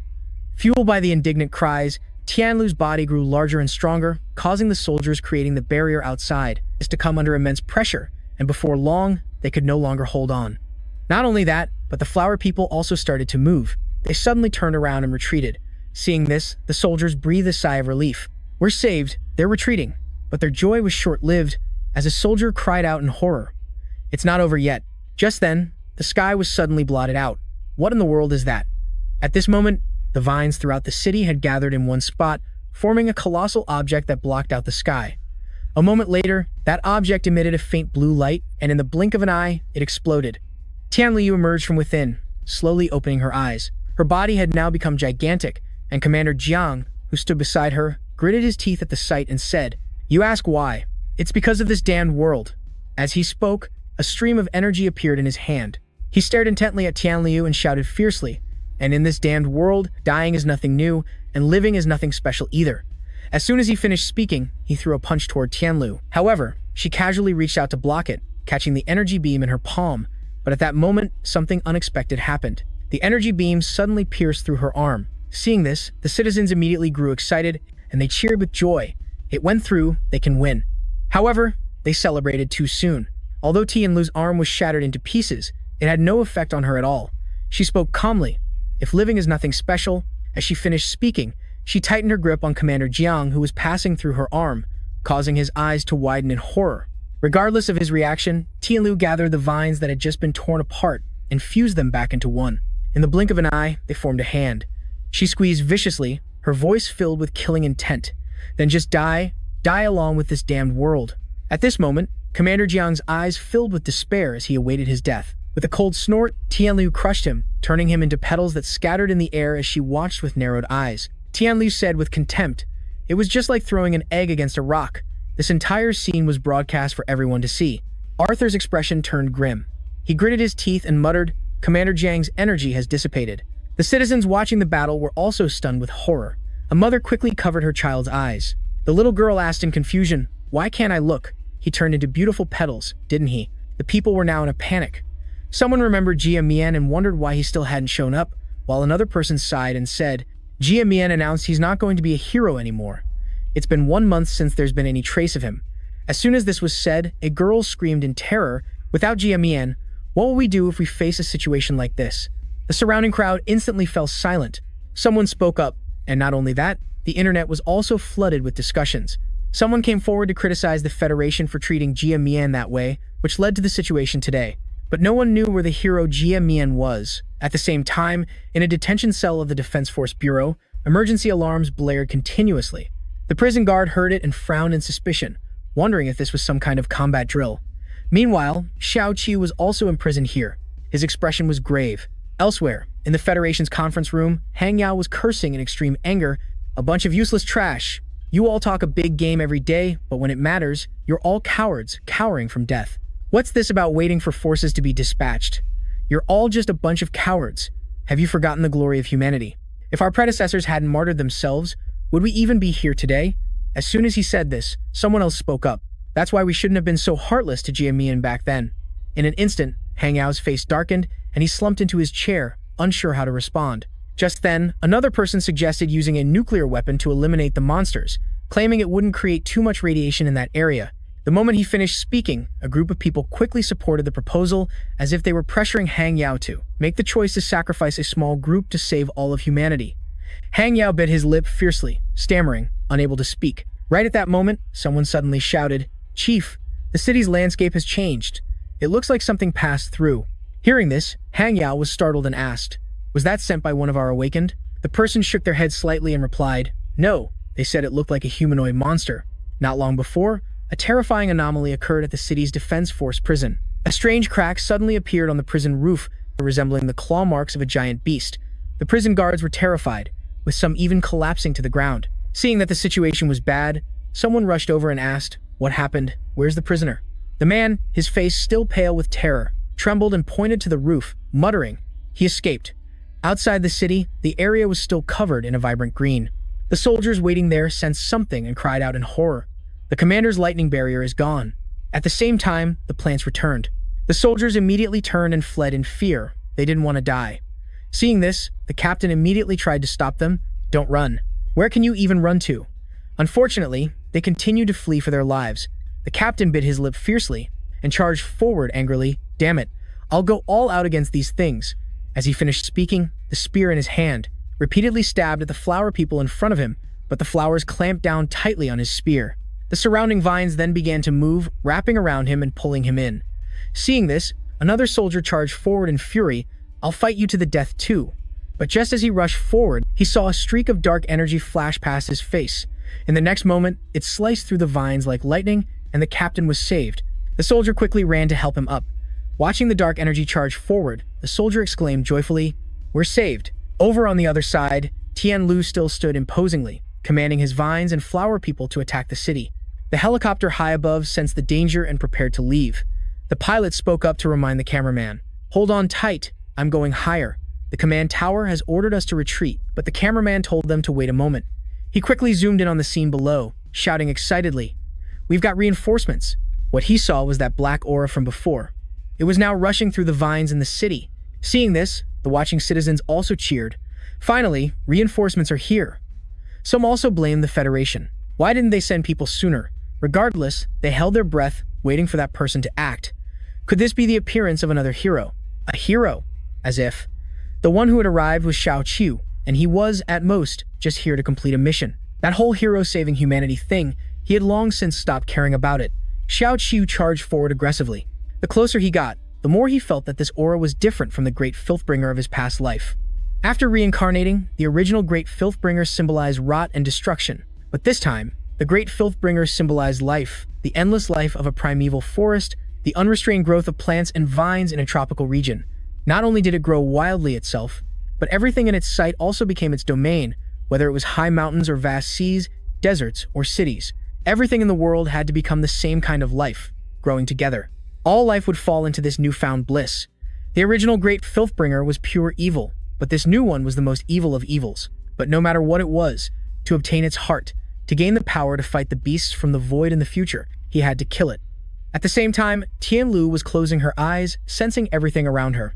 How painful it must be to live in this filthy world. Join me. Sincerely submit to me. You will usher in a beautiful world with no sorrow, no suffering, and no injustice. At this moment, Tian Lu could feel that she was no longer herself. She had connected with this mass of flowers. The lives she had assimilated now had only one thought in their minds, the joy of life in motion. Thinking of this, she smiled contentedly. Soon, more suffering people would join this great family of nirvana. But at that moment, she suddenly sensed that many of the blue specks had shattered. Before long, more and more of them were lost. She frowned fiercely. A large group had vanished. Why? Thinking this, she roared ferociously, "Who is it?" Sure enough, right after that, she saw the figure of Xiao Qiu charging at her with a furious momentum. And he had also seen her at that moment. He was surprised it was her, but regardless, he didn't hold back. Viciously cutting down the vines, blocking his path, he charged straight for Tian Lu. She was a little surprised. Why hasn't he been assimilated? This aura isn't human, but even a demonic beast shouldn't be immune to my assimilation. While she was lost in thought, Xiao Qiu had already reached her arm. She immediately became enraged. She slammed her other arm down, grinding her teeth and screaming, "Get down here." However, Xiao Qiu did not retract his sword. He surged forward with powerful momentum, piercing through the arm that was slamming down on him. In an instant, a barrage of sword energy filled with killing intent slashed forward. Tian Lu's arm was shredded into countless pieces, but he didn't stop, continuing to rush upwards. But before long, he encountered a cluster of obstructive vines, which at this moment looked like humans with 4 limbs, except their heads were replaced by a large flower. And not only that, The blossom also emitted a faint blue light, but Xiao Qiu paid them no mind. The sword in his hand began to dance through the air, and in the blink of an eye, they exploded. As soon as Xiao Qiu took down one group, another appeared. He narrowed his bloodshot red eyes at them, and then immediately charged forward ferociously. His speed was too fast for the naked eye to see. The gleam of his sword, carrying a dark aura, danced relentlessly, and the flower people exploded in its wake. This scene made the cameraman up above excited. He's so fast. At this speed, even a disaster-level entity wouldn't be able to do a thing. Just looking at this demonic creature was enough to make one's heart race. At the same time, people watching on their screens also saw this scene, and among the crowd was a class user, who frowned in disbelief. How can a monster have combat skills like that? Could it be that it's not really a monster, but just a class user who looks like one? Every time a flower exploded, Xiao Qiu managed to evade it, all in order to charge forward at maximum speed. He would intentionally dodge just moments before the explosion, but a single slip-up would mean certain death. The only reason humans can fight monsters is because of their intelligence and skills, but what Xiao Qiu was demonstrating, not even a level 8 or level 9 class user could keep up with. He was certain that the figure was human, it was just that the armor he wore was a bit strange. But if one day, humans are surpassed by monsters even in terms of skill, what are we supposed to do then? Meanwhile, in the heat of battle, Xiao Qiu, after overcoming numerous obstacles, had managed to climb onto Tianlu's shoulder. And now, tentacles had sprouted from his back, carrying an intense and terrifying dark aura. Before long, a pair of wings appeared on his back, and at this moment, he could fly into the air to confront Tianlu. Seeing this, Tianlu's eyes widened in shock, and she wasn't the only one. The crowd watching had the same reaction. Just moments ago, he could only advance by dodging the attacks, so how could he suddenly fly? But that class user seemed to understand his actions, exclaiming fiercely, "Brilliant!" His previous moves were all to get close to the Great Defiler's head, and then launch a surprise aerial attack. Xiao Qiu, unaware of their thoughts, calmly gripped the blade in his hand and slashed forward. The moment the blade's light flashed, the dark aura formed the phantom image of a giant eagle. It charged straight for Tianlu's head, which was instantly incinerated by the dark aura. Seeing this, the cameraman shouted with joy, "He did it! He successfully split the monster's head open." At the same time, the flower people attacking the city also began to stop, and before long, all of them had ceased moving entirely. The cameraman grew even more excited. "We won! That nameless entity has destroyed the disaster." Back on the battlefield, the floral humanoids relentlessly questioned who Xiao Qiu was, their ear-splitting voices echoing continuously. The entire city seemed to be shrouded in indignation and doubt, as the entity demanded to know who Xiao Qiu truly was. At the same time, roots began to sprout from Tianlu's head, and she asked in a deep voice, "That blade, the Fei Ya, why is it in your hands?" Xiao Qiu was a little surprised, wondering what she meant by asking about his blade at a time like this. Not getting a response from him, Tianlu spoke again, "So you're a monster too." Once her head had fully regenerated, she raised an eyebrow and proposed, "We don't need to fight, let's combine my power and yours. And with all the living beings down below, we can change this rotten, dark world." As soon as she finished speaking, the core of the Great Defiler appeared in her hand. Xiao Qiu saw this and let out a cold smirk. How interesting. She's offering the final mission reward directly. That's quite a temptation. Tianlu continued to stare at him, persuading him relentlessly. "Don't you want this too? To shatter this filthy, desolate world, join us. Run towards the mountain ranges and the canyon crevices. Run towards the rivers that meet the sea. If this world exists, but can never illuminate the darkness, then we will destroy the world." As she said this, the crowd of flower humanoids immediately repeated her words. Then, the sky suddenly opened up in a downpour, and Tianlu's roar was heard again. "Together, we will finally create a new world." The cameraman was heavily affected by this sound. Finding it hard to breathe, he grit his teeth and said, "The sound of thousands of flower humanoids truly makes my heart feel like it's about to leap out of my chest. Can this natural disaster not be killed?" But compared to that problem, what's even more difficult to handle is that these two monsters seem to know each other. At this moment, Xiao Qiu was left speechless by Tianlu's words, "Protect humanity and cooperate with a monster?" He had no interest in such things. In fact, he had always despised them. After his rebirth, he only wanted to do one thing, which was to slaughter every single monster. For this purpose, he would even become a monster, a machine, and submit to the system's arrangements. Because right now, all he needed was the power to confront all monsters. Seeing that he still hesitated to answer, Tianlu nodded in understanding. "I get it. You're just here to get rid of the nuisance, that is me, right? In that case, let's see whether you get rid of me, or I get rid of the world." The moment she finished speaking, her head immediately exploded, emitting a green light. On his side, Xiao Qiu didn't hesitate either, throwing one of his sharp wings at her. Tianlu's head had now turned into vines. They aggressively wrapped around the incoming object. And just like that, Xiao Qiu's wing was captured by her. Tianlu then opened her massive mouth, seemingly wanting to devour Xiao Chu, who was now also bound tightly by her, unable to move. But he wasn't about to sit back and wait for death. He activated the demon-slaying legs. A series of sharp bones sprouted from his back, then sliced through all the vines binding him. Breaking free from her control, he rushed in front of Tianlu. She swallowed him whole without any hesitation. However, before she could even celebrate, her eyes widened in horror, because behind her head, a streak of black energy suddenly pierced through. It was Xiao Chu, breaking out from inside her head. He had killed over 10,000 of this type of monster in his past life. The reason they were so hard to kill was the inability to find their true body. If the true body isn't anywhere obvious, then the most likely location could only be there. With that thought, he immediately charged from behind, viciously slashing down with his blade. In an instant, her back was split in two, and Xiao Chu continuously pushed deeper inside, using his blade to sever the root-like vessels within Tianlu's body. Before long, a massive explosion erupted from Tianlu's back. Blinding green lights appeared again, but Xiao Chu didn't stop, slashing his way through, trying to find the true form of the Great Defiler. His aura was like that of a ferocious demon, raising his blade to sever any roots deep within Tianlu's body that stood in his way. He had already cut down quite a few, but at that moment, a blinding green light erupted. They shot directly at Xiao Chu's body, but he ignored them, continuing to charge forward and break through the roots, even as his outer armor was gradually being corroded. The green light was like acid, and it soon broke through his gauntlet, but he paid it no mind. He continued to slash aggressively with his blade. A moment later, he finally found a purple light encased in a thick web of roots. He was immediately overjoyed. This was it. Without hesitation, Xiao Chu thrust his blade forward, his target being Tianlu's true form. Tianlu was somewhat surprised that he managed to reach this place, but by the time she could react, she had already been stabbed by Xiao Chu. She glanced behind her, staring at him intently for a long moment before speaking. "I can't believe you actually managed to do the impossible." At that very moment, Xiao Chu let go of his blade. He was completely exhausted. But just as he began to fall, the vines suddenly stirred. They formed a cushion to catch him. Tianlu narrowed her eyes and looked at him, a hint of admiration in her gaze. After a long pause, she slowly said, "What am I to do?" She realized he seemed even more dashing than Lord Masked Face. As she finished speaking, she reached out to touch his face. A faint smile appeared as she said, "Don't worry, you really have killed me. I'm just clinging to my last embers of life now." Although the two were talking inside, from the outside, the giant body still appeared to be alive in everyone's eyes. Seeing this, the cameraman couldn't help but fall into despair. Did we fail? Daha City is doomed. However, at this moment, another strange movement occurred, startling the cameraman. Just then, the ground began to shake violently, causing the soldiers and civilians to stare wide-eyed in bewilderment. The vines covering the building suddenly began to move, and immediately after, a glimmer of light appeared in the dark, gloomy sky. Before long, it came streaking down from the sky like a bolt of lightning. Only as it drew closer did everyone realize what it was. The cameraman immediately cried out in horror. "It's a high-altitude nuclear missile." The Federation decided to use a nuke to attack the monster. The demon-slaying hero himself had no idea what he had just accomplished. Seeing this, Tianlu couldn't help but click her tongue. How ruthless.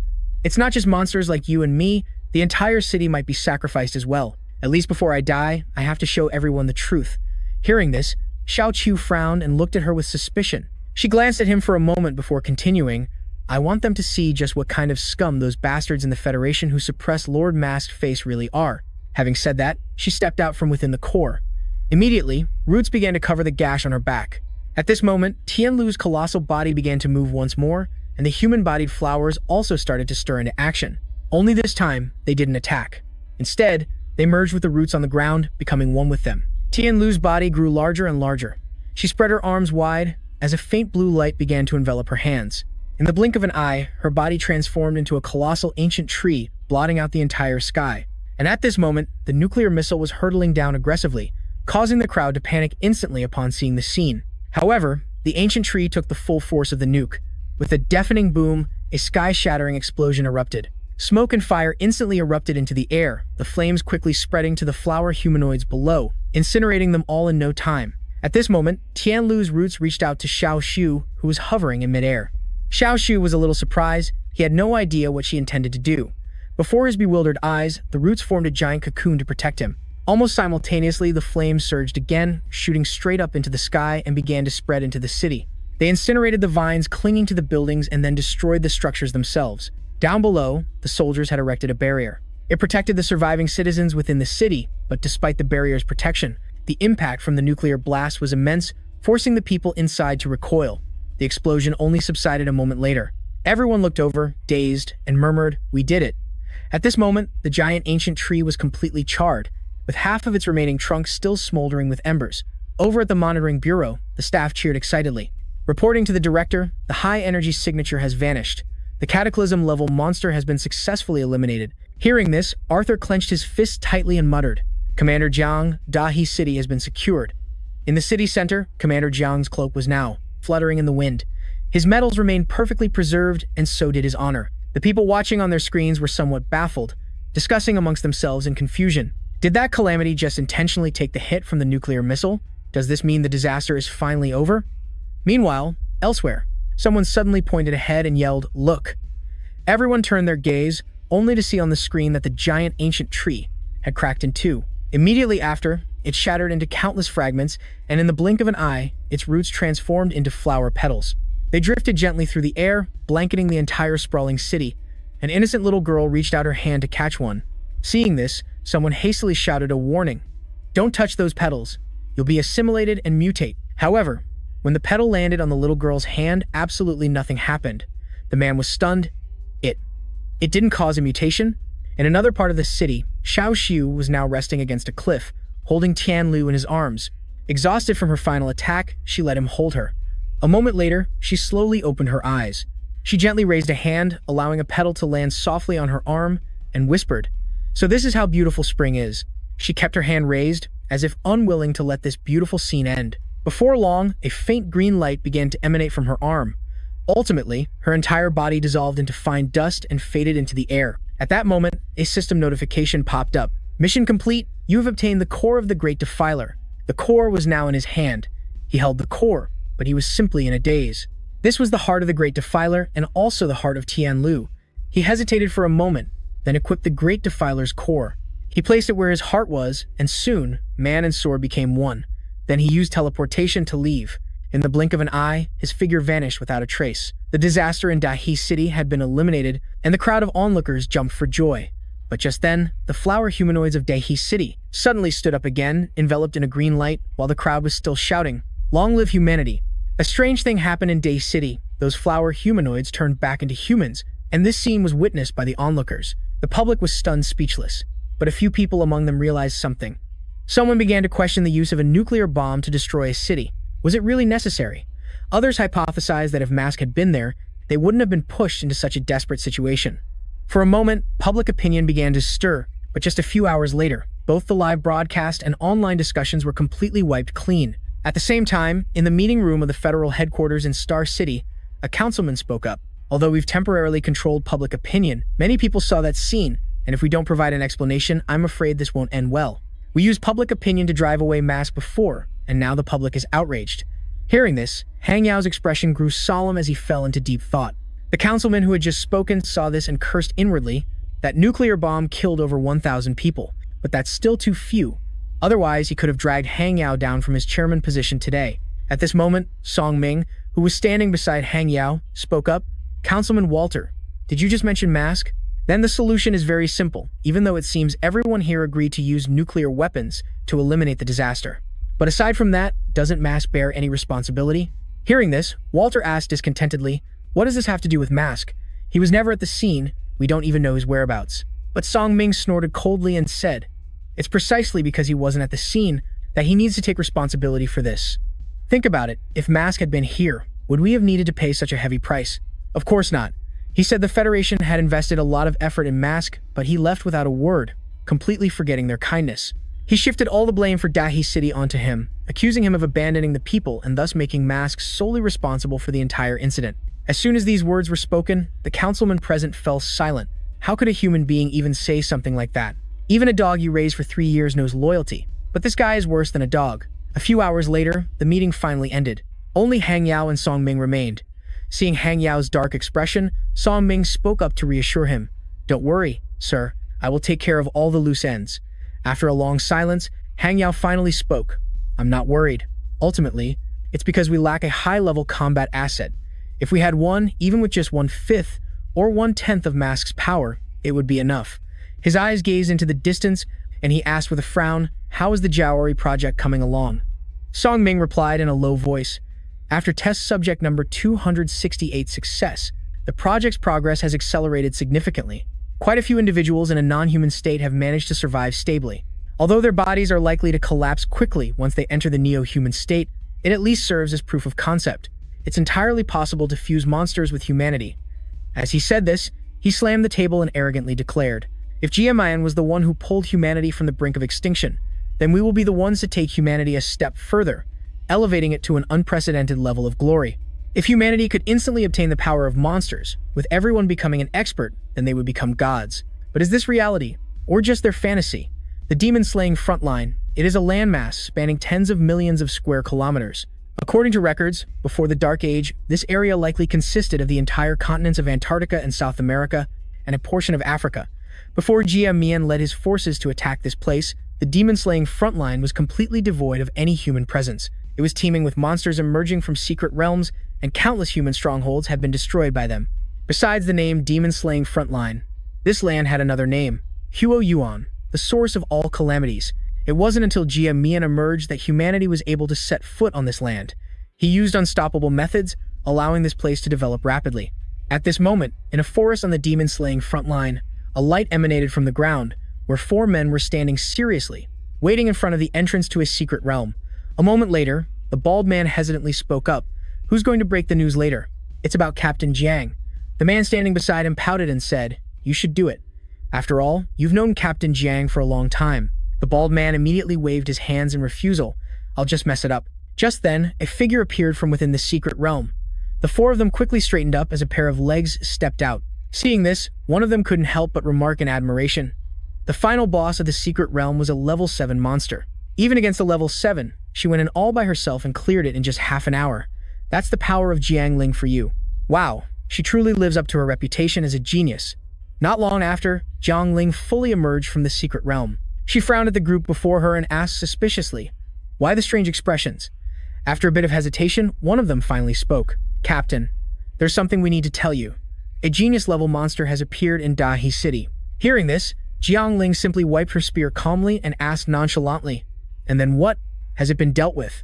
The man stole a glance at her before finally speaking. "It's been resolved, but your father, Commander Jiang, he fell in battle." Commander Jiang died a hero's death, without bringing any shame to the title of a city's commander. But before he could finish, Jiang Ling brushed past them and said coldly, "I know. Let's move on to the next secret realm." Her 4 subordinates were stunned into silence, not expecting such a reaction from her. With no other choice, they quickly ran to catch up with her. One of them asked worriedly, "Is Captain Jiang all right?" Another person nodded slightly, and they began whispering to each other. Jiang Ling, walking ahead, overheard them and said with annoyance, "If you two are really that bored, I can request your transfer to the penal battalion." The 2 immediately straightened their backs and admitted their mistake. The rate at which secret realms appeared on the demon-slaying frontline was extremely fast. Other regions on Earth had to rely on Jiang Ling's squad undertaking high-frequency missions just to keep the number of constantly generating secret realms in check. The more powerful the squad, the more secret realms they were required to clear. Just then, Jiang Ling's team found another one, and a member spoke up hesitantly. "Captain Jiang, do you need us to enter the secret realm with you this time?" They had never gone into a secret realm with her before. That's why they wanted to go with her this time. Otherwise, they'd just become a cheerleading squad. As soon as he said that, Jiang Ling turned her head to look at him, then gritted her teeth and asked, "Am I to assume you're looking down on me?" The guy immediately waved his hands in fear, denying it. "Absolutely not." But Jiang Ling didn't care. She just turned and walked into the secret realm. Her subordinates could only stand there watching her figure slowly disappear, letting out a sigh of relief only after she was completely gone. That was terrifying. Her aura is just like a high-level monster's. Another person then sighed and said, "Speaking of monsters, I actually think our captain is a lot like a monster that feels no emotions and knows no pain." Inside the secret realm was a large cave, and Jiang Ling slowly walked in. She showed no fear at all, her spear always ready to strike, but at that moment her eyes widened in confusion because in front of her were countless monster corpses. She muttered in surprise, "Did Squad 5 already come through here?" Filled with suspicion, Jiang Ling ventured deeper inside and just as she expected, saw a pile of slain monsters. Initially, she thought a squad had been here. However, the wounds on the monsters suggested they were cut down by a sharp weapon. She frowned slightly, speculating that it might be someone like her, who had also entered the secret realm alone. While she was lost in thought, a sudden commotion erupted nearby. It was the sound of fighting. The monsters in the secret realm were dropping like flies, so Jiang Ling rushed over with her spear. But when she arrived, she was even more surprised. High-level monsters were viciously attacking with their blades, and the one fighting them was a tall, thin young man. In his hand was a long blade. It was Xiao Shu. She stood on the sidelines observing his movements, unable to help but feel impressed, fighting so brilliantly at such a low level. The man had clearly suffered a grievous, life-threatening wound, drastically reducing his strength. An ordinary person would have already died at the hands of those three monsters, but he managed to rely on sheer skill to defend them off in this condition. With that thought, she stopped watching and began to channel energy into her spear. She dashed forward with lightning speed, positioning herself between the monsters and Xiao Shu, and without a word, she unleashed a slash of purple energy. Instantly, one monster was slain. The other monsters panicked at the sight, but one of them rushed forward anyway. But the moment it got close, she sent its head flying with a single swing of her spear, fresh blood gushing out. Before long, Jiang Ling had taken down all the monsters in front of her. She then glanced back at Xiao Shu and asked suspiciously, "What's your name? Which squad are you from? Why are you in this secret realm alone?" But before he could answer, her expression turned to one of alarm, because his body began to sway, and in an instant, he collapsed. He had passed out from exhaustion. Seeing this, Jiang Ling couldn't help but frown. I thought he was someone to keep an eye on, but it turns out he's just a nuisance. At that moment, a new horde of monsters emerged from the water, advancing with their blades, baring their fangs and claws at Jiang Ling. She let out a cold snort, saying impatiently, "So annoying." Immediately after, she channeled energy into her spear again. She gritted her teeth, cursing these damn monsters. She couldn't help but remember her late father, and for a fleeting moment, a glint of hatred appeared in her eyes. They all deserved to die. She quickly unleashed a blast of lightning, and in the blink of an eye, the entire section of the secret realm was engulfed in lightning. Outside, the four members of Jiang Ling's squad were still waiting. The bald guy looked at his watch and then spoke up. "The captain should be out by now, right? This is a low energy level dungeon." Another person speculated, maybe she's upset because of what happened with her father. Then they changed the subject to Shu Lingjiang about how he fought a great, defiled one to the death. The two of them kept whispering nonstop. Just then, the entrance to the dungeon suddenly fluctuated, and another person reminded them, "Stop talking, the captain's coming out." Sure enough, not long after, Jiang Ling stepped out from inside, but she was carrying another person on her shoulder. Seeing Xiao Chu, the bald guy asked suspiciously, "Captain Jiang, who is that guy? Is this man a monster from the dungeon?" On the vast monster-slaying front lines, there are many military cities. Each military city is massive in scale, with at least 1/4 of its population being professionals, and Military City N3 is one of them. Although professionals have permeated every aspect of human life, most healing-class professionals still aren't strong enough to enter dungeons, so medical treatment is handled by regular doctors. At the hospital in Military City N3, Xiao Chu was being treated after being brought back. The doctor was currently reporting his condition to Jiang Ling. His life isn't in danger, but he is very seriously injured. His internal organs have sustained varying degrees of damage, but his healing ability has caused the injuries to subside in a short time. He said he had met many professionals, but this healing ability is frighteningly powerful. And furthermore, there's a certain amount of nuclear radiation on his body, and the burns on his face are undeniably related to it. Therefore, he suggested letting him stay in the hospital for special care, believing he'll be able to be discharged very soon. But before Jiang Ling could even reply, a voice came from the doorway, "Bring him back. He doesn't need to be hospitalized." The person who arrived was the high-ranking commander of Military City N3, Liang Zhenjie. Seeing him arrive, Jiang Ling immediately stood up to greet him, and the doctor was no exception. In the end, they took Xiao Chu back to the command center. Meanwhile, the news of casualties from Dahe City was being broadcast on TV, and the soldiers who had died in the line of duty were being honored. Of course, among them was Shu Lingjiang, Jiang Ling's father. After listening, Liang Zhengyi sighed regretfully and said that he died with great dignity. Jiang Ling just lowered her head and quietly replied, "Yes." Fearing she was heartbroken, Commander Liang earnestly advised, "Dying on the battlefield is the best end for people like us." He then told her that he had turned down reporters who wanted to interview her. At this point, he sighed again. "Your father's choice back then was not wrong. If it were me or the you of today, we would have made the same choice, so don't blame him. Your resentment is just a battle against yourself." After saying this, he turned to leave, but just before he walked out the door, he suddenly stopped to instruct her. "After he wakes up, you can ask him about his combat skills. Someone who can control that blade is very interesting." He was talking about the blade placed next to Xiao Chu's bed. Hearing this, Jiang Ling frowned in confusion. "Is there something special about that blade? Do you know his identity, sir?" But he didn't answer, instead walking out the door, leaving a very confused Jiang Ling sitting there. In the end, she couldn't figure it out, so she could only wait for him to wake up. Just then, the person on the bed finally opened his eyes. Xiao Chu jolted awake from a dream, his eyes wide as he stared at the ceiling. Jiang Ling seemed to sense something. Horrified, she instantly backed away and grabbed her spear, looking as if she was ready to fight at any moment. Her expression suddenly turned grim. This was the first time she had felt such a sense of danger from another person. Xiao Chu was also staring at her at this moment. He didn't say a word, just lay there quietly. A moment later, he finally spoke. "Can you remove the IV tube from my body?" Jiang Ling approached him and asked quizzically, "Aren't you curious about where this is?" But Xiao Qi replied very calmly, "Which fortress city is this? Sector N?" She nodded slightly and replied that it was N3. Xiao Qi didn't seem to care much and continued to ask, "Did you bring me out of the secret realm?" Jiang Ling admitted it, then asked for his name, and he honestly said his name was Xiao Chu. The two of them went back and forth with questions and answers for a long while until the place finally fell silent. The sound of the TV broke the quiet atmosphere. A man was currently denouncing Jia Mian for irresponsibly enjoying the Federation's resources without giving back to the people of the Federation.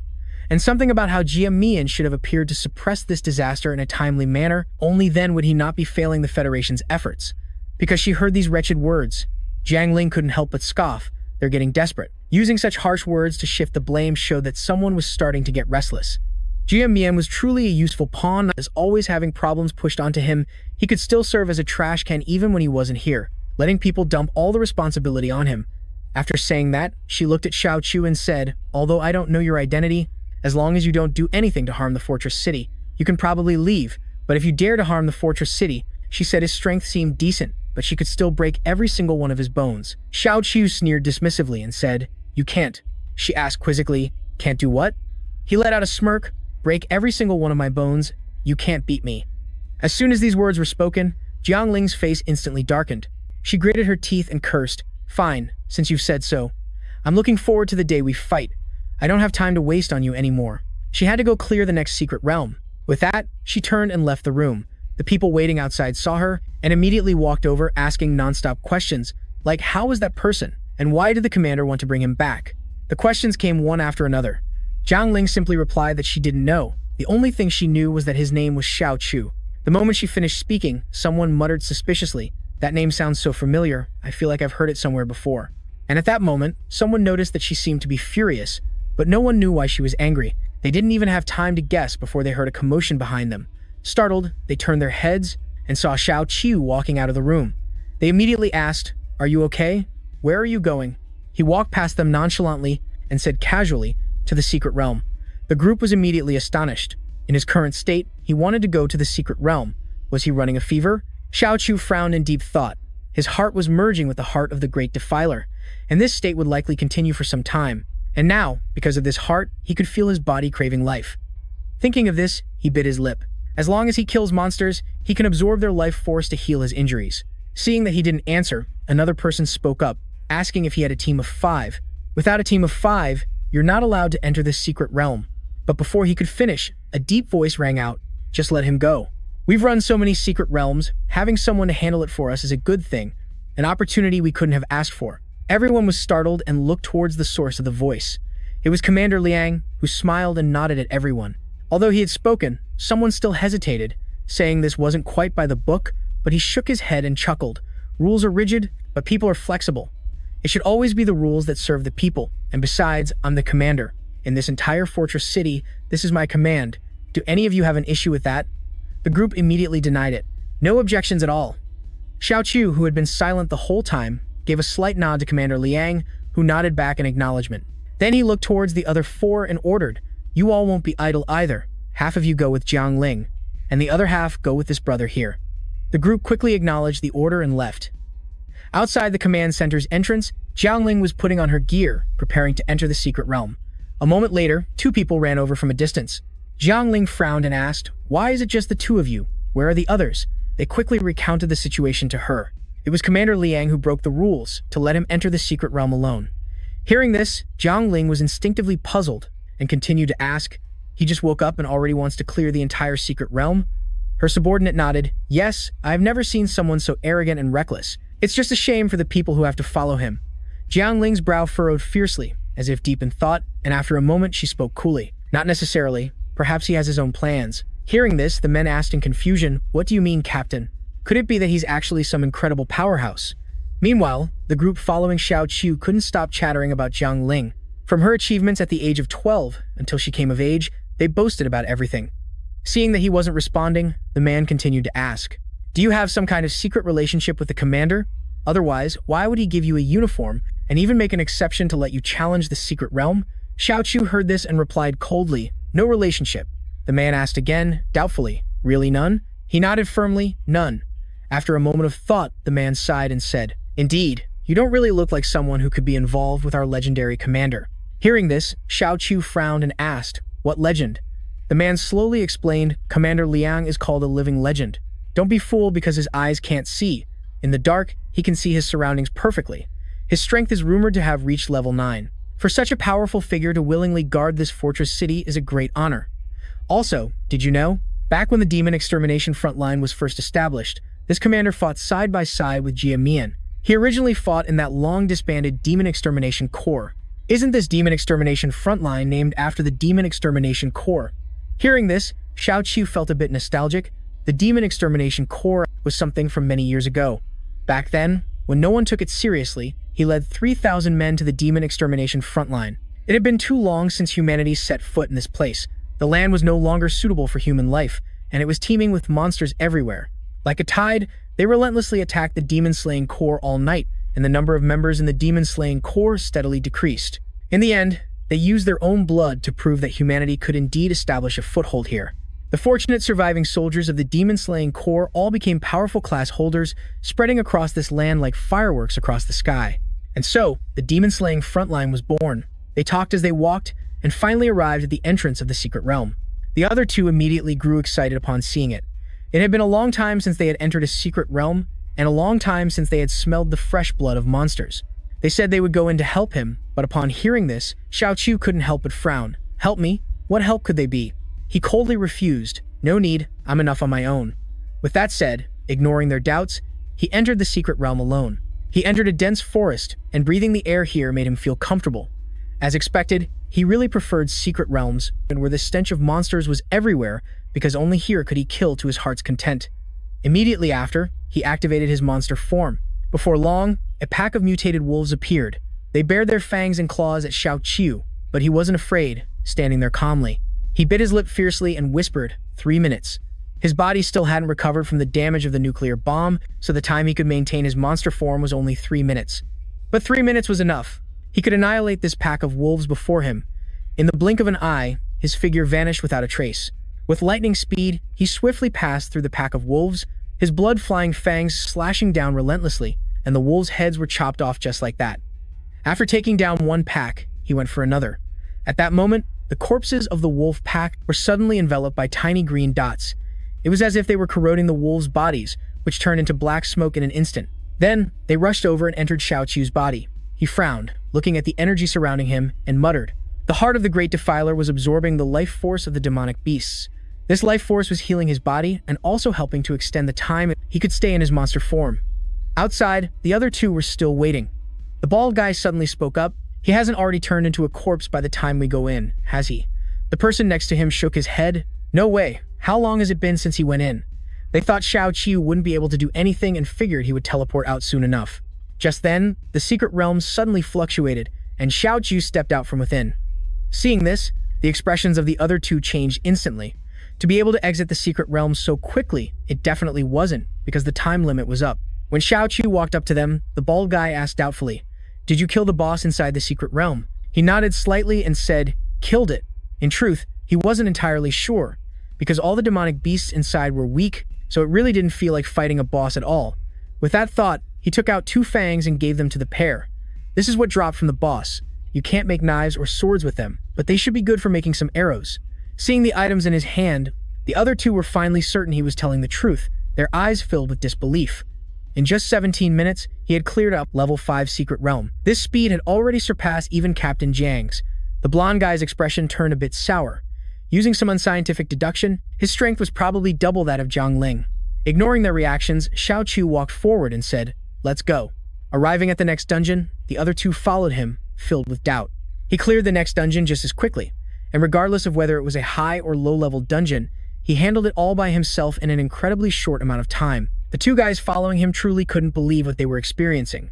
Meanwhile, Jiang Ling's team had also entered the forest. They were currently following a set of footprints when after a moment, one of them spoke up. The teleportation gate is inactive. The dungeon has already been cleared by someone else, and what's more, the footprints are still very fresh, just like the previous one. It's a dungeon that was just cleared, and by a group of people. Someone suspected it might be Xiao Qiu's team, but that idea was shot down. It's impossible to clear dungeons that quickly, I'm afraid. The other team's strength is far beyond ordinary. Then there's another possibility. It's a strong team from another fortress city. That's the only way they could have cleared it so quickly. Jiang Ling, who had been listening from the side this whole time, finally spoke up. Isn't this a good thing? Someone is willing to clear the dungeons for us. Let's go. We're heading back. She said that, but inwardly, she was actually furious. She wanted to see just who the hell had the guts to compete with her. A short while later, at the management office of Fortress City Enba, after returning from a mission, every team needs to verify their haul at the management office, making it easier for the Fortress City to manage the surrounding dungeons. Jiang Ling's team of 3 had rushed over, and as soon as they arrived, they heard the astonished voice of the clerk at the counter. 17 dungeons? You guys cleared 17 dungeons in a single day? The group in question was Xiao Qiu's team. The bald guy hurriedly presented the list of dungeons Xiao Qiu had cleared. The staff member looked it over and nodded. It's true that these dungeons are now depleted of energy. However, he was highly skeptical. How could they prove that they were the ones who cleared these dungeons? But as soon as he finished his sentence, a pile of treasures was laid out on the table. The bald guy scoffed mockingly. Have you been cooped up in this office for so long you've gone soft in the head? See for yourself. Upon seeing the items, the staff member's face grew even more shocked as he stammered, exclaiming, "It's not that I doubt you guys, it's just that clearing so many dungeons in a single day, not even Jiang Ling could pull that off." Hearing this, the bald guy smugly walked over to put an arm around Xiao Qiu's shoulder, boasting, "This is the special expert that our great commanding officer personally selected, Xiao Qiu. He cleared all of these dungeons by himself." The staff member hesitated for a moment, then spoke again. As it happens, there's a level 6 dungeon that needs handling. It's originally from Fortress City N1, but they've already lost 2 teams trying to clear it. With your strength, you can surely handle it. Without hesitation, Xiao Qiu reached out and took the information on the dungeon. The bald guy nodded happily.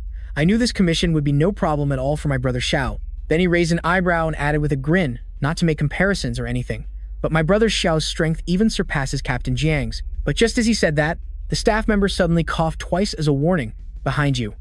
The bald guy muttered in confusion, "What's behind me?" He hurriedly turned his head to look. He saw Jiang Ling standing right behind him, and he nervously scratched his head, saying, "Oh, you're back? What I said earlier was just to sound cool.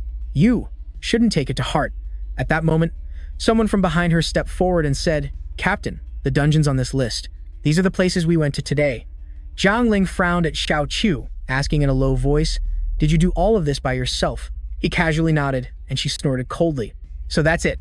No wonder you were so confident even while lying in a hospital bed." Xiao Qiu couldn't help but sigh. This woman really holds a grudge. Jiang Ling ignored him, looking towards the staff counter and saying, "I just heard there's a level 6 secret realm that needs to be cleared. This commission. I'll take it too."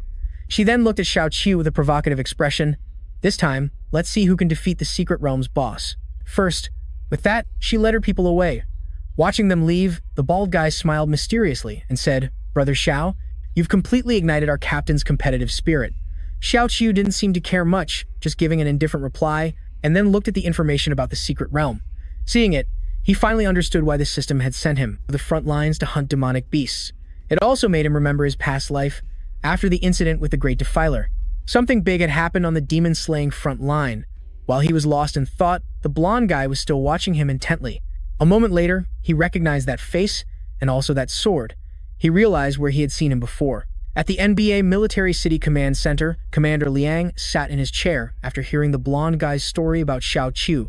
He frowned and asked, "You mean the man that young Jiang brought back a few days ago is the murderer Xiao Qiu who massacred an entire company in Dahi City a few days ago?" The man nodded slightly and replied, "Yes, Commander." Commander Liang thought for a moment, then asked again, "Perhaps it's just a coincidence of names. Dahi is thousands of miles away. Do you really think a prisoner would suddenly appear on the front lines to slay demons?" He replied that he didn't believe it at first either, but from his observations, although his appearance was disfigured, his hairstyle and build were very similar, and there was also the sword in his hand. With the chaotic situation, he probably took advantage of it to escape. Although he didn't know how he got to the front lines, there were too many coincidences. No matter how unbelievable the conclusion was, it had to be the truth.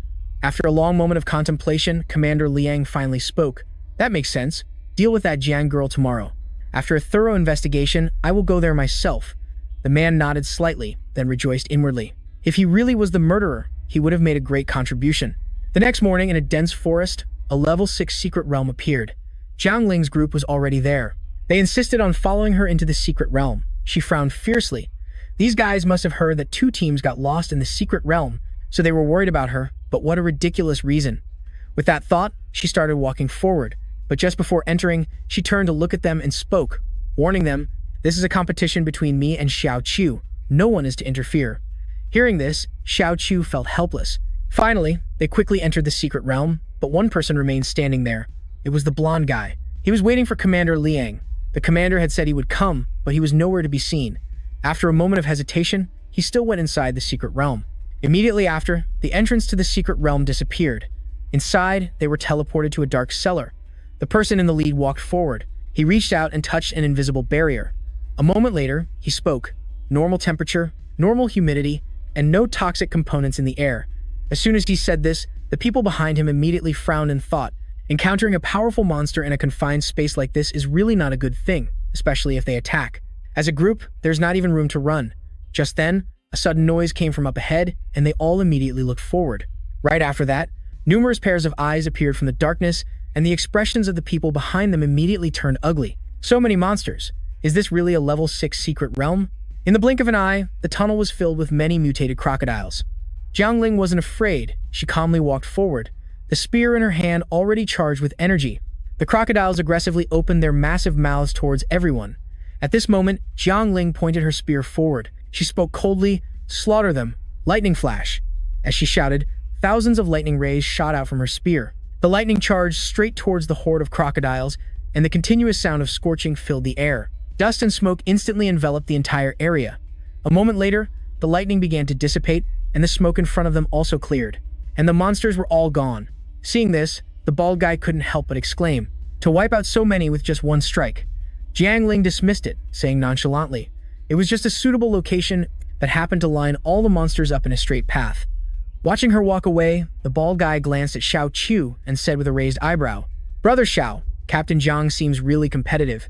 It won't be easy to beat her." Xiao Chu couldn't help but snort derisively. What's there to compete about? Who can kill more monsters or something? How lame. Right after that, they ventured deeper into the dark tunnel, but they had some doubts. They had been walking for over 10 minutes, but still hadn't encountered a second wave of monsters. Strange, considering both teams lost contact in here. Just then, Jiang Ling suddenly stopped. She squinted ahead thoughtfully. A moment later, she spoke in a low voice. "Why haven't we seen any of their bodies along the way?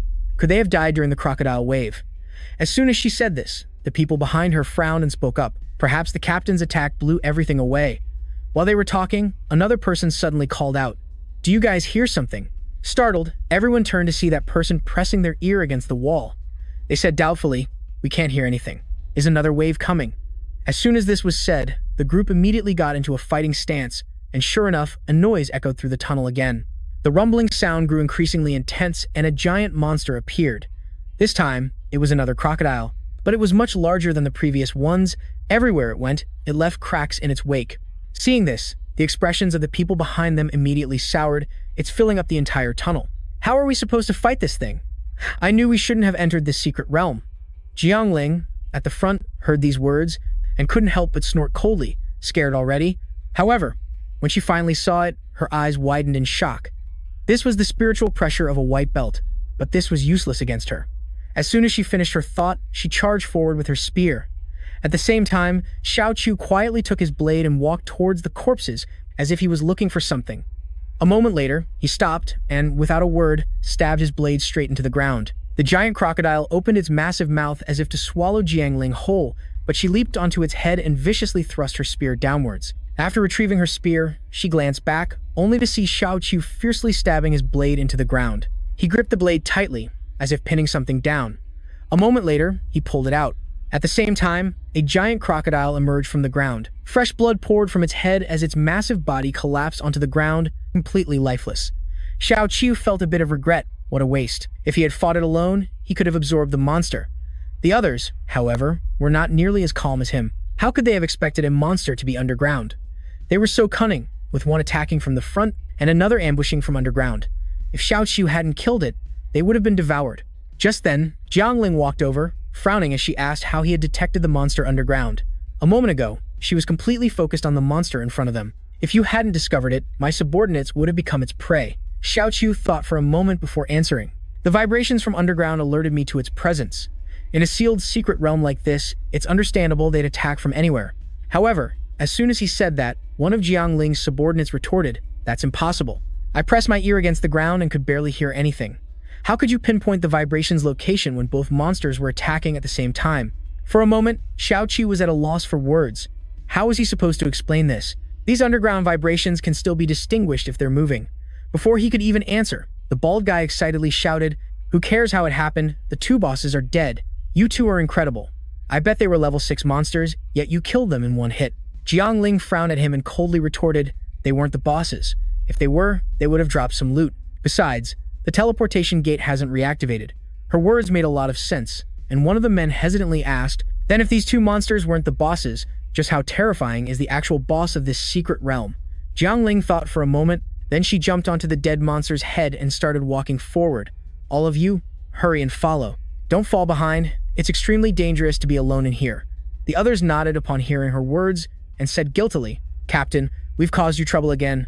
Jiangling shook her head slightly and said calmly, "We're a team, so no one is causing trouble." Hearing this, their spirits were immediately lifted. A short while later, they reached a dead end with a large door in front of them. They stopped in front of it. One of Jiangling's subordinates said hesitantly, "Behind this door is most likely the boss monster. I have a bad feeling that something will happen if we open it." Jiangling gave an order without hesitation. "Once the door is open, Xiao Qiu and I will go in.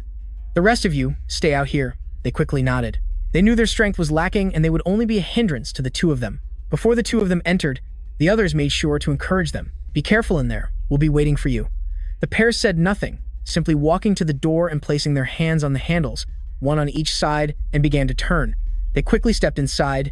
In no time, both of them had vanished from sight. Immediately, the door slammed shut behind them. Xiao Qiu and Jiangling proceeded silently into what appeared to be another dark tunnel. It wasn't long, however, before they heard the sound of approaching footsteps. Jiangling immediately frowned. The footsteps are too light, it doesn't sound very big. However, when she finally saw it, she was left completely speechless. Because in front of them was a monster that looked very much like a human. Jiangling unconsciously frowned. In the monster rankings, this type of monster was extremely dangerous. What on earth happened in this mystic realm? The two people and one monster just stood there, facing each other. And a moment later, the monster suddenly threw its head back and roared. Seeing this, Jiangling immediately realized it was accumulating energy, preparing to launch an attack. However, she wasn't one to just sit and wait for death, as her body immediately vanished without a trace. When she reappeared, she was already in front of the monster, viciously thrusting her spear. "You're underestimating us." In just a flash, the lightning-wreathed spear struck. Over on the side, Xiao Qiu watched her actions with some admiration, thinking that spear was fast. It seemed a bit faster than the speed of sound, and if the monster took that hit head-on, it would have been shattered to pieces. However, at that moment, something unexpected happened. The monster raised its hand and caught the spearhead, causing a flicker of panic to appear in Jiangling's eyes. It actually caught her spear. Furthermore, it slammed her to the ground.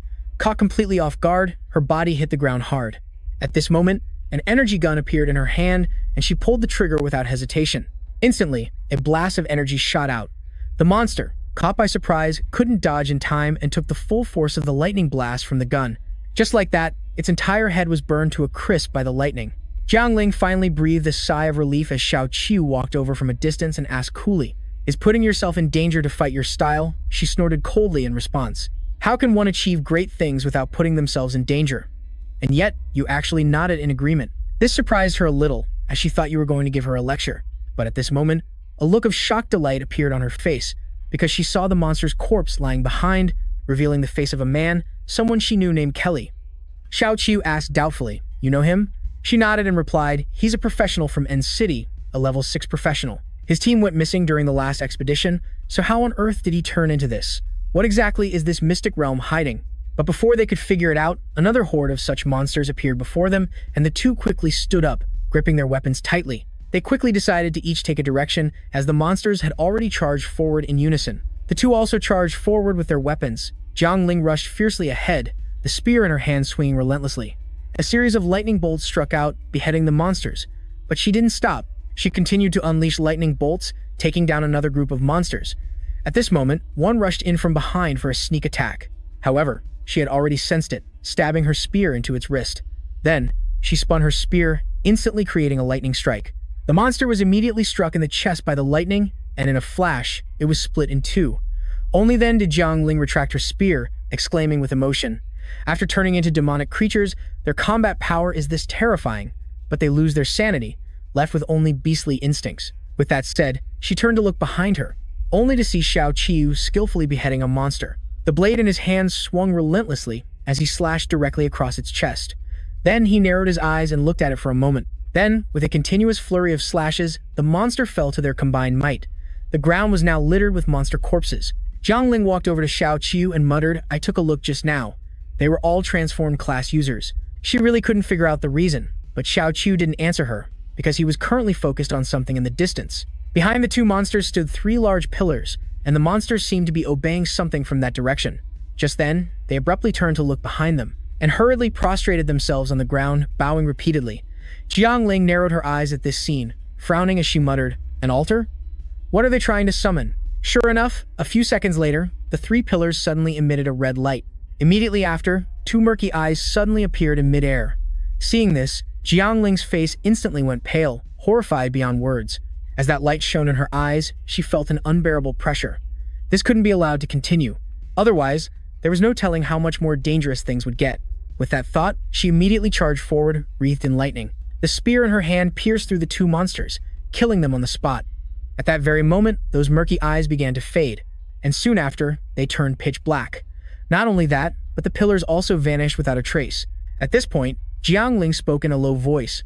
What on earth were they trying to summon? And also, why were those two eyes staring at us? Xiao Qiu didn't answer, frowning in deep thought.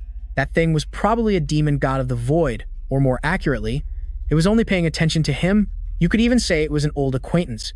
A moment later, the two doors of the secret realm opened, and their two groups walked out. As soon as they saw Xiao Qiu and Jiang Ling's subordinates immediately ran over, showering the two of them with praise. However, Jiang Ling walked right past them and said seriously, "Let's not talk about this for now. Let's return to Bingcheng. Reporting to the commander is more important right now." Hearing this, the expressions of the other four turned to confusion. Just then, a deep voice rang out, "There's no need to return to Bingcheng to find me." Startled by the voice, everyone looked over. Only the blonde-haired man was delighted to see the newcomer. The person who arrived was Commander Liang. Behind him were many soldiers. One person from the team asked suspiciously, "Commander, why did you bring the enforcement squad here?" Commander Liang smiled and said, "No need to be tense. This matter doesn't concern you all, but it is related to Xiao Qiu." At this point, he suddenly shook his head and said indifferently, "Actually, that's not right. I'm here to arrest you, the criminal who massacred Daihe City, Xiao Qiu." As soon as these words were spoken, the faces of the people behind them showed utter shock. The other three simply couldn't believe it. How could that guy have joined the demon-slaying frontline team? No wonder his name sounded so familiar, but they never thought he was that kind of person. But the blonde-haired man spoke aggressively. "There's no mistake. I've already investigated everything. I don't know how he managed to join our legion, but there's no denying that he and that criminal are one and the same."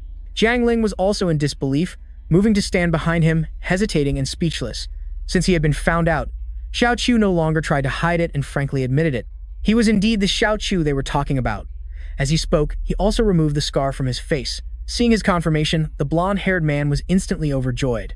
"That's the face. I knew my judgment wasn't wrong." Xiao Qiu narrowed his eyes at Commander Liang and asked in a low voice, "So now you want to arrest me and escort me back to Xingcheng?" Commander Liang replied calmly, "Criminals are to be apprehended wherever they are found, and since you were already with our team, this is where we're doing it. Suitable for apprehending criminals." But as he said this, he hesitated for a moment before speaking again. "But arresting you is a matter for the Department of Justice. It has nothing to do with our NBA military city." As soon as he said this, the members of the law enforcement team looked at him in shock. He paid them no mind, walked up to Xiao Qiu, and said slowly, "I know all about your contributions. If I were in that situation, I would have made the same choice as you. Perhaps I would have been even more ruthless than you. If everyone were like you, this era would be much better." Therefore, he decided that the matter ends here today, and he hopes no one will ever bring it up again. Otherwise, he warned, anyone who speaks of it will be expelled from the military city. In an instant, the place fell silent, and after a moment, Jiang Ling spoke up, breaking the tension. "Sir, let's talk over here." The two quickly moved to the side, while the others watched with some confusion. What on earth did Xiao Qiu's group encounter in the secret realm to be so tense? Although they were really curious, they didn't dare to approach Xiao Qiu anymore.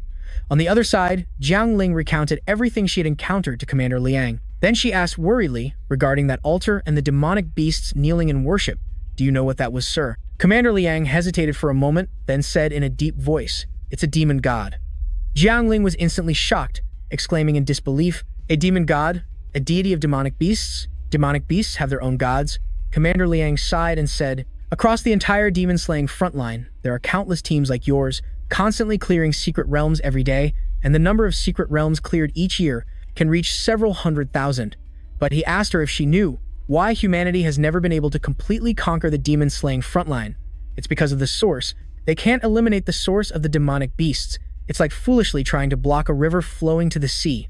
Doing so only solves the surface problem. As long as the source remains, new secret realms will continue to be born. After hearing this, Jiang Ling frowned and asked, Then where is that source, and why don't we destroy it? Commander Liang's expression grew heavy, and he said grimly, The source of the demonic beasts is the demon gods, who are also the masters of the demonic beast altar you saw in the secret realm. They are powerful existences from beyond our world, monsters far surpassing calamities who arrogantly call themselves gods. A fraction of the aura leaked by those demon gods is enough to form the next secret realm on our Earth. The more she listened, the uglier Jiang Ling's expression became, stronger than a calamity. The secret realms they worked so hard to destroy were merely their leaked aura. In the face of such a thing, what is humanity even fighting for? Just then, she heard Commander Liang sigh and say, You have to understand, it's not just one or two demon gods that have died at our hands, but the only one who could kill them is. He didn't need to say the name, Jiang Ling already knew who it was. Who else could it be but Jia Man? Commander Liang suspected that a demonic tide might be coming soon.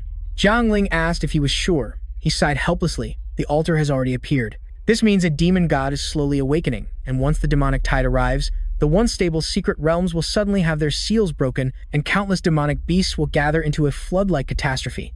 Before this tide, entire military cities have been completely wiped out. Even with Jia Mian here, every time the demonic beast conquered a military city, the number of soldiers sacrificed was immeasurable. I don't know what would have happened if you weren't here. At that moment, Commander Liang spoke up with instructions. From now on, you don't need to go clear secret realms anymore. I've written a few letters for you to personally deliver to the other military cities. I have a feeling this wave of demonic beasts isn't going to be simple. This trip will also be a good chance for you to unwind. Don't be like a machine all the time. He was worried that one day, there would be no turning back. Jiang Ling frowned slightly, hesitating to say something, but he was cut off before he could finish. This time, when you go to deliver the messages, take Xiaoqi with you. Also, since you've been recognized by others for the sake of convenience in your operations, you should hide your face. Prepare a mask for him. A moment later, in the desolate desert, an armored landship was rolling non-stop, charging aggressively forward and plowing through anything in its path. This was Jiang Ling's group's vehicle, and Xiaoqi was on board as well. He was now wearing a mask. The bald guy glanced at him, raised an eyebrow, and said with a smile, Don't be fooled by the armored landship's strange appearance. It's not as fast as a rail train, but it's the most loyal mount in this land. If there's no road, it will forge one for you. Just then, another person said with some annoyance, You've said that line many times on this trip. We're sick of hearing it. The bald guy sighed and said, Well, isn't it just too boring? At this point, another person spoke up. According to my calculations, we're about to reach M2 Military City.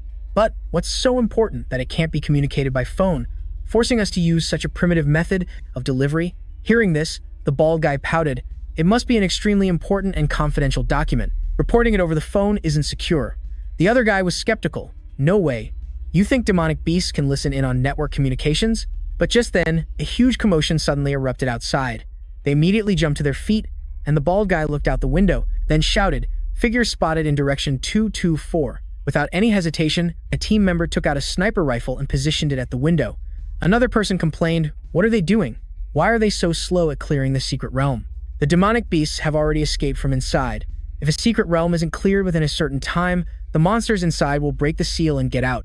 The world collapsed 100 years ago precisely because they couldn't clear the secret realms in time, which led to the breakdown of society.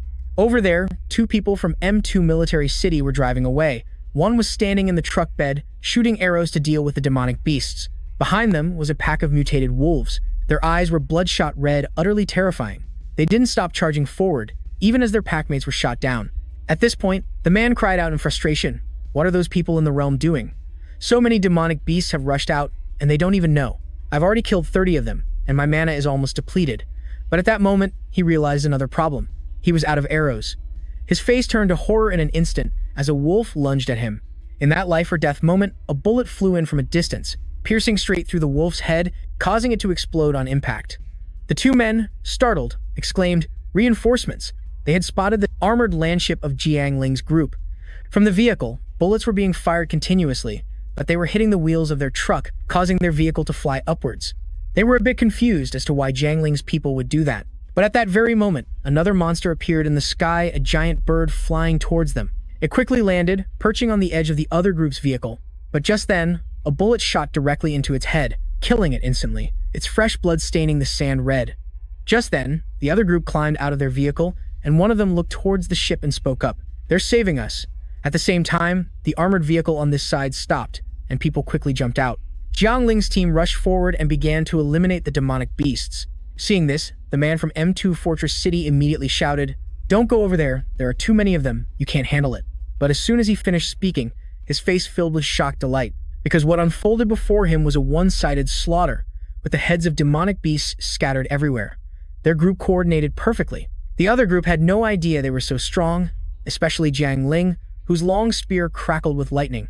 A single strike tore the pack of wolves to shreds, and Xiao Qi was no exception.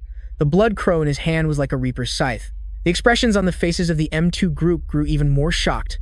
The male and female leaders were just too powerful. At that moment, a bolt of lightning struck down the final beast.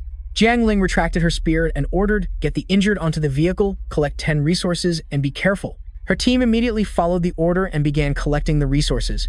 A moment later, the three people from M2 Fortress City approached, saying gratefully, "Thank you. Are you from N3 Fortress City?" The bald guy raised an eyebrow slightly, asking doubtfully, "How did you know we're from N3? The leader slowly said, "Although we're from M2, I've heard of your captain's reputation. Lightning techniques, uses a long spear, wears a mask. But the most important thing is that she's incredibly powerful." But then, he looked over at Xiao Qiu, who was staggering nearby, and said hesitantly, "But he's just as formidable as your captain. I've never heard of anyone that's strong on your team." He asked hesitantly, "Who are you?" The bald guy quickly introduced him. "This is Xiao Qiu, a new member of our team." "Impressive, right?" Hearing the name, the other man smiled and said, "I haven't heard of him, but I'm sure he'll become just as famous as your captain in the future." The bald guy was non-committal and quickly changed the subject. "What was your team doing to get chased like that?" The other man sighed helplessly. "We were on our way to clear out a secret realm when we suddenly ran into a large number of demonic beasts." At this point, he cursed fiercely. "Damn it, it's all because the secret realm surveillance is faulty. How could so many secret realms have their seals broken? And they didn't even know about it."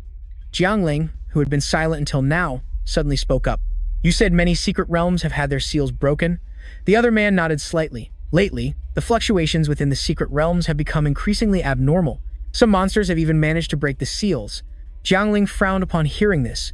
Could it be related to the recent demonic beast tide? The 5th Fortress City has already begun to evolve. With that thought, she immediately ordered, "We're going to M2 Fortress City." Meanwhile, at M2 Fortress City, two men were on the city wall, observing the surroundings with binoculars. After a moment, one of them spoke up. "We've had many teams depart recently, but not many have returned. Today, I've only seen 3 teams come back. Yesterday it was 7 teams, but more than 30 were dispatched. Where are the others?" The person next to him said seriously, "They're probably just scouting the situation a bit more, so they're late, which is pretty normal. The number of secret realms has increased recently, so the workload for each team has also gone up. Finishing in 2 days is a bit of a rush." Just then, the man looking through the binoculars suddenly exclaimed in excitement, "Another team is returning. Open the main gate, quickly." As he spoke, the person beside him waved a red flag to give the signal. The convoy began to slow down for an inspection, but unexpectedly, an accident occurred. The armored vehicle rammed straight into the main gate. Without stopping at all, in the blink of an eye, the main gate was reduced to a pile of rubble, while the armored vehicle remained motionless and lying amidst the wreckage. A group of people quickly ran out from inside to check the situation. A moment later, the driver's side door opened, and then something flew out from inside. By the time they got a good look, it was already on the ground. It was a human corpse, and the group's faces immediately filled with horror. It was a class holder, but their shock wasn't over yet. Another creature crawled out of the armored vehicle. Before them stood a humanoid monster, but that wasn't all. A noise came from the side door of the vehicle, and another horde of monsters emerged from within. They swarmed out, quickly attacking the people in front of them. Seeing this, the group immediately panicked and screamed, "The monsters are attacking!" Someone with a gun hastily opened fire on them, and many monsters fell to his bullets. but their numbers were simply too great. Before long, the place was engulfed in the monster attack. Flames erupted everywhere in Military City M2, under the command of that humanoid monster. Monsters filled the sky. It squinted at the sea of flames before it, a spark of excitement in its eyes as it let out growls. Elsewhere, Jiang Ling's armored vehicle was speeding across the desert. A man from Military City M2 asked doubtfully, "Captain Jiang, do you suspect the city is under monster attack? How is that possible? Mindless monsters wouldn't attack a stronghold so directly. Not to mention our commander is a level 7 class holder. Any monsters that charge in there would be nothing more than a light snack." Hearing this, Jiang Ling couldn't help but sigh. "I hope so too. If it's a monster tide, forget a level 7 class holder. Even a level 9 would be no match for it." But just then, she saw a horrifying scene before her. A sea of fire had appeared over there, with black smoke billowing straight into the sky. The others saw it too, and hastily cried out, "That's Military City M2. Just then, the radio on the vehicle crackled with an announcement. "The city is currently under monster attack. If you receive this signal, come provide aid immediately." Hearing these words, the people from Military City M2 cried out in terror. The commander has been killed in action. As they got closer, the sea of fire became even clearer. The entire massive military city was engulfed in flames. Seeing this scene, Jiang Ling said helplessly, "Military City M2 has fallen." Biting her lip fiercely, she said through gritted teeth, "These monsters are too insane," and she ordered them not to change direction, but to continue heading towards Military City M2. The bald man heard this and anxiously tried to stop her. "Military City M2 has already fallen. Why are we still going there?" Jiang Ling replied in a stern voice, "Who said we're going times their asterisk? We're just going to rescue any survivors who manage to escape." The man from Military City M2 angrily slammed his fist against the vehicle's wall, cursing through clenched teeth. Those old geezers in Star City all deserve to die. Back when Jia Mian was on the front lines fighting monsters, everything was so peaceful. But in the blink of an eye, the place fell silent. The bald man felt the atmosphere was too tense and decided he needed to lighten the mood a bit. With that thought, he slowly spoke up. "Hey everyone, have you noticed something really cool?" As he said this, he looked towards Xiao Qiu, raising an eyebrow with a smile. The mask Xiao Qiu is wearing, his physique, height, and even his back are all very similar to Lord Jia Mian. At his suggestion, everyone nodded in agreement. It's true, they're very similar. They even joked that he might be Jia Mian, giving up his hero status to go undercover. The bald guy then walked over, put his arm around Xiao Qiu's shoulder, and joked, "So do you think you're an imposter?" Xiao Qiu squinted at him and actually nodded in agreement. "Yes, I am an imposter." As soon as he said that, the group fell silent. Then, thinking he was just joking, everyone quickly started teasing him along, but no one knew that he was, in fact, an imposter. Jiang Ling snorted coldly and said, "Well then, we'll have to see if you're worthy of the mask's identity." After saying that, she looked out the window, lost in thought. Before long, the armored vehicle had passed through the sea of fire in Military City M2, and they could see the horde of monsters covering the sky. Jiang Ling squinted at them. "So these are the insects that conquered Military City M2? Just then, they heard cries for help from a distance. It was a group of people being chased by monsters. Jiang Ling's group quickly got out of the vehicle to help, as Jiang Ling continuously fired her energy gun at the monsters. The gun's lightning was so powerful that it incinerated the monsters with each shot, but she didn't stop there. She then raised her long spear, took a step forward for momentum, and fiercely threw it. The spear, crackling with lightning, surged forward with immense force, piercing through a group of monsters in front of them, causing the horde to retreat in fear. But it was too late. The lightning instantly exploded, and the monsters were burned to a crisp. The corpses of the monster swarm now covered the entire desert. The monsters in the sky immediately turned and fled. Only then did Jiang Ling's group approach the refugees. Seeing them, one person said gratefully, "Thank goodness for you all. Otherwise, we would have been dead for sure." Jiang Ling paid him no mind and asked coolly, "Did you escape from M2? What's the situation there?" The man replied helplessly, "It's fallen. You're not planning to go to Military City M2, are you?" "Absolutely don't go. There are no survivors left there. It's completely turned into a world of monsters. Even the commanding officer is dead." He said the one who killed the commander was an insect, like the ones in the sky, but it was humanoid. It was nearly 6.5 feet tall, maybe a little shorter. He said he wasn't sure, but it was very strong. The commanding officer fought it for less than half a minute before it twisted his head off. He said, "Don't go, you'll be walking to your deaths." After hearing this, Jiang Ling frowned, deep in thought. A moment later, she suddenly pointed her spear at the man. He was startled and nervously asked, "Miss, what are you doing?" Even her own people were a bit confused and asked what she was doing. She spoke coldly. "They are inmates from the atonement camp." As soon as she said this, the three men's faces turned pale with panic. The leader quickly denied it. "You're mistaken, ma'am. How could we be inmates from the atonement camp?" The bald guy tried to persuade her. Right now, what's important is that everyone sticks together to survive. However, Jiang Ling said coldly, they killed the professionals from Squad 5 who were escorting civilians to safety. They're holding all sorts of weapons, but they don't even have the most basic grip right, though that's to be expected since they're just things they stole from others. Moreover, the wound on his ear is from a gunshot from when he was counterattacked while killing someone. At this, the men glanced at each other as if they understood. They charged forward in unison, but Jiang Ling just casually swung her spear. The lightning from it decapitated them. The last man, seeing the situation was hopeless, turned and ran. His only hope for survival now was to use the civilians, but before he could even reach them, a head had already hit the ground. It was Xiao Qiu's blood-fanged dagger. He had thrown it to stop that guy. At this point, the people from M2 Fortress City reluctantly said, no wonder we didn't recognize them from before. I don't remember there being 3 professionals like that in the city.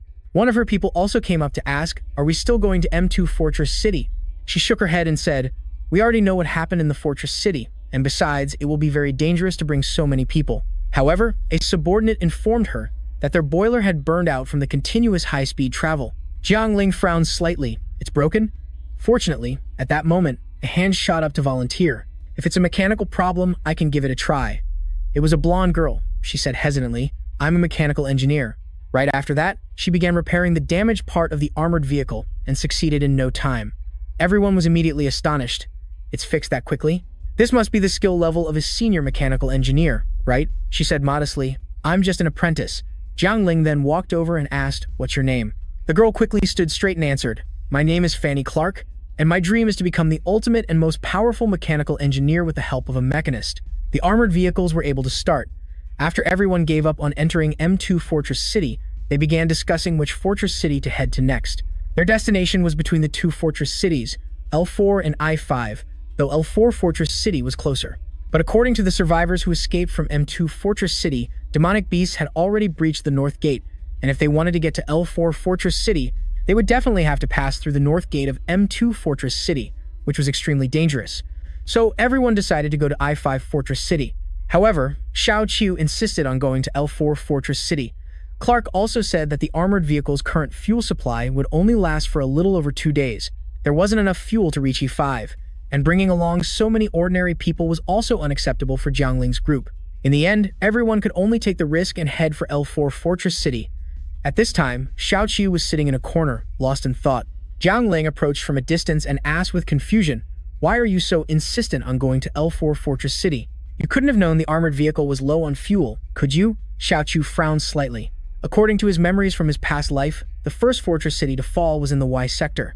Even if he rushed there at top speed, he couldn't have saved that area.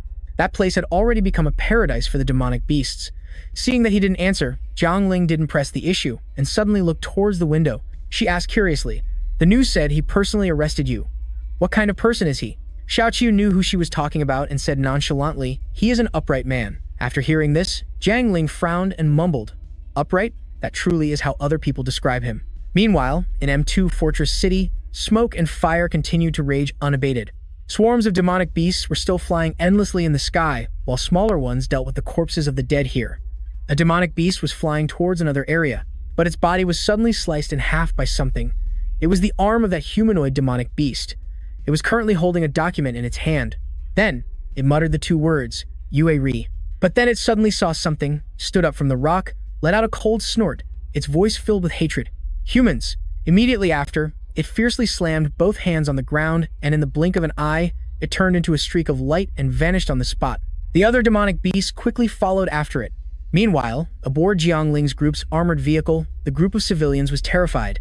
The people from N3 Fortress City hurried to reassure them, there's no need to be so scared. We always stick close to the border region of the M Fortress City. 2 people wouldn't startle the monsters in a large area, but at that moment, someone looked outside and said in a low voice, the area of black smoke is getting bigger and bigger. They must have burned a lot of things. What in the world has the M2 military base become? As soon as these words were spoken, the faces of the ordinary people immediately darkened, as they had just escaped from that very place. Just then, a terrified scream suddenly rang out. That stuff doesn't look like black smoke. Everyone was startled and looked outside, and sure enough, they saw black dots getting closer and closer, only to realize in horror that it was a swarm of flying monsters, and among them was that humanoid monster. Seeing this, the faces of the people in the vehicle turned grim. They looked at Jiang Ling, who nodded slightly and said she saw them. If the humanoid monster has already killed Shu Ling and is with the M2 military base group, forget about getting everyone to the L4 military base safely. Even she herself couldn't guarantee her own survival. At the same time, the humanoid monster was also observing the inside of the vehicle, and it had spotted Jiang Ling's figure. It gave a command in a low voice, "Humans, eliminate them all."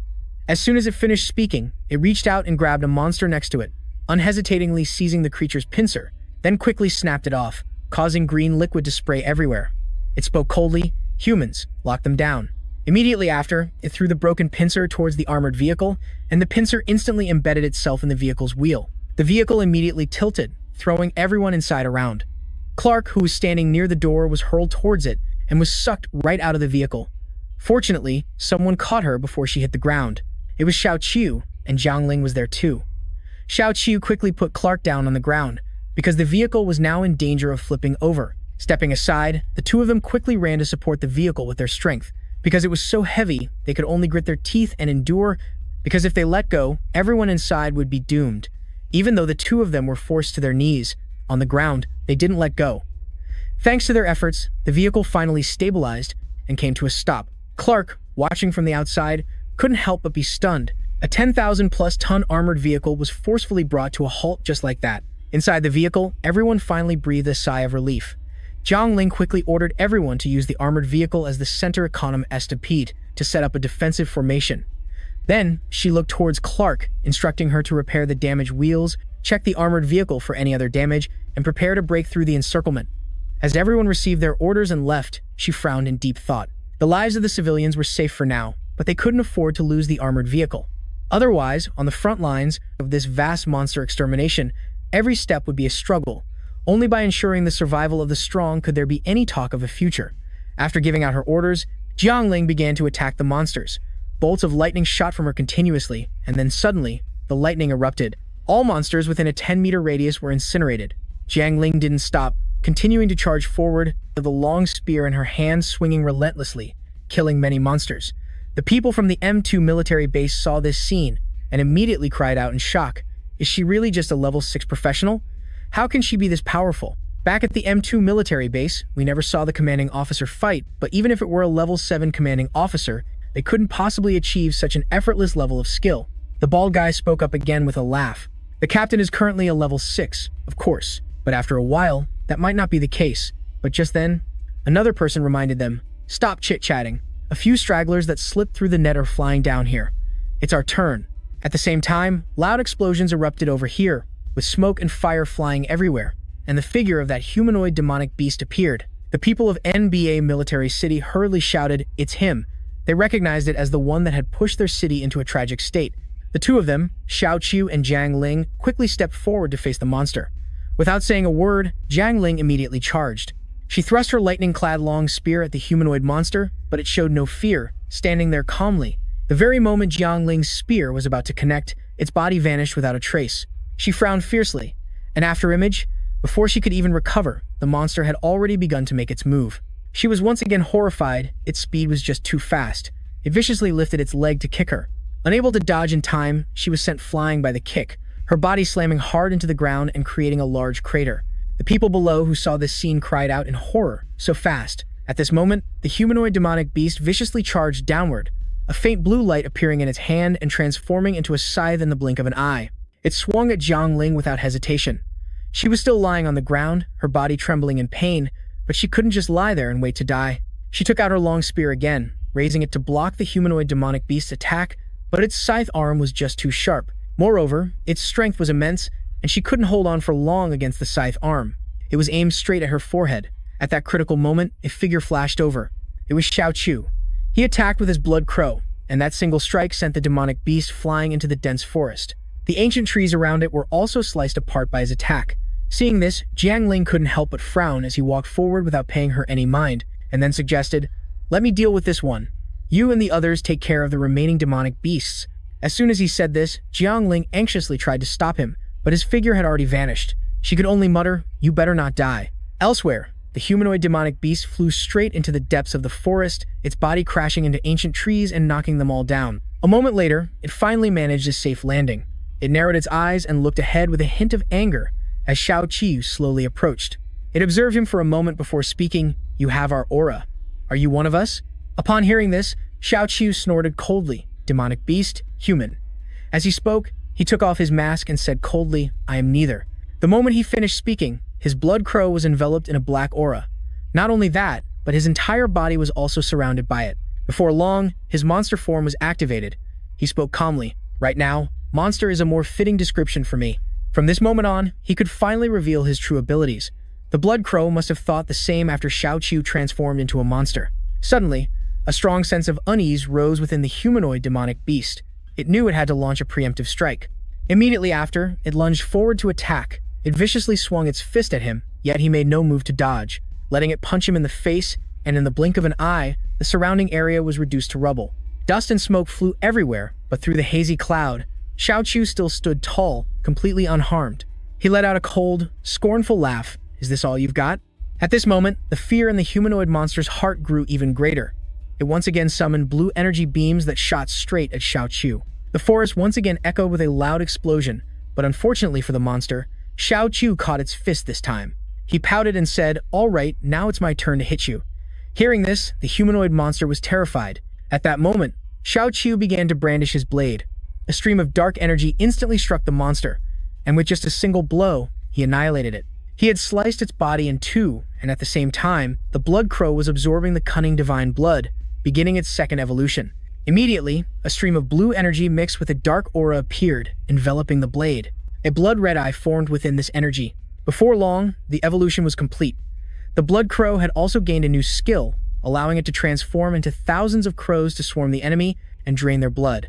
Squinting at it for a long moment, Xiao Qiu said cheerfully, "You've gotten stronger again." Outside the forest, Jiangling's group had finally finished off the remaining monsters. At that moment, a man approached Jiangling to report, "Captain, the insects in the sky have all been dealt with, and there are no casualties in the armored vehicle." The bald man couldn't help but think of Xiao Qiu and asked worriedly, "Captain, about Xiao Qiu, he didn't sacrifice himself to lure the monster away for us, did he?" Hearing this, Jiangling fell into deep thought, unsure how to respond. But a moment later, someone suddenly shouted, "He's back! Xiao Qiu is back!" Everyone was startled and looked over, and sure enough, they saw Xiao Qiu slowly walking out of the forest, now back to his normal appearance. He was wearing a mask that covered his face. The bald man hurriedly ran over and asked, "Did you take care of the monster?" He casually nodded. The man's face immediately filled with shock, but that monster was extremely powerful. It killed the level 7 commander of Fortress M2. "Does that mean your level is even higher than 7? After the battle, they returned to the armored transport and continued toward Fortress L4. Everyone was currently tending to their wounds. Xiao Qiu and Jiangling sat in a corner, the atmosphere quite quiet. After hesitating for a long while, Jiangling spoke softly, "Thank you for before." Xiao Qiu looked up at her and asked quizzically, "Thank you for what?" She said calmly, "Thank you for saving my life." Hearing this, he didn't think much of it and calmly shook his head. It was nothing. But Jiangling couldn't hide her curiosity and said in a low voice, "Your strength has grown at an unnatural rate, just like the legendary Masked One. In the blink of an eye, you've reached a level that humanity can't even hope to achieve." Just then, Clark walked over from a distance with a grave expression and said, "Captain, something bad has happened. It seems there's a problem with the radio. We can't contact the nearest fortress, and they aren't responding at all." But in reality, she felt it wasn't a problem with the radio. Jiangling frowned upon hearing this. "Just say what's on your mind." Clark nodded slightly and slowly explained, "It's like our signal is being jammed by something. Not only can we not transmit signals, but we also can't receive any from the outside, as if we become an isolated island." Xiao Qiu was instinctively shocked to hear this, and the system also popped up, assigning him a mission. This time, it was to eliminate the demonic tide, and the reward was a semi-demon god transformation. Seeing this reward, his expression became even more horrified. At this moment, the armored vehicle was speeding through the vast desert, but inside, it was a scene of chaos. The intermittent sounds from the radio echoed continuously. "This is L4, respond if you copy." The bald man frowned upon hearing it. "It's the radio from military base L4. Clark was a bit surprised at this and hurriedly explained, "Yesterday, the radio really had no signal." Jiangling nodded slightly and said, "I believe you. We should answer them first." Hearing this, Clark went to the radio and replied, "This is the team from military base N3. We are currently operating an armored vehicle with civilians on board. We were attacked by demonic creatures in the area of military base M2. The other side quickly responded. "This is the signal tower of military base L4. We are aware that military base M2 has fallen. Please proceed to our base for protection quickly." After receiving the message, Clark turned and said to Jiang Ling, "We'll arrive in about 3 hours at military base L4, and coincidentally, the armored vehicle is almost out of fuel, so we can rest and resupply there." Hearing this, everyone immediately cheered up. That's great, the civilians can live there. The defenses there are much safer than M2. But just then, the radio crackled with static again, and a panicked voice came through. "Don't trust the signal from military base L4. They are demonic creatures." As soon as these words were spoken, the faces of everyone on board showed immediate shock. Clark couldn't believe it, exclaiming, "The signal from military base L4 is from demonic creatures? How is this possible? Demonic creatures don't have intelligence. How would they know how to use a radio to mimic human voices?" But Jiang Ling thought otherwise. The crocodile demonic creature in the temple and the humanoid insect creature, all sorts of anomalies had already proven that demonic creatures were mimicking humans. With that thought, she immediately picked up the radio, then shouted aggressively, "Who are you? Why do you say this signal from military base L4 is being broadcast by demonic creatures?" The other side quickly replied, "We are survivors. 2 days ago, military base L4 had already fallen. Those demonic creatures are very strange. They have human-level intelligence, and the commanding officer, along with 3 level 8 job holders, were all killed in action." As soon as these words were spoken, the faces of the group turned pale with fear. Level 8 job holders are the pinnacle of humanity, bestowed with the title of hero, and yet 3 of them died in an instant. Immediately after, the other side continuously repeated what they had just said, giving them their coordinates near a temporary camp. This is where the survivors are taking temporary shelter. The other side wanted them to hurry there to provide support, but when they didn't get a response, the voice on the other end became increasingly urgent, continuously repeating those same phrases. At this moment, everyone was deeply unsettled. Jiang Ling's subordinates hurriedly asked her what to do. Some said they should go to military base L4, while others said they should go to the temporary camp. In the blink of an eye, a heated argument broke out, as everyone had their own valid points. Meanwhile, Jiang Ling remained silent. After a moment, she glanced at Xiao Chu and asked, "Xiao Chu, what do you think?" Xiao Chu frowned at her and said in a low voice, "There's no need to go to either of those places, because they are both traps.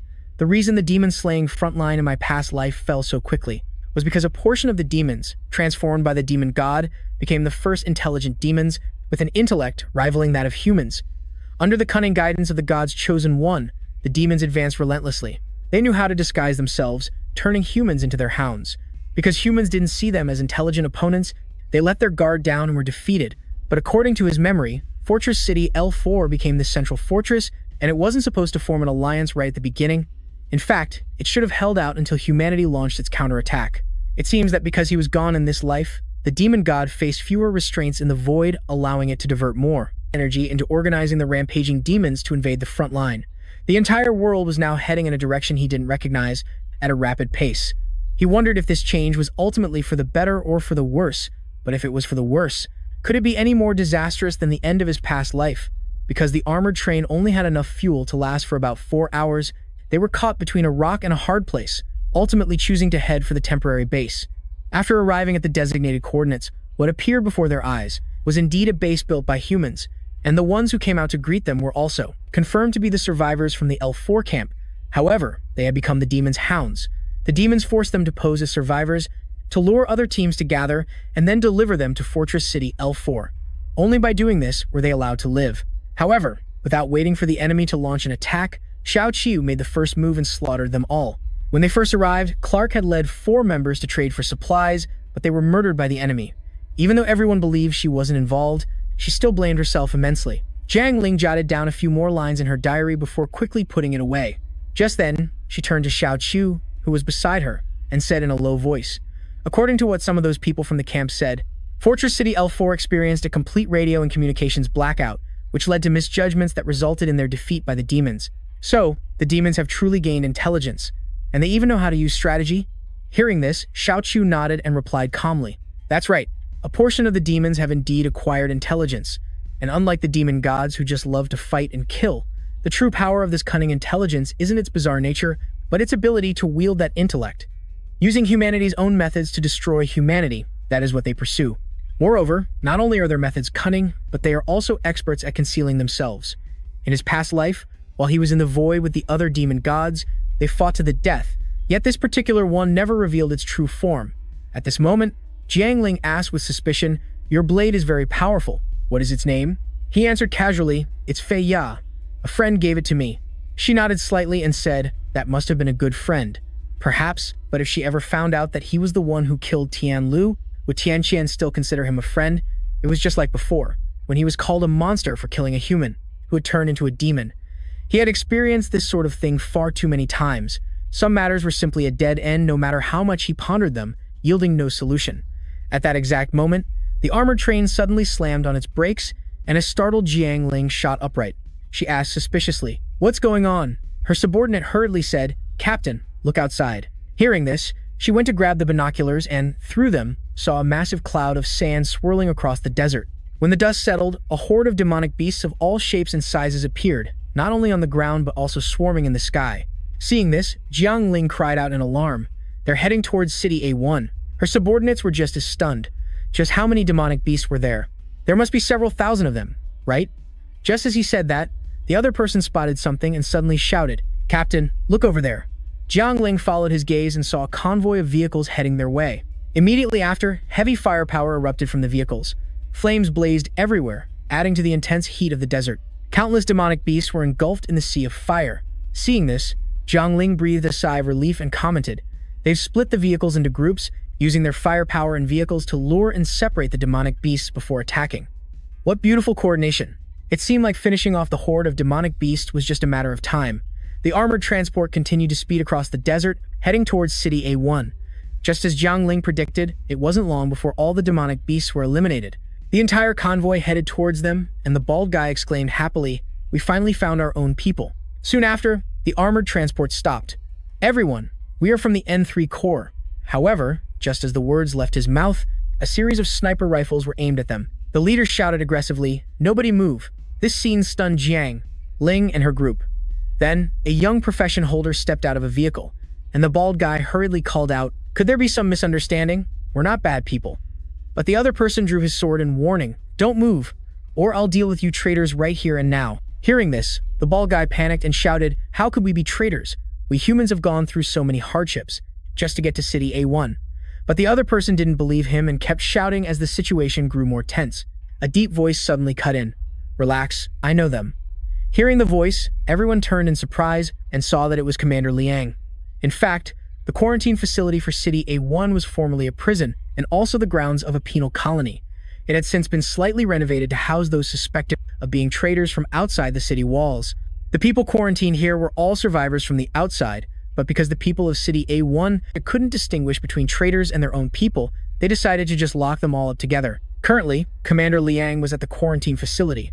After listening to Jiang Ling recount her journey, he nodded with resignation. "So that's how much you've all endured," he said. "You don't need to worry about the N3 Corps." Before the demonic beast tide arrived, everyone had already retreated to City A1. They've laid countless traps, enough to give that horde of demonic beasts a very hard time. Jiang Ling frowned after hearing this. It seemed the situation was extremely serious. Otherwise, they wouldn't resort to the tactic of a scorched earth policy, proactively seeding the cities that humanity had spent a fortune to build.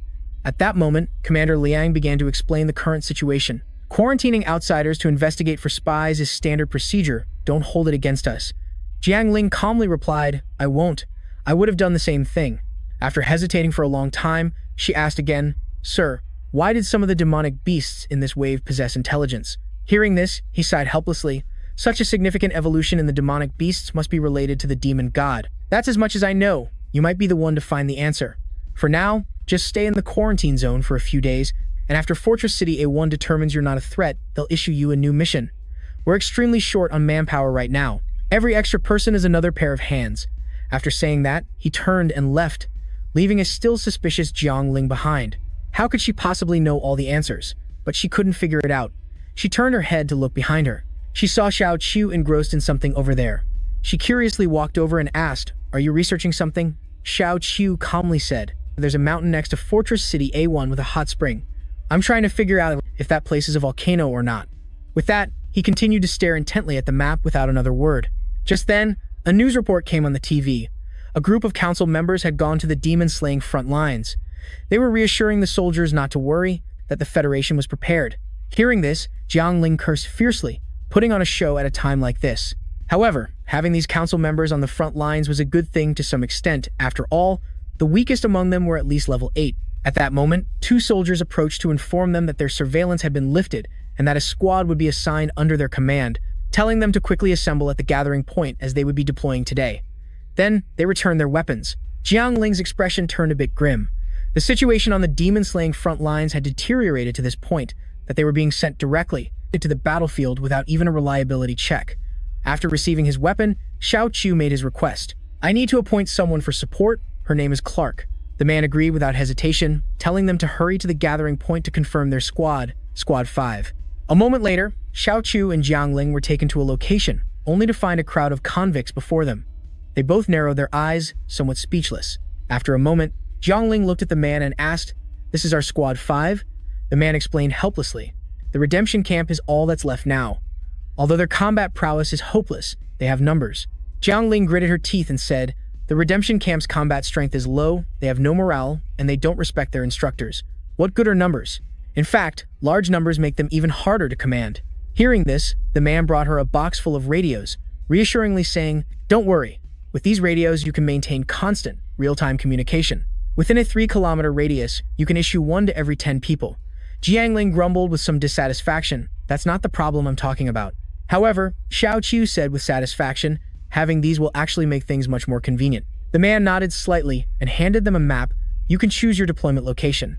The situation in the far northwest sector outside is the least optimistic. That's the main direction of the demonic beast's attack." He was about to suggest a location, but was cut off by Xiao Chu before he could finish. "We'll go there." Hearing this, the man's eyes widened in disbelief as he asked, "There?" He said urgently, "Did you not hear what I just said? That's the most dangerous area, surrounded by monsters on 3 sides. There's only one defensive line left still trying to hold on. We have to abandon this place." Xiao Chu calmly nodded. "I know. That's why I chose this place. But the price for this choice is that I need at least 20 military maps, as well as some equipment and mini nuclear-guided bombs." The other person was a bit speechless, but after hesitating for a long time, Jiang Ling spoke up. "Listen to him. We will choose this area." The other person's expression turned sour, and they frowned in deep thought. In the end, they reluctantly nodded. "Then don't regret it. When the time comes, I will do my best to request the supplies you need. If you've decided, then get to the transport convoy as soon as possible. You'll be sent to the battlefield immediately." In the end, only the 2 of them remained. Jiang Ling glanced at Xiao Chu and said, "Let me guess, because these prisoners won't follow orders, you want to force them to choose, either obey or die?" He casually nodded. Jiang Ling said worriedly, "It's too risky. So what if you back them into a corner where they have no choice but to fight? We simply can't fight against so many demonic beasts. We won't last long before being completely annihilated by them." Xiao Chu frowned and looked to the side. He had already seen Clark approaching, and then he let out a mysterious smile. "Who gets wiped out remains to be seen. It depends on your efforts and theirs." 2 hours later, Xiao Chu told Clark his plan. She immediately panicked and cried out, "No way, this is a death sentence. With just a handful of them, and all of them inmates, holding out on the most brutal front line, how is that even possible? They'll definitely die." But Xiao Chu said firmly, "How will we know if we don't try?" He handed her a wooden box, which contained a large metal canister, and then ordered her to go assemble these things. Then, following the locations on this map, go and assemble these devices with Jiang Ling. But at that moment, a few reckless fools were staring intently at Xiao Chu with hostile eyes, and he sensed it too, slowly walking towards them. He kept a distance of a few meters, then said coldly, "Very good. You pieces of trash, I'm very pleased with the look in your eyes." As soon as these words were spoken, the group of men furiously shouted, "Damn it, you bastard! Are you looking for a death wish?" As soon as he finished speaking, the man aimed his gun at Xiao Chu and warned, "Playing along with you in front of the warden was more than enough. Now you better know your place." He said he could spare him, but the 2 girls had to be left for them to enjoy. Hearing these words, Jiang Ling's face immediately darkened. Without a word, she lunged forward in a flash, and in an instant, a look of shock appeared on the man's face. The man's body couldn't help but tremble. Jiang Ling spoke indifferently. "I'm killing 1 person. You have no objection, right?" Xiao Chu shook his head slightly and replied, "No objections, but next time, don't act first and report later." And just like that, the man was stabbed to death by Jiang Ling's spear. She coldly kicked the man's corpse aside. The expressions of the other inmates turned grim at the sight. Jiang Ling snorted coldly, then unleashed a burst of lightning. In just an instant, thousands of lightning bolts enveloped her body, and the inmates grew more and more terrified as they watched. They never expected her to be a job holder. At this moment, Xiao Chu spoke up, "Follow my orders or die right now." Just then, a violent sound suddenly erupted from the other side of the mountain, startling Xiao Chu's group of 3 into looking over. Clark quickly pulled out her binoculars to see. She saw smoke and fire erupting, and job holders being attacked by demonic beasts, which were now advancing relentlessly like a tide. Clark's face was a bit grave as she whispered that the defense line had been breached by the monsters. They were surrounded by monsters from all directions, and at these words, the prisoners immediately erupted in chaos, shouting that they didn't want to die. However, Xiao Qiu didn't seem to care much, stating in a stern voice, "Good, we're surrounded. That means you don't have a sliver of hope of escaping. If you don't fight, you'll be torn to shreds by the monsters. But if you follow my orders, I'll lead you out of here and create a miracle." The prisoners were a bit confused, staring at him blankly as he took out walkie-talkies and commanded 10 people to a team. "Take one walkie-talkie and one map. You are only allowed to report the situation to me, and you can only take orders from me. It's more important than your lives. You must ensure its safety. Team A to Team E, move out in the 9 o'clock direction. Team F to G, advance towards the 1 o'clock direction." A moment later, after he had finished giving orders, he looked at Clark and asked, "Is it clear how to assemble these nuclear warheads?" She whispered that she understood. He nodded in satisfaction and said with a slight smile, "That's good. Just assemble them at the locations marked on the map." Just then, a connection sound came through Xiao Qiu's walkie-talkie, and someone from the other side quickly reported, "This is Team B. We've encountered monsters. There's a huge number of them. We can't possibly fight them off. We're about to be wiped out. Hurry and send someone to save us." Xiao Qiu thought for a moment, then gave an order. "Team B, retreat 300 meters to the southwest. Team D, advance 200 meters to the northeast and throw your grenades. After that, head northwest where another team will be waiting." Hearing these words, someone on the other end questioned him doubtfully. "Are you serious? Are you psychic or something? How can you sense where the enemy is?" But regardless, they could only run in the direction he indicated. A moment later, they stopped in front of a stream, and on the other side of the bank, a horde of monsters was waiting. Seeing this scene, the person who had just spoken to Xiao Qiu was instantly shocked. "They're really here." Immediately after, he ordered everyone, "Forget it, don't hesitate. We're throwing the grenades." A barrage of grenades was launched. Flames erupted everywhere, and the monsters were thus engulfed in a sea of fire. By the time the smoke and flames dissipated, the group of people had vanished without a trace, and the monsters roared in fury. On this side, Xiao Qiu issued another command, "Team A, in 4 seconds, detonate the remote-controlled landmines." As he instructed, Team A detonated the landmines. A massive explosion erupted, incinerating a large number of monsters. Xiao Qiu then continued to give orders. "Team F, advance 400 meters north. Team C, advance 300 meters east. Teams G, H, and L, move to position C4, get your grenade tactics ready." Under Xiao Qiu's guidance, their groups converged at a single point in an instant, with monsters chasing them from behind. By this time, they had run up a cliff, and someone exclaimed in shock, "How did that guy calculate where we would all converge?" But they didn't care. Right now, they only knew that they could only survive by following his orders. Immediately after, they threw their grenades down below, and in an instant, flames erupted everywhere. Seeing this, the prisoners immediately cheered with joy. After the small squads from the convict camp completed their guided missions, everyone returned to the mountaintop. Under Xiao Qiu's arrangement and through the power of Jiang Ling, they successfully detonated all the micronuclear warheads which had been placed around the hot spring. The massive explosion completely blew open the surface of the dormant volcano. With a terrifying volume of water, it instantly spewed out countless rocks and trees, creating a massive, unexpected flood that seemed to move mountains and fill seas. It was like the sky itself was falling, and in the blink of an eye, the demonic beasts on the peak, which was less than 100 meters high, were complete. Then, their corpses, mixed with rocks and trees, formed another massive torrent, burying more and more demonic creatures. As a result, the situation was resolved.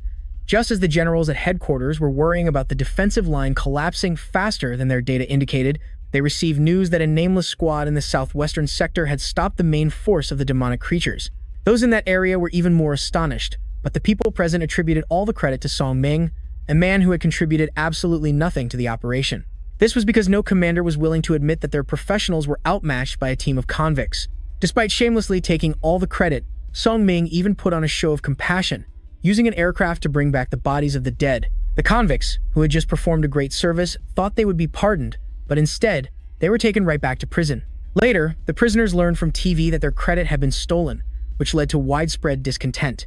As a result, the prison guards used the excuse of a planned riot to purge all of them.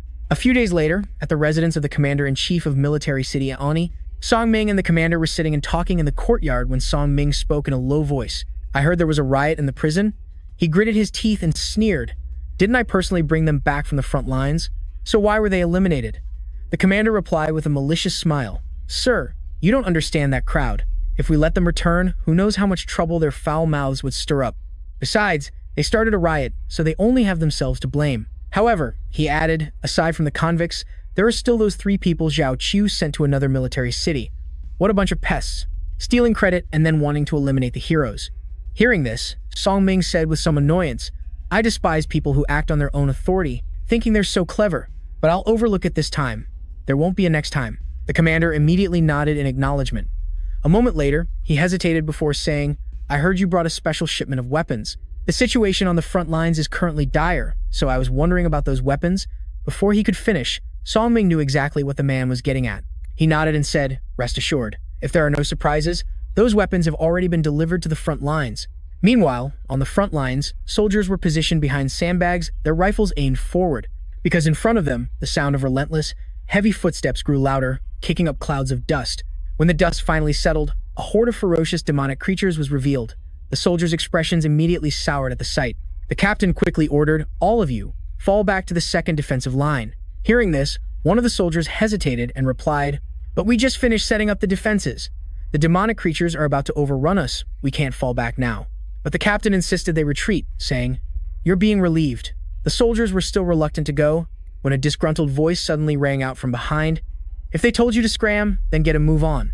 When they turned their heads to look, they saw a group of grotesque figures with blackened bodies approaching, looking neither human nor demon, followed closely by a team of researchers.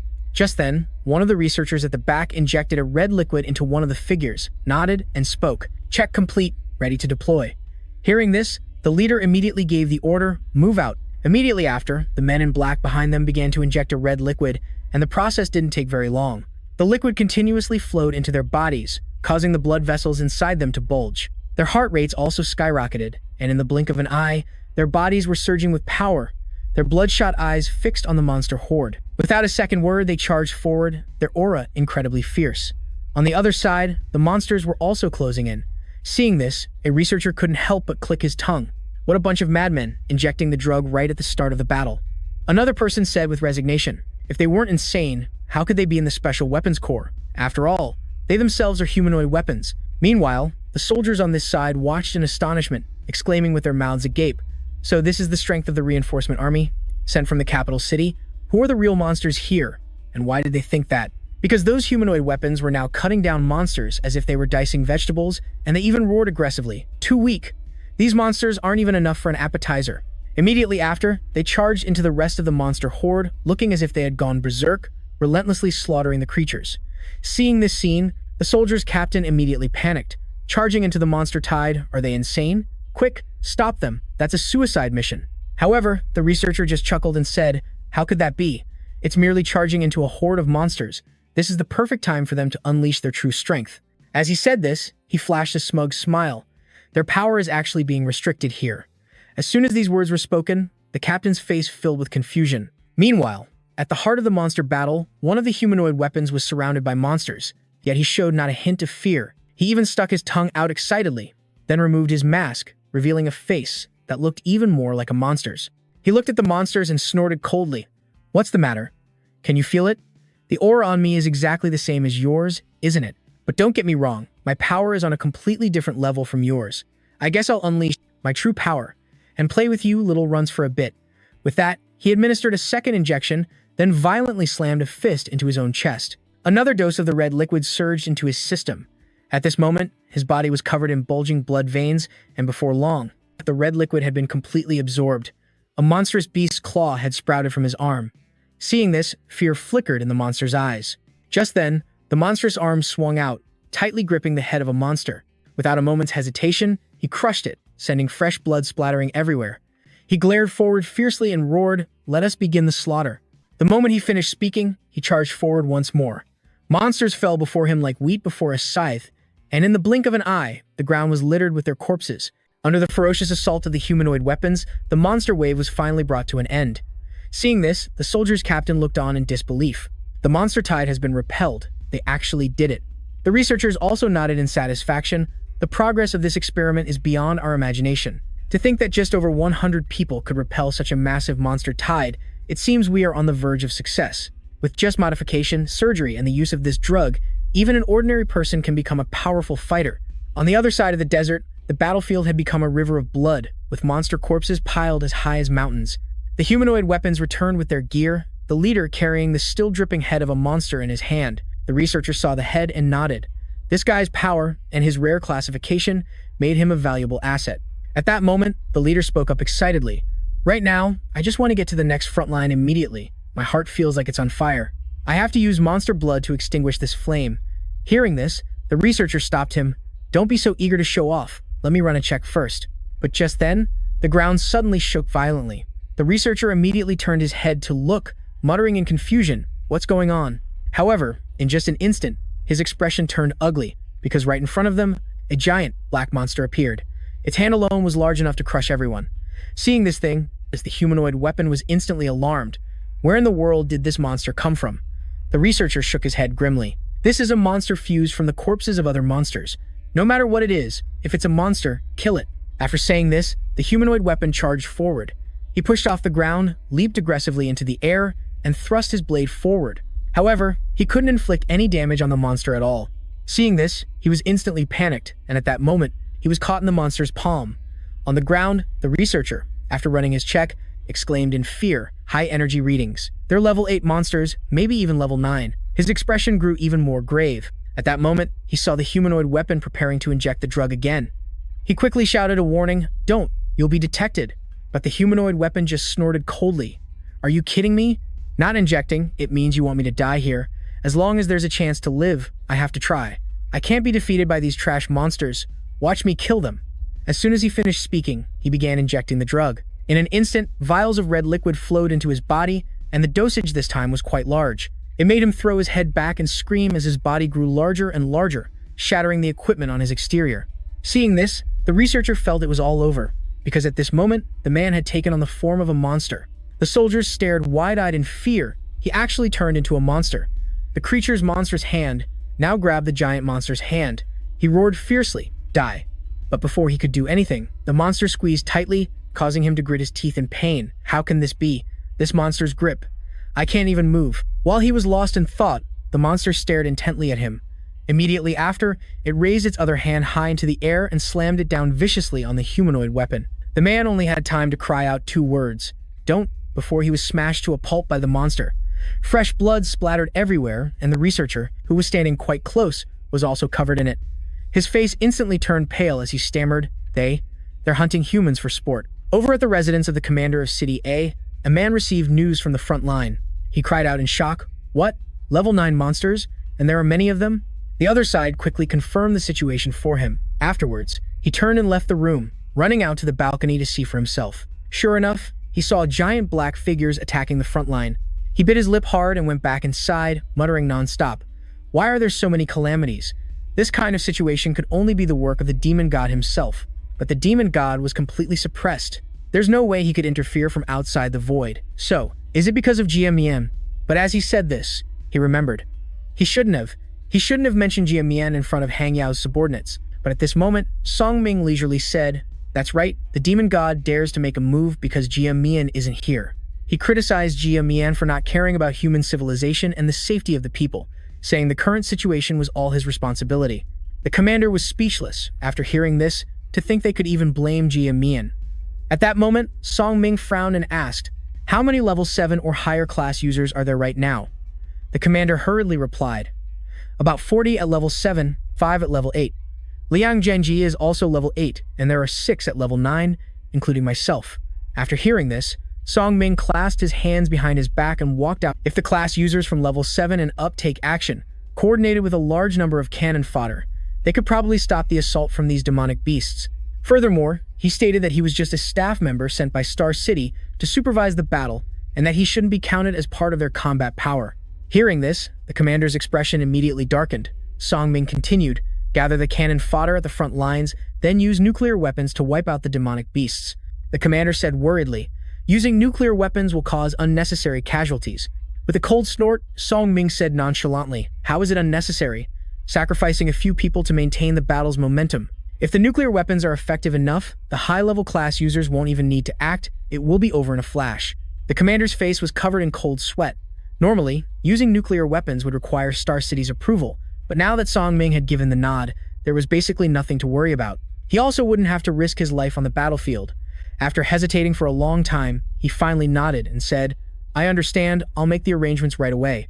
At the same time, at one of the city walls, a captain urgently shouted, "Quick, get to the wall, grab your weapons." Jiangling heard this and frowned, asking doubtfully, "Is something wrong?" But before the man could answer, the commotion behind them made her eyes widen in horror. A horde of giant demonic beasts was approaching their location, and everyone was terrified. Only Shao Qi remained calm, because he had recognized the demon god's aura. Just then, the giant demonic beast let out a ferocious roar, as if warning everyone. However, it didn't seem to recognize its own kind, as it grabbed another low-level demonic beast. The smaller beast wanted to scream in fear, but it was torn to pieces before it could even make a sound. Afterwards, the giant beast balled up the corpse and hurled it forward without hesitation. The projectile shot forward with ferocious momentum, and the soldiers who saw it coming were instantly terrified. They hurriedly backed away. The projectile crashed right into the city wall, causing it to crack and crumble. But it wasn't just one. A whole barrage of similar projectiles came flying from the distance, viciously smashing into the city wall, sending stone and debris flying everywhere. More surprisingly, these demonic beasts seemed to possess intelligence. They even knew how to coordinate with each other. They formed a three-beast tower, two on the bottom and one on top, as if they were planning something. A moment later, the two demonic beasts on the bottom knelt down. Then, they used their momentum to launch the one on top into the sky. In the blink of an eye, that demonic beast shot off like a lightning bolt, and a moment later its massive body viciously crashed into the ground, kicking up dust everywhere. But by the time the dust settled, the demonic beast's bloodshot eyes opened once again. A class user who witnessed this was left stunned and speechless. But the demonic beast gave him no chance to escape. Its massive hands swooped down, crushing him directly into the ground, killing him just like that. Immediately after, it ferociously clawed at the earth, and a swarm of low-level demonic beasts emerged from it. They quickly charged forward to attack the soldiers there. The number of demonic beasts was too overwhelming, and the soldiers were quickly defeated. Over here, a wolf was about to attack Jiangling, but was blocked by her lightning aura. While fighting it off, she asked Shao Qiu beside her, "Do you have any hidden plans to counterattack in this desperate situation?" Xiao Qiu, for his part, was also battling monsters. The two were quickly surrounded. He leaned his back against hers and whispered, "Unless you can give me 1 hour to prepare." Jiangling shook her head slightly, gritting her teeth and saying, "That's not enough time, but if the two of us die here, it won't be a disgrace." With that said, she fiercely slammed her long spear into the ground. Thousands of lightning bolts appeared in the air, striking directly at the horde of demonic beasts, causing them to explode. Jiangling staggered back a few steps, and behind her was the towering Great Wall. Below, more demonic beasts were trying to climb up. After a moment's hesitation, she suddenly removed her mask and whispered, "Ever since my mother died, I've always hated my father, but his shadow looms over every aspect of my life." Just like this overwhelming abundance of lightning power, if she didn't constantly wear the mask to suppress it, the berserk lightning would have killed her long ago. Her past, her present, and even her future after death would never understand why her father didn't save her mother during the monster tide. However, it's about time I went down there to confront him and ask. At this moment, Jiangling was completely engulfed in lightning. Without hesitation, she stepped onto the city wall and, without a word, leaped down. But then, she smiled and said, "I'm not committing suicide, I just haven't started flying yet." As soon as she finished speaking, her entire body soared into the sky. Wreathed in lightning, she charged straight into the swarm of monsters, incinerating countless demonic beasts. Any demonic beast that stood in her way, she cut down. Immediately after, she used her momentum to rush towards the giant demonic beast. Unfortunately, when her spear struck its palm, it didn't even leave a tiny scratch. Her expression turned grim as she cried out in astonishment, "How is that possible?" While she was still in disbelief, the demonic beast swatted her away with its hand. Its strength was immense, sending her flying and crashing hard onto the ground, kicking up dust and rock everywhere. At that moment, Shao Qi quickly jumped down and caught her in his arms. After landing swiftly, Shao Qi carried her to a safe place. He then gently set her down and said calmly, "You did well." With that, he turned his gaze back towards the horde of demonic beasts. After a moment, he spoke gravely. "That's a level 8 demonic beast. It's not something you can handle right now. Also, something you said earlier was wrong. I don't intend to die here." As soon as he finished speaking, the blood crow appeared in his hand, and a dark aura began to swirl around him. In the blink of an eye, his body began to transform. No longer afraid of being discovered, he directly activated his own monster form. He spoke coldly, "It's time to end this." Shao Qi stared intently at the demonic beast, while Jiangling, seeing his current state, couldn't help but be stunned. Never in her wildest dreams did she imagine that Shao Qiu would turn into a monster in an instant. But regardless, they still had to face the giant demonic beasts. Without hesitation, Xiao Chu gathered his strength and leaped high into the air. Wielding the blood crow, he charged fiercely at one of the demonic beasts, unleashing a series of dark energy slashes in an instant. The demonic beast's arm was sliced into 100 pieces. The creature was now utterly enraged, its blood-red eyes glaring at him. However, Xiao Chu was not afraid. He stood there calmly. A moment later, he charged forward again, this time aiming for its head. Before the demonic beast could even react, Xiao Chu severed its head with a single slash. The massive head fell to the ground just like that. Fresh blood gushed from its body like a waterfall, only to flow towards the blood crow in Xiao Chu's hand, and in the blink of an eye, it was completely absorbed. Seeing this, the soldiers cried out in fear. That terrifying monster was dealt with just like that. The commander over here also said in a panic, "Councilman Song, did you see that?" Song Ming nodded slightly and replied, "This is the humanoid monster that once appeared in Dahi City. If I'm not mistaken, it was transformed from a human." As he said this, he became excited. To think a wild modified human like this exists in the world. If we could capture him for laboratory research, our modified human technology would take a huge leap forward. Just then, a voice suddenly came from the radio. "Commander Song, tactical nuclear weapons have been launched, a total of 35 warheads, estimated to completely wipe out the giant monsters in front of the city wall." Hearing this, Song Ming and the commander looked up at the sky. At that moment, they saw a barrage of nuclear warheads falling from the sky. Seeing this, the soldiers were instantly terrified. They actually fired nuclear weapons?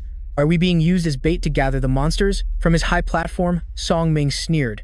"Your deaths will not be in vain. The entire Federation, all of humanity will remember you." The nuclear warheads continued to fall, but at that very moment, a purple ray of light suddenly appeared in the sky. Before long, an eye opened from within that ray of light. Instantly, Song Ming paused his action of cleaning his glasses. His expression quickly darkened, and he gritted his teeth, saying, "Is that the demon god? Impossible. How could the demon god break through the spatial barrier and appear on Earth?" Through years of fighting monsters, humanity had gradually figured out a few rules. For example, between the Earth, where humans lived, and the Void, there was a barrier that monsters could slip through to enter Earth.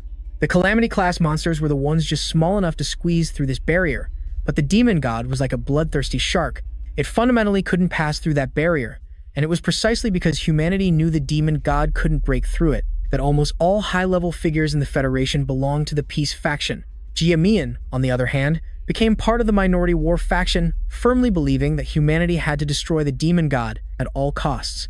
And this hawkish ideology was the reason Jia Mian gradually lost support among the upper echelons and was overthrown by them. But now, the demon god had suddenly appeared amidst a sky full of nuclear warheads.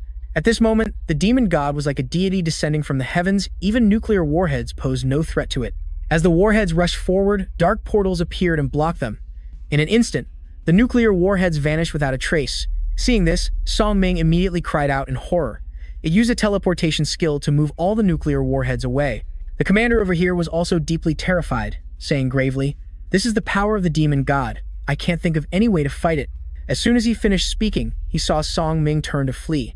He asked in confusion, "Where are you going?" Song Ming gritted his teeth and said, "The appearance of the demon god will change the state of the entire world. I must return to the capital city to report this now." The commander knew full well that Song Ming was trying to run, so he quickly spoke up, "I am the commander-in-chief of the anti-demon frontline. No one knows what happened here better than I do. I also want to go to the capital city to report in person." Down on the ground, Jiang Ling was now pushing himself up with his long spear. She frowned, looking at that eye, and muttered suspiciously, "What is that thing?" The soldiers, terrified, collapsed to the ground. But after the nuclear blast, the giant monsters were still there, relentlessly attacking Xiao Chu. He was charging toward them. He ferociously slashed down at them. However, he was caught by one of the monster's hands, which threw him far away without hesitation. His body slammed directly into the ground, creating a large crack beneath him. And at that moment, Xiao Chu saw the demon god high above. The demon god, perhaps sensing something, also looked down at him, spotting him lying in the rubble, and his mask was half cracked, revealing his true face for just a moment. The demon god's eye widened as man and beast stared each other down. Jiangling, watching from the side, was puzzled, frowning. Is it looking at Xiao Chu? But it made no sense. A demon god that could casually summon a level 9 disaster, why would it care about a single human? The only one who ever received such attention was Jia Mian. Right now, the demon god was still staring intently at Xiao Chu, and he was glaring right back at it. This single gaze made the demon god's eye tremble and flicker, shocking Jiang Ling even more. Is it? Afraid. Just as she suspected, it was indeed afraid of Xiao Chu, or rather, of Jia Mian. It couldn't take it anymore. Its eye gradually faded, then vanished into the void. And at that very moment, the giant monsters on the ground also began to dissolve. Before long, they had turned into piles of rubble, and the monster tide quickly retreated. Humanity had officially survived this monster tide. Soon after, they began to cheer joyfully. They've all retreated. They had finally survived. On the other side, Xiao Qiu was extremely dissatisfied, sighing, "That guy is still the same coward as ever." In his past life, whenever he entered the void where the demon gods existed, G&G would immediately hide. It wouldn't dare to face him directly, not even showing a hint of its presence. And when he announced he was erasing the identity of the hero Jiamian and simultaneously gave up all his power, GNG finally had the courage to launch an attack. To think that in this life, just seeing him was enough to make it turn and run in fear. A moment ago, if it had calmly sensed his power, it would have probably realized that with its level 30 strength, crushing the current him would be as easy as squashing an ant. At this moment, the system announced that he had completed the mission, receiving the semi-demon god transformation as a reward. Immediately after, tendrils of dark energy appeared, swirling around Xiao Qiu's body. He closed his eyes to feel this power, which was filled with insane desires. He had to suppress and consume all those terrifying thoughts. But just as he was absorbing the power, a questioning voice suddenly rang out. "What in the world are you?"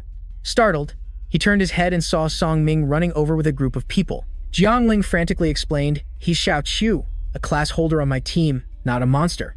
However, the commander snorted coldly. "Looking like that, and you say he's human? He's clearly a minion of the monsters." Song Ming also said sternly, "No matter what he's done, a monster is still a monster." Jiang Ling said even more urgently, "Didn't you all see Xiao Qiu fighting the level 8 and level 9 monsters? If he were a monster, he would have helped the other monsters. Not to mention, the monster's retreat was only..." Before she could finish, the commander cut her off coldly. "Shut up. Are you speaking up for a monster?" He even said he suspected both of them were colluding with the monsters, led to this severe demon tide. Therefore, using his authority as the commander-in-chief of the demon-slaying frontline, he had them arrested. With that said, he waved his hand to command the soldiers behind him. In an instant, the two were quickly surrounded. At that moment, Xiao Qiu drew the two weapons from his back. Without a word, he threw them toward the soldiers. With a cold snort, the commander immediately charged forward. He finally revealed his true colors. He viciously swung his fist at Xiao Qiu, but unfortunately, Xiao Qiu casually raised his blade and blocked the attack. This made the commander suspicious, as Xiao Qiu had clearly just finished a fight, yet he could still wield such terrifying power. Just then, Song Ming appeared from behind, grabbing Xiao Qiu's arm tightly to stop him from moving. However, Xiao Qiu easily broke his grip, then twisted his arm back, making him scream in pain. But it didn't stop there. His blood-flying fang then struck out, directly piercing through Song Ming's heart. The thick scent of fresh blood immediately filled the air. Song Ming died just like that. Xiao Qiu narrowed his eyes, looking at him with a face devoid of any pity. Seeing this, the commander hurriedly backed away. He ordered his soldiers, "What are you standing there for? Get him!" Then, he immediately tried to flee. Unfortunately, Xiao Qiu gave him no such chance. He had only taken a few steps before a cloud of dark energy blocked his path, and in the next instant, Xiao Qiu appeared behind him. He spoke coldly. Trying to run already, startled, the commander turned to look at him and questioned aggressively, "You damn traitor! You demon! What are you trying to do?" A slight smile touched Xiao Qiu's lips as he replied nonchalantly, "Since you've already called me that, then of course, I'll do what a demon is supposed to do." As soon as the words left his mouth, he raised his blade and slashed down viciously. In the blink of an eye, the commander was turned into a pool of blood. Witnessing this brutal scene, Jiang Ling couldn't help but cover her mouth in terror. But at that moment, a man suddenly ran over and knelt before Xiao Qiu. It was Commander Liang. He spoke respectfully. "Corps Commander, I have arrived late." He explained that although his eyes could see nothing, his senses of hearing and smell were far sharper than a normal person's, so he had recognized his identity from the start. At this, he shouted out fiercely, "GM Mayan has returned." He said that everyone in the Corps was waiting for his return, waiting for him to reach Star City so they could slaughter those Federation scoundrels together and take back everything that belongs to him. Xiao Qiu listened to him without a single change in his expression. Commander Liang was a bit taken aback, wondering why he wasn't responding. What he couldn't see, however, was that Xiao Qiu's entire body was now enveloped in dark energy. In the next moment, he vanished without a trace. A few days later, the Federation held a press conference about the battle. Through the unified assault of the front line, repelling the demons and the command center in Star City, the Federation has achieved a great victory on the demon-slaying front line. During this massive campaign, a total of 1 million demons were annihilated. Fortress City Aone was also the only place to successfully eliminate 6 level 7 demons, 25 level 8 demons, and 2 level 9 demons. Although the Federation suffered a certain number of casualties during this demon tide, compared to the brilliant results, every sacrifice was meaningful. In addition to the post-battle summary, the Federation also made an announcement to the public that Xiao Qiu had become a pawn of the demons, and they slandered him for attacking his own people. Upon hearing this announcement, the crowd below began to murmur amongst themselves. Up on the stage, Hang Yao couldn't tolerate the noise and yelled for everyone to be quiet. Waiting until the space quieted down, he continued to speak. His main point was still to blame Xiao Qiu, making everyone believe he was a traitor. Even though he was the one who had pushed back the demonic beasts, the man aggressively shouted, "We will definitely have these traitors brought to trial and face a unified judgment. The federal parliament will absolutely not frame any good person." The crowd below had no doubt about the truth in his words, and they enthusiastically joined in without hesitation. Just then, however, a reporter noticed something was wrong. The cameraman, a little suspicious, turned to where the reporter had just pointed, only to see a figure standing on the rooftop of a nearby building. It was Xiao Qiu, who had gone missing after the battle that day. The moment they saw him, the crowd below turned and fled in fear without hesitation. The skill users quickly drew their swords and rushed at him. They intended to kill him, but Xiao Qi didn't retreat an inch, moving forward with steps as steady as a rock. The moment a sword's tip was nearly upon him, he finally made his move, gently raising the sword in his hand. The first attacker was killed instantly. As soon as that one fell, another group charged, but the result was the same. They were also cut down by his single sword strike. Witnessing this, the remaining attackers faltered. What kind of power was this? They could only hope for reinforcements. However, Xiao Qiu was like an unstoppable force, cutting down gods and Buddhas alike. Whoever blocked his path died by his sword, as he carved a bloody path forward. He stepped over tens of corpses as he walked toward the grandstand. When the civilians saw him, their legs grew weak, and they wisely cleared a path for him.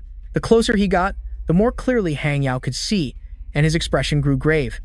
This figure was Xiao Qiu, the friend with whom he had once fought side by side, and also the man he had personally accused. Could it be that now he would do the same to him? But Hang Yao quickly realized Xiao Qiu paid him no mind at all.